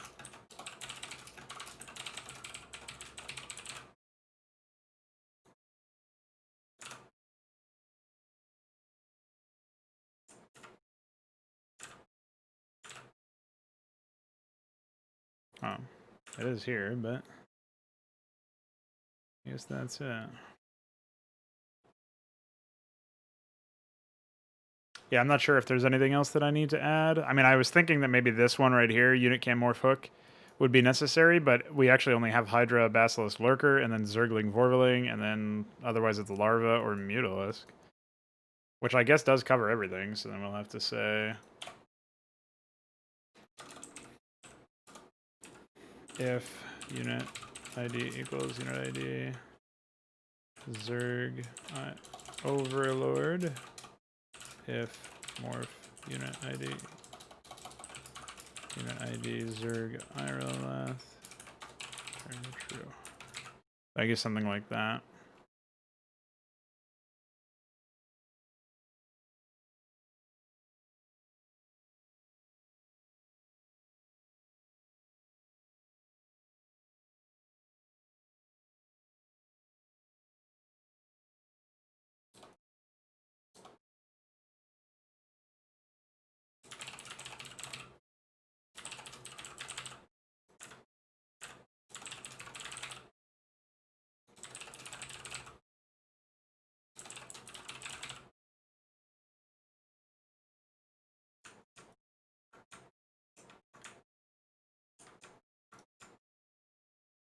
How do I... Oh, it's control click.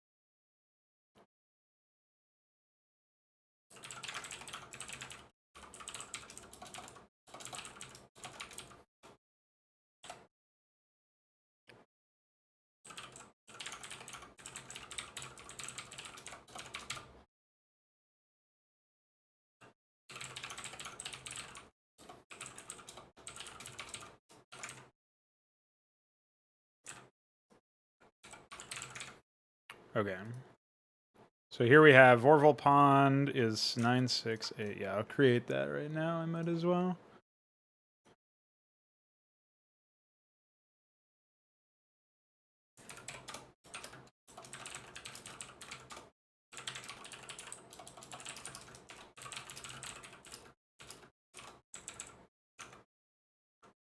Go back to unitid.h.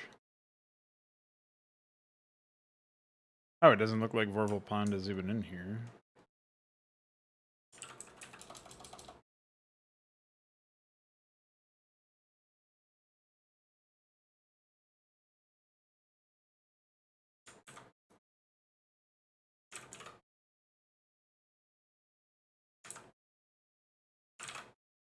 .204.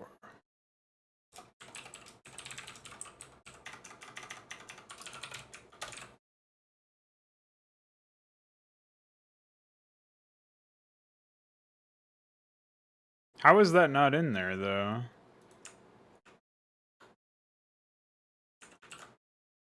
I defined it earlier? What is normally 204?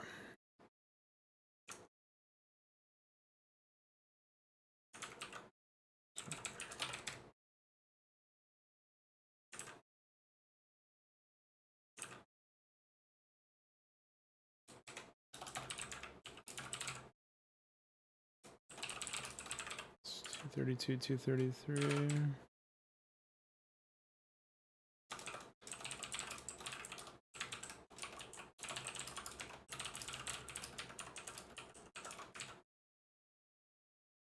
Alright, now I gotta open up the default unit def. Floor hatch is the normal one.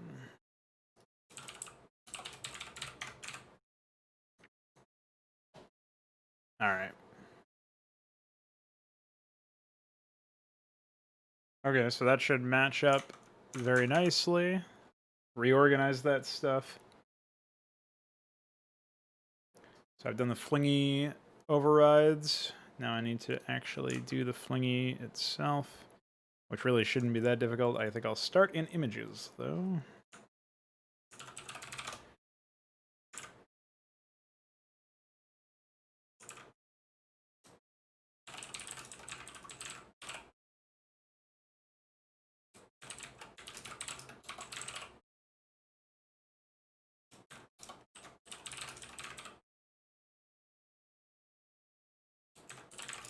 And then I guess I'll double check the auger stuff since it was reported to not work.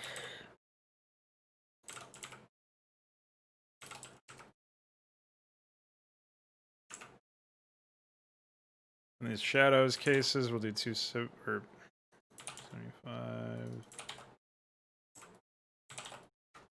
And then draw func 10. And then we'll handle the rest. Graphic does not turn, do not draw if cloaked. So in this case, we have 969 and 971.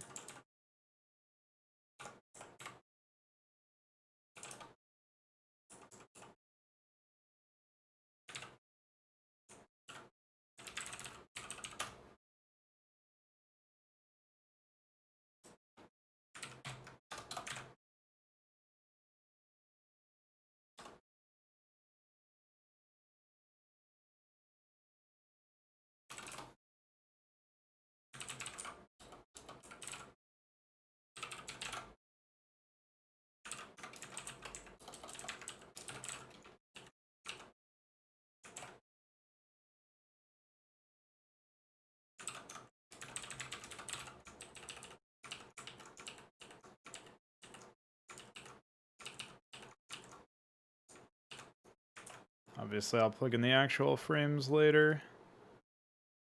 And this is iScript ID 430.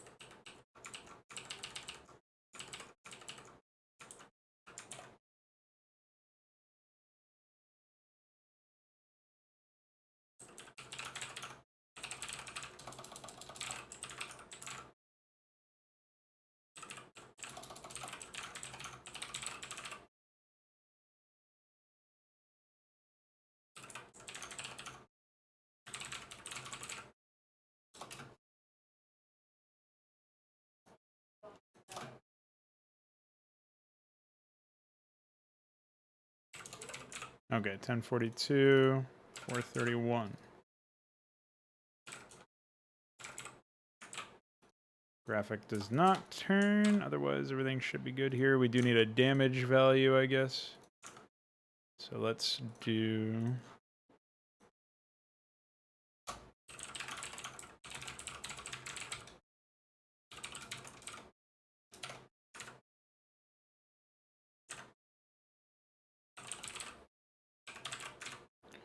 Nine seven two 973.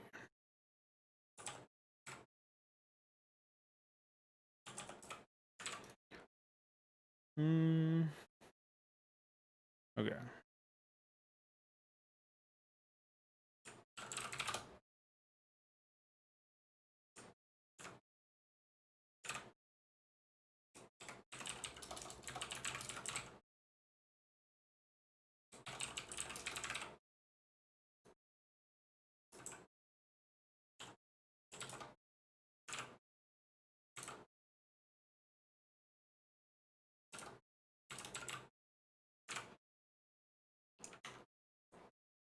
All right, so we're configuring all this. We're looking at 540 and 541 for the sprite values. And then we gotta figure out what we're doing over here in the data files. I'll just sample the existing flingies, and I suppose this existing sprites as well should work, but otherwise I know we're good to go here. I just have to make the overlays real quick. And then I think I need to make a shadow for the Vorval Pond. I don't think I actually have a shadow yet. So 0000 iScript. So that's 2 and then 127.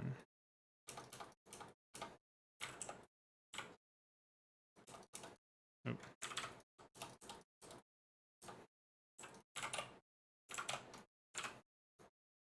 Okay, and then over in sprites we have 682.1.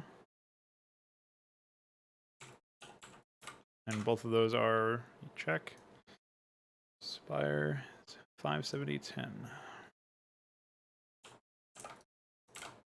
We'll see how that works out as a basis. Of course, I will modify it where required. Okay. Now, let's close that.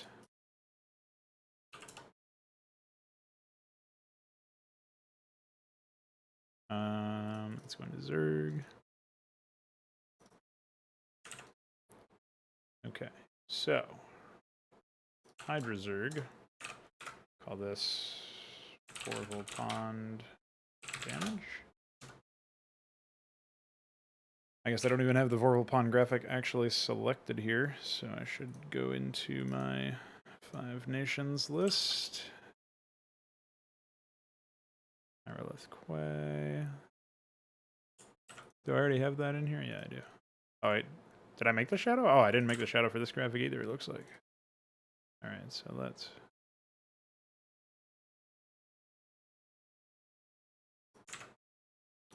One BMP per frame.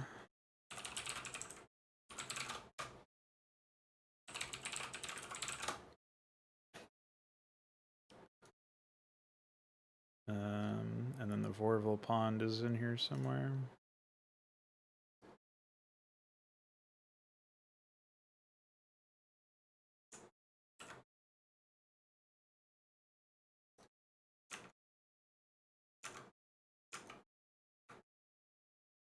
I thought I prepared these graphics a bit more than I actually had. Oh, right. We have to fix the canvas. So it looks like we're looking at a max of 149 and then a minimum of 124.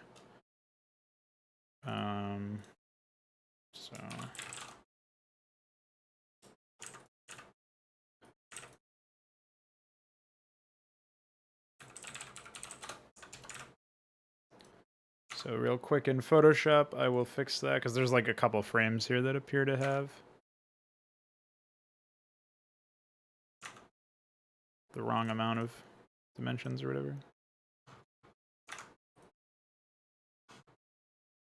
So here we go. We'll take canvas off. We'll say 149, 124. And then we will process all these. Basically just making sure that they're all the same dimension. Notably, SFGRPconf does not give a shit about this, but it does care about the end point of the bitmap. Oh, somehow we busted something. Oh, it's a good thing I made a backup, I guess. Let's jump back over there. Did I somehow... Maybe I put the wrong one in or something. The wrong dimension in the wrong spot.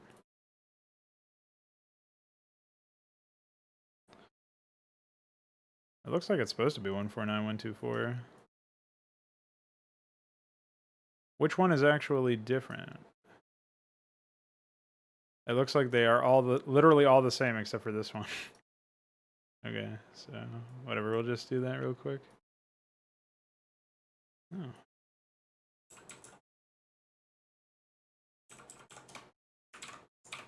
Okay. Looks like I didn't save the new action or something. Yeah.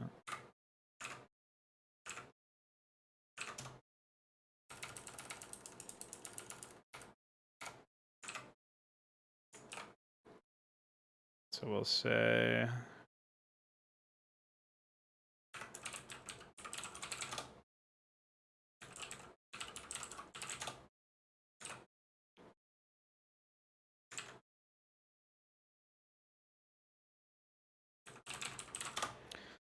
This graphic is probably too big to be a spawning pool replacement. It looks like it's much larger, but we'll see what we can come away with.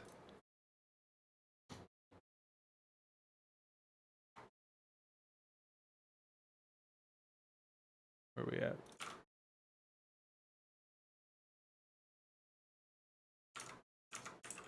Actually, let's close this one, open this one.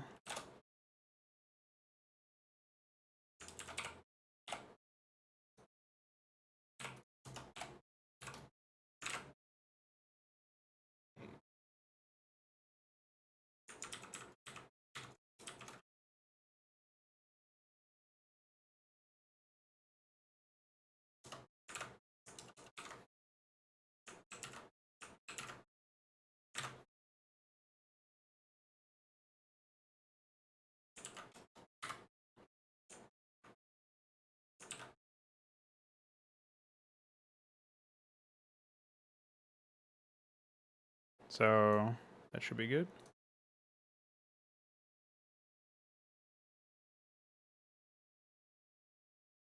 Let's go all the way back. And we will go ahead and grab Vorl upon Shad with the building shadow.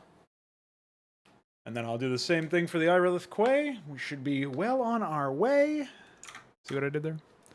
Meanwhile, I'll be able to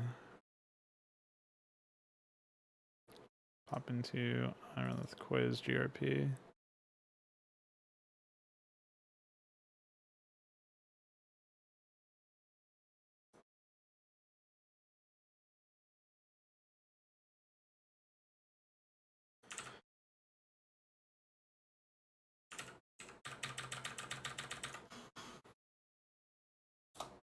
We should save this as Irilith Quay damage, and I'll change that up a little bit later.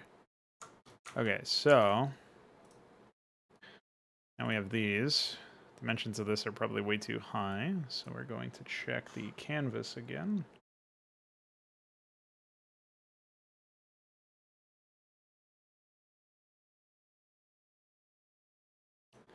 All right, so I want to take relative, and we'll say minus 90. Yeah, that will bring it within range. So process that same way. And meanwhile,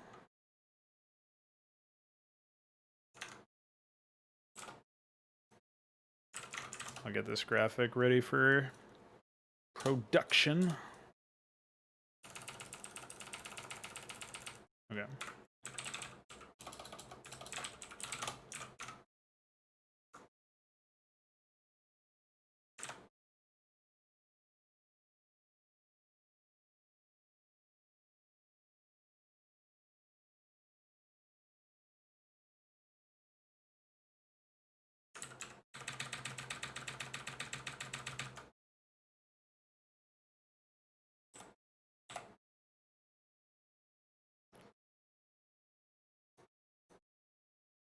Okay. Should be good there.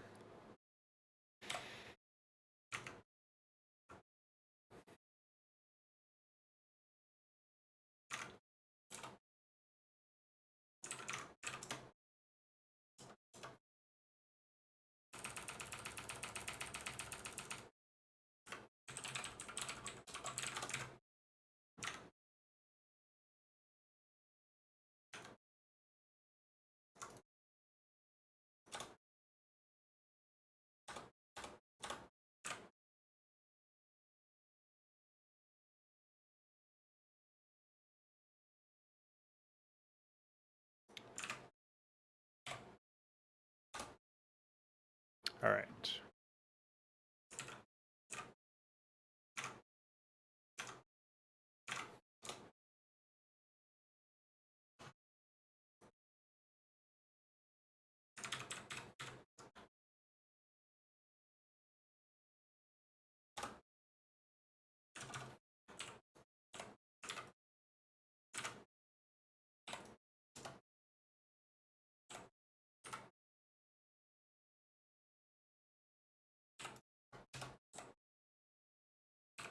So Mutas doesn't. This is a building, actually. Believe it or not.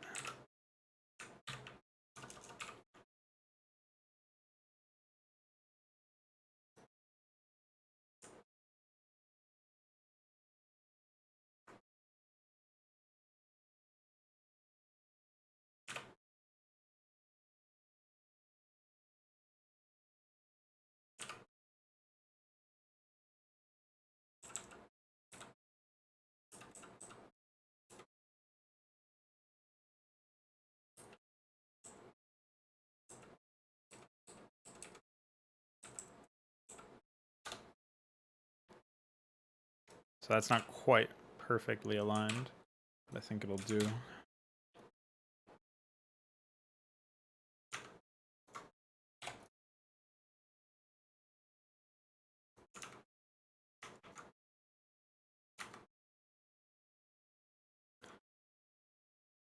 Yeah, my own versions of all of these buildings would be very different if I had the ability to just will them into existence. But alas.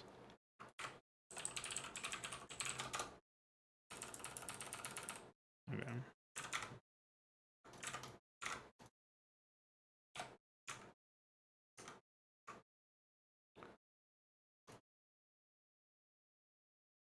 You take what you're given, basically. That's the... Oh. Yeah. It's weird that there would be anything there, but... Oh, shit. I'm behind schedule. Anyway, that should be everything that I need here. Oh, I don't actually know if I added the latest plugin, which is going to be important.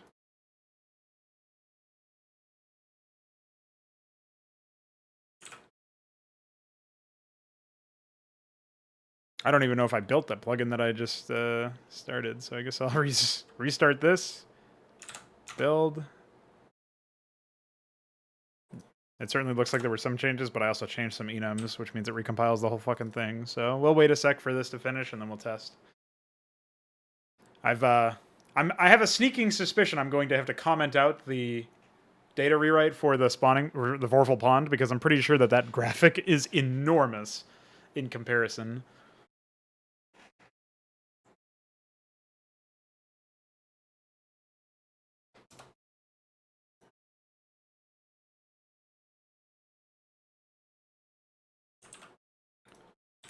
Alright, so we have here...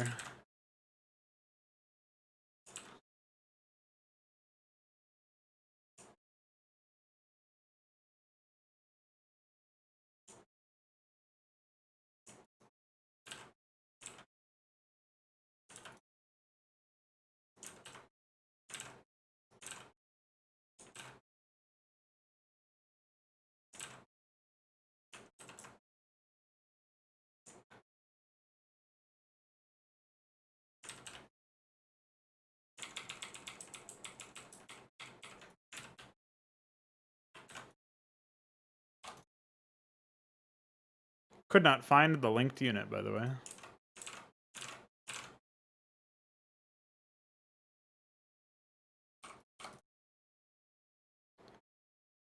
Is there a reason this is being spammed, or... There we go. I don't know why the fuck that keeps happening. Maybe there's some hard code with one of the unit IDs that's supposed to be a cave. Fuck me if I know, man.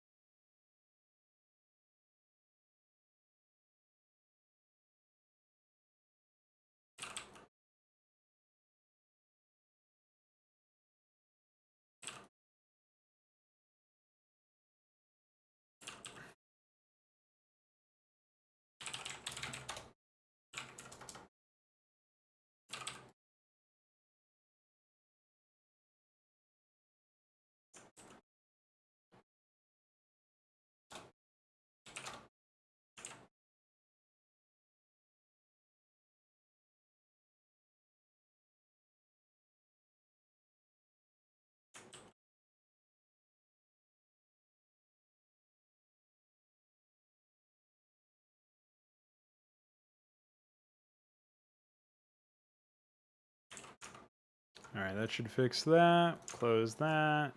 And add that. Beautiful. Oops. Oh. Hey, did I even set up dat requirements for the Irolith? I don't think I did. Yeah, I figured that would happen. Time to reopen this. And hope it doesn't happen again.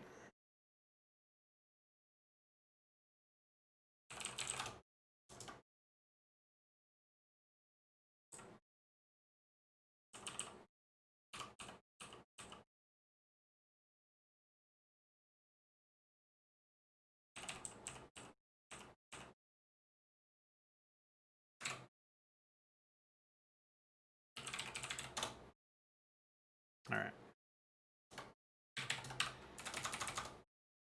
Oh no.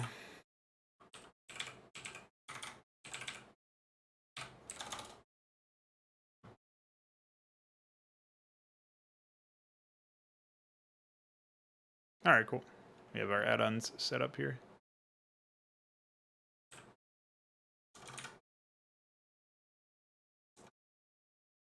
Yeah, that's a little large. Oh yeah, iScript is also fucked.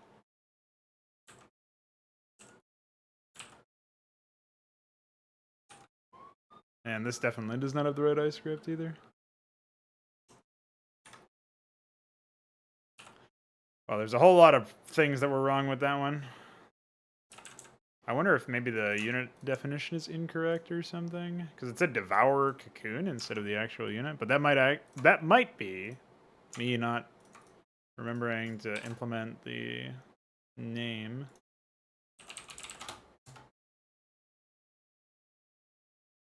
Yes, I suppose that's probably what happened.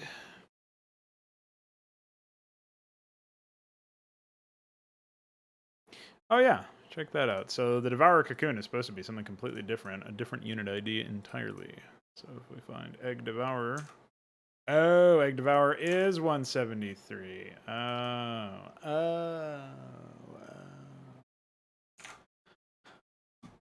How did I not know that?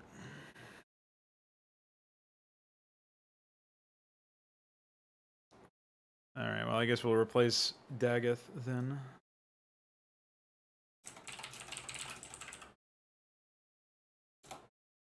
$153. Oh. Wait, that's the Basilisk. Oh, wait. No, I have the wrong ID here. So that's actually 152.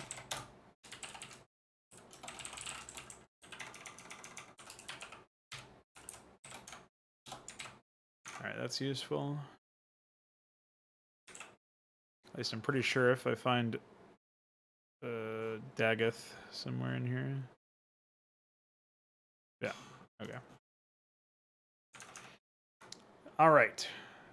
So we fixed that. That means then in Firegraft we're going to have to, well, we have to build this plugin so that it uses the right enum.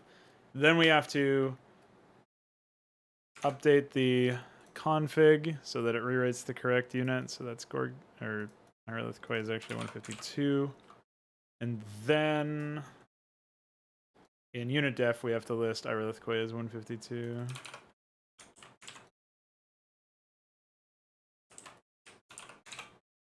And then remove Daggett from the list. And then there's probably some other junk that I have to do. Oh yeah, I was going to also comment out the data rewrite for the Vorval pond, because clearly it's too big right now, so either I'll have to shrink it or find another graphic for it. Either one I'm okay with.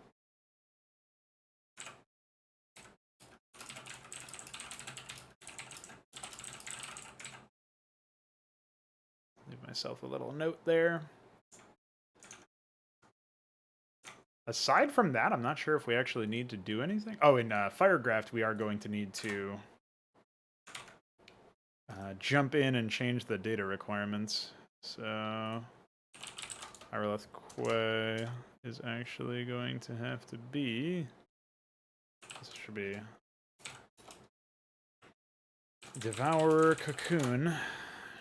And it's a morph unit. Whereas Irelith Quay will have to be a normal building. And in button sets, oh wait, no, advanced, this will have to be 152.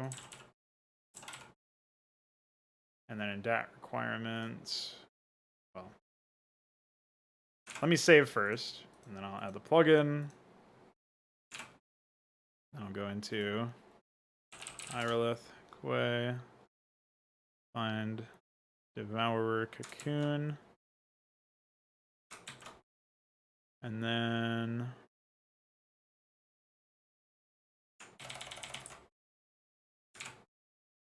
okay.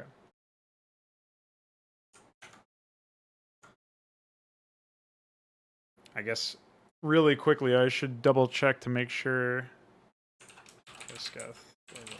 egg that all of the other eggs are documented.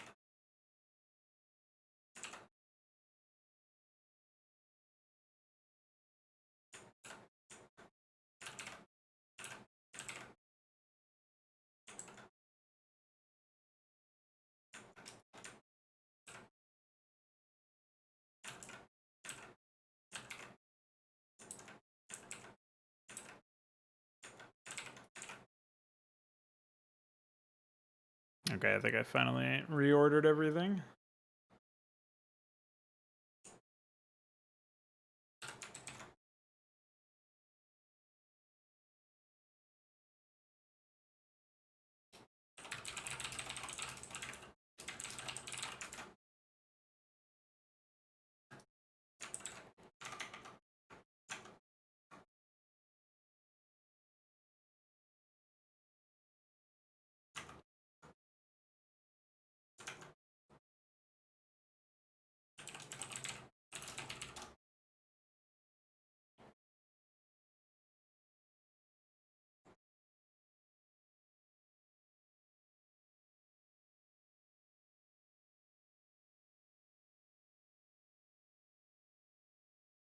Okay.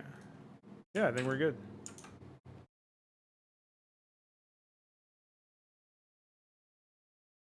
Let's close that.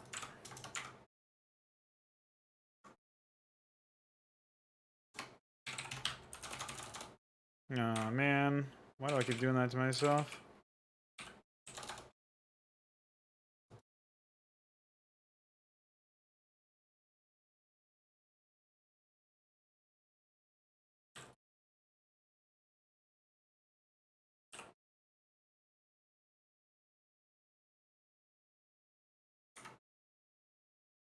So it doesn't finish for some reason.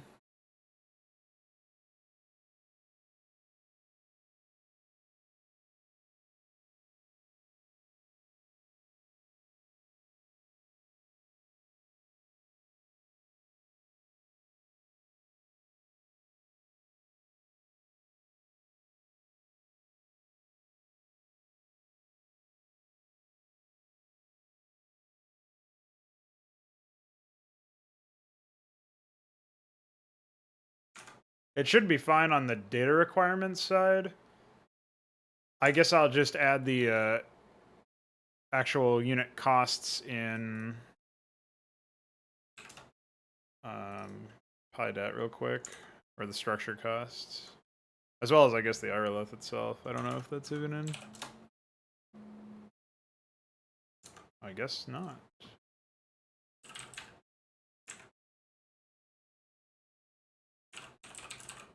So this should be 350.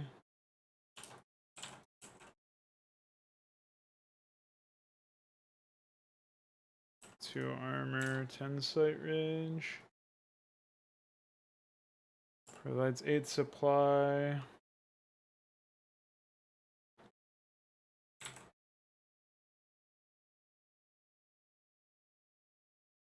Okay.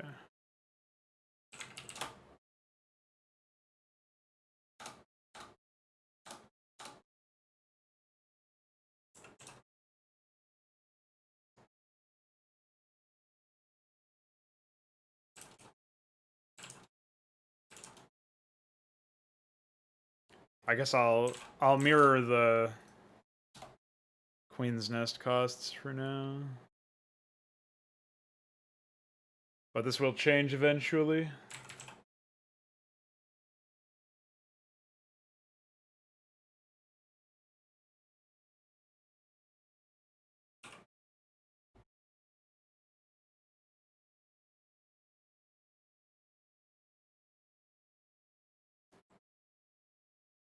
Oh, actually, I guess I'll just copy this over and then change the costs.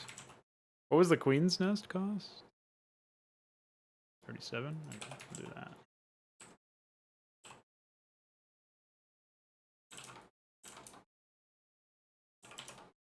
Okay.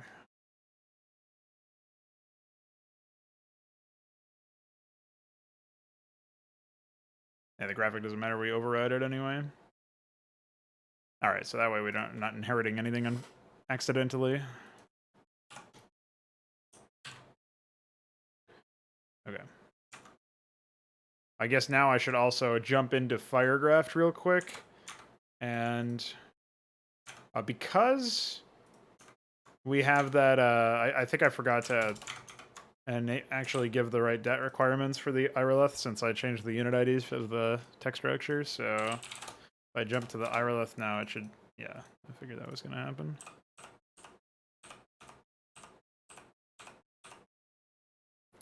All right, so we'll save that. Oops.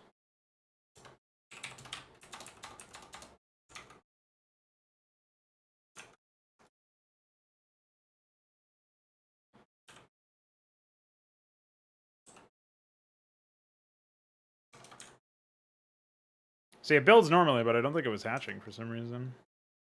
Oh, okay, it was hatching. It has the wrong shadow. Entirely wrong shadow, and obviously the ice script is fucked. But let me try taking an Overlord. Oh, did I not give them the new button set in Firegraft, maybe? I can fix the shadow real quick, too. Hey, if it hatches, I can actually implement that. That's fine. Maybe it didn't hatch before because it was bugged for a different reason. So 57. What?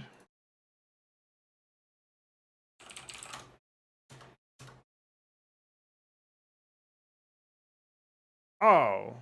I don't actually... It's not actually 57, it's 222. No wonder I was confused.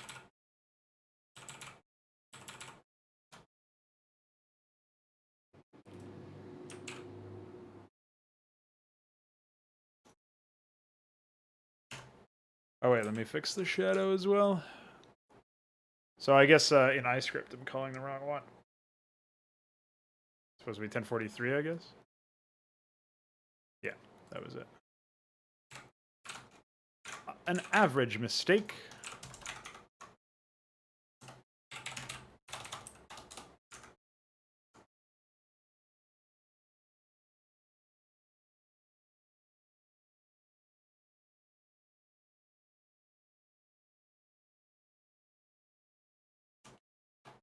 Oh yeah, I'm gonna have to change the hive string.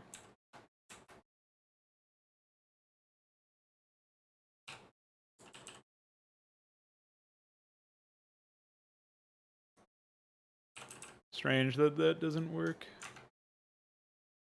Oh, well, yeah, no wonder the unit was not the same, because I was... Here I thought I was...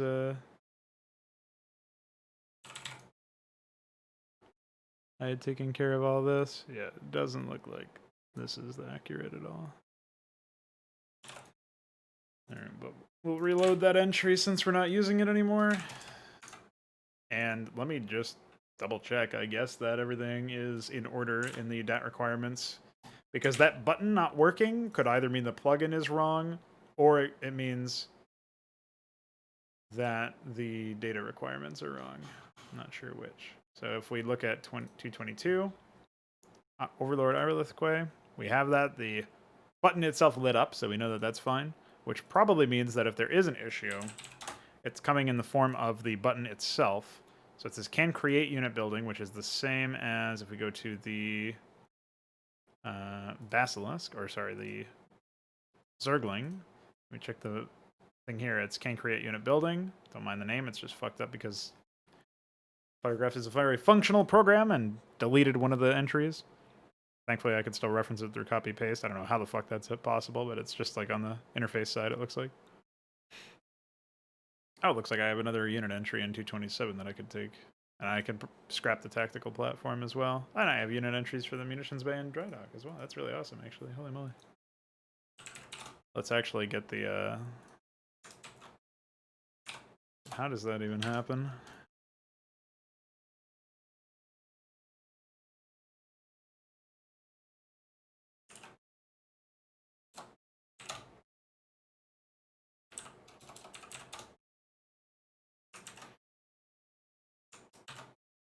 I guess maybe you should require a factory for this?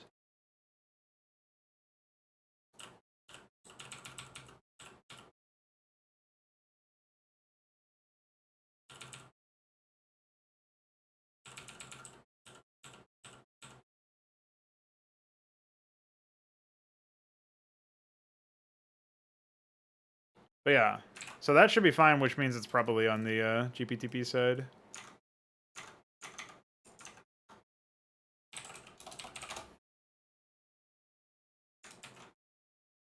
Wait. Yeah, there's nothing that requires a template archive, so that's always going to be something I struggle with. Oh, actually, this is accurate. So let's do that. Grand. Classic. I wonder if it releases the clipboard.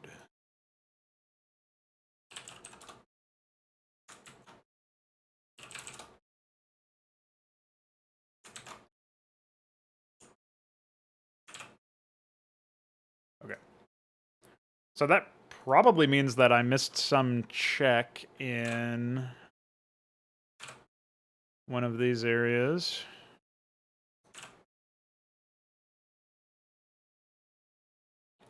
Or maybe there's just some hard code I'm not aware of. So this should be...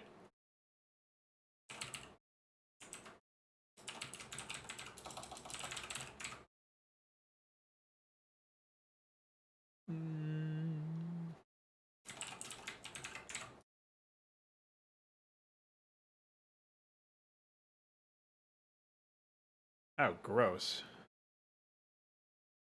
Why has this happened? So 198 is Basilisk.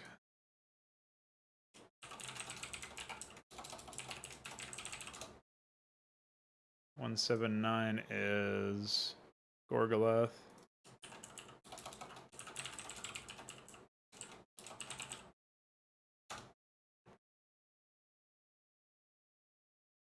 $216 is unit ID Egg Vorveling. I don't know what 102 is, but the other one was 223, which I also don't know what it is. 223.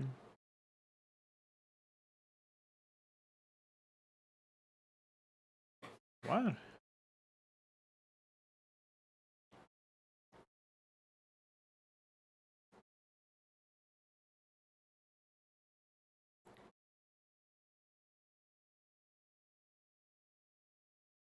Well, this is just for rallying, it looks like.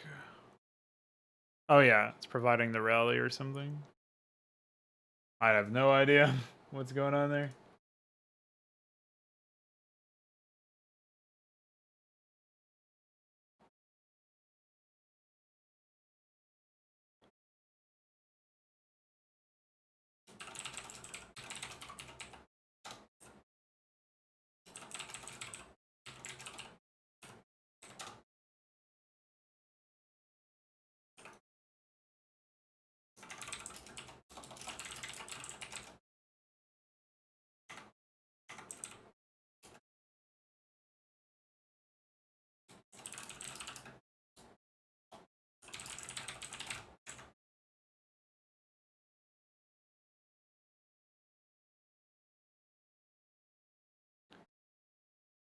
$218, or was it 128? Garage.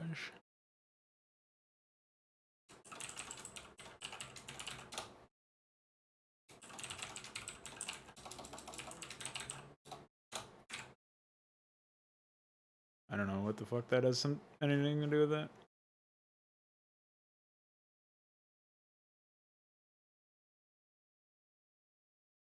Yeah, it looks like maybe there's just some issue with the actual morph that I'm not seeing.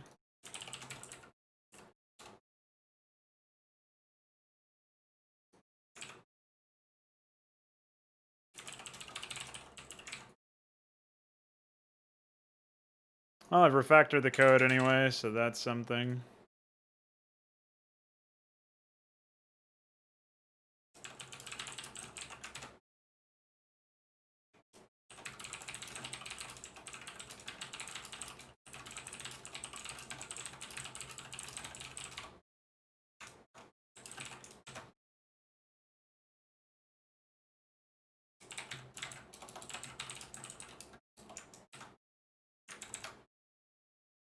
All right, well, that'll do it for me today.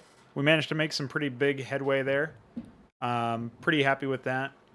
I will be able to push this to the live version, which means we've, in essence, revised a lot of stuff. We managed to revise, resolve the hockey conflicts, optimize the AI. That's what Veeq did.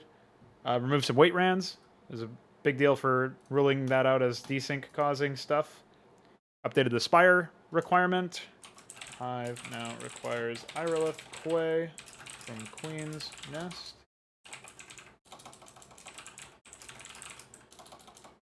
Now costs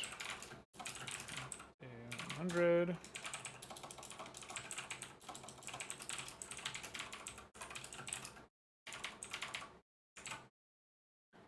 And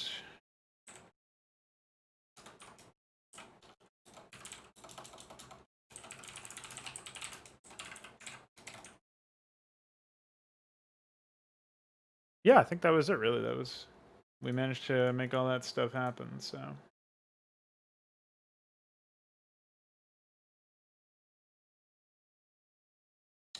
I'll take it. Oh, I should actually update the queen and the queen's nest as far as the cost goes. So I don't think I did. I know I didn't do that there. But the queen's nest, we'll do that.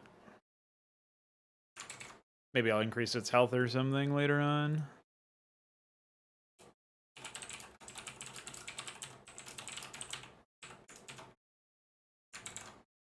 And then just do this real quick.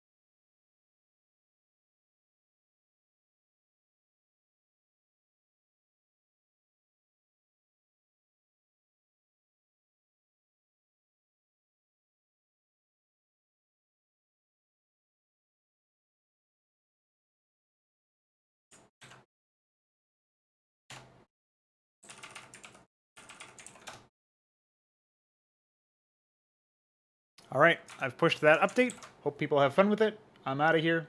Thanks for hanging out. See you next time.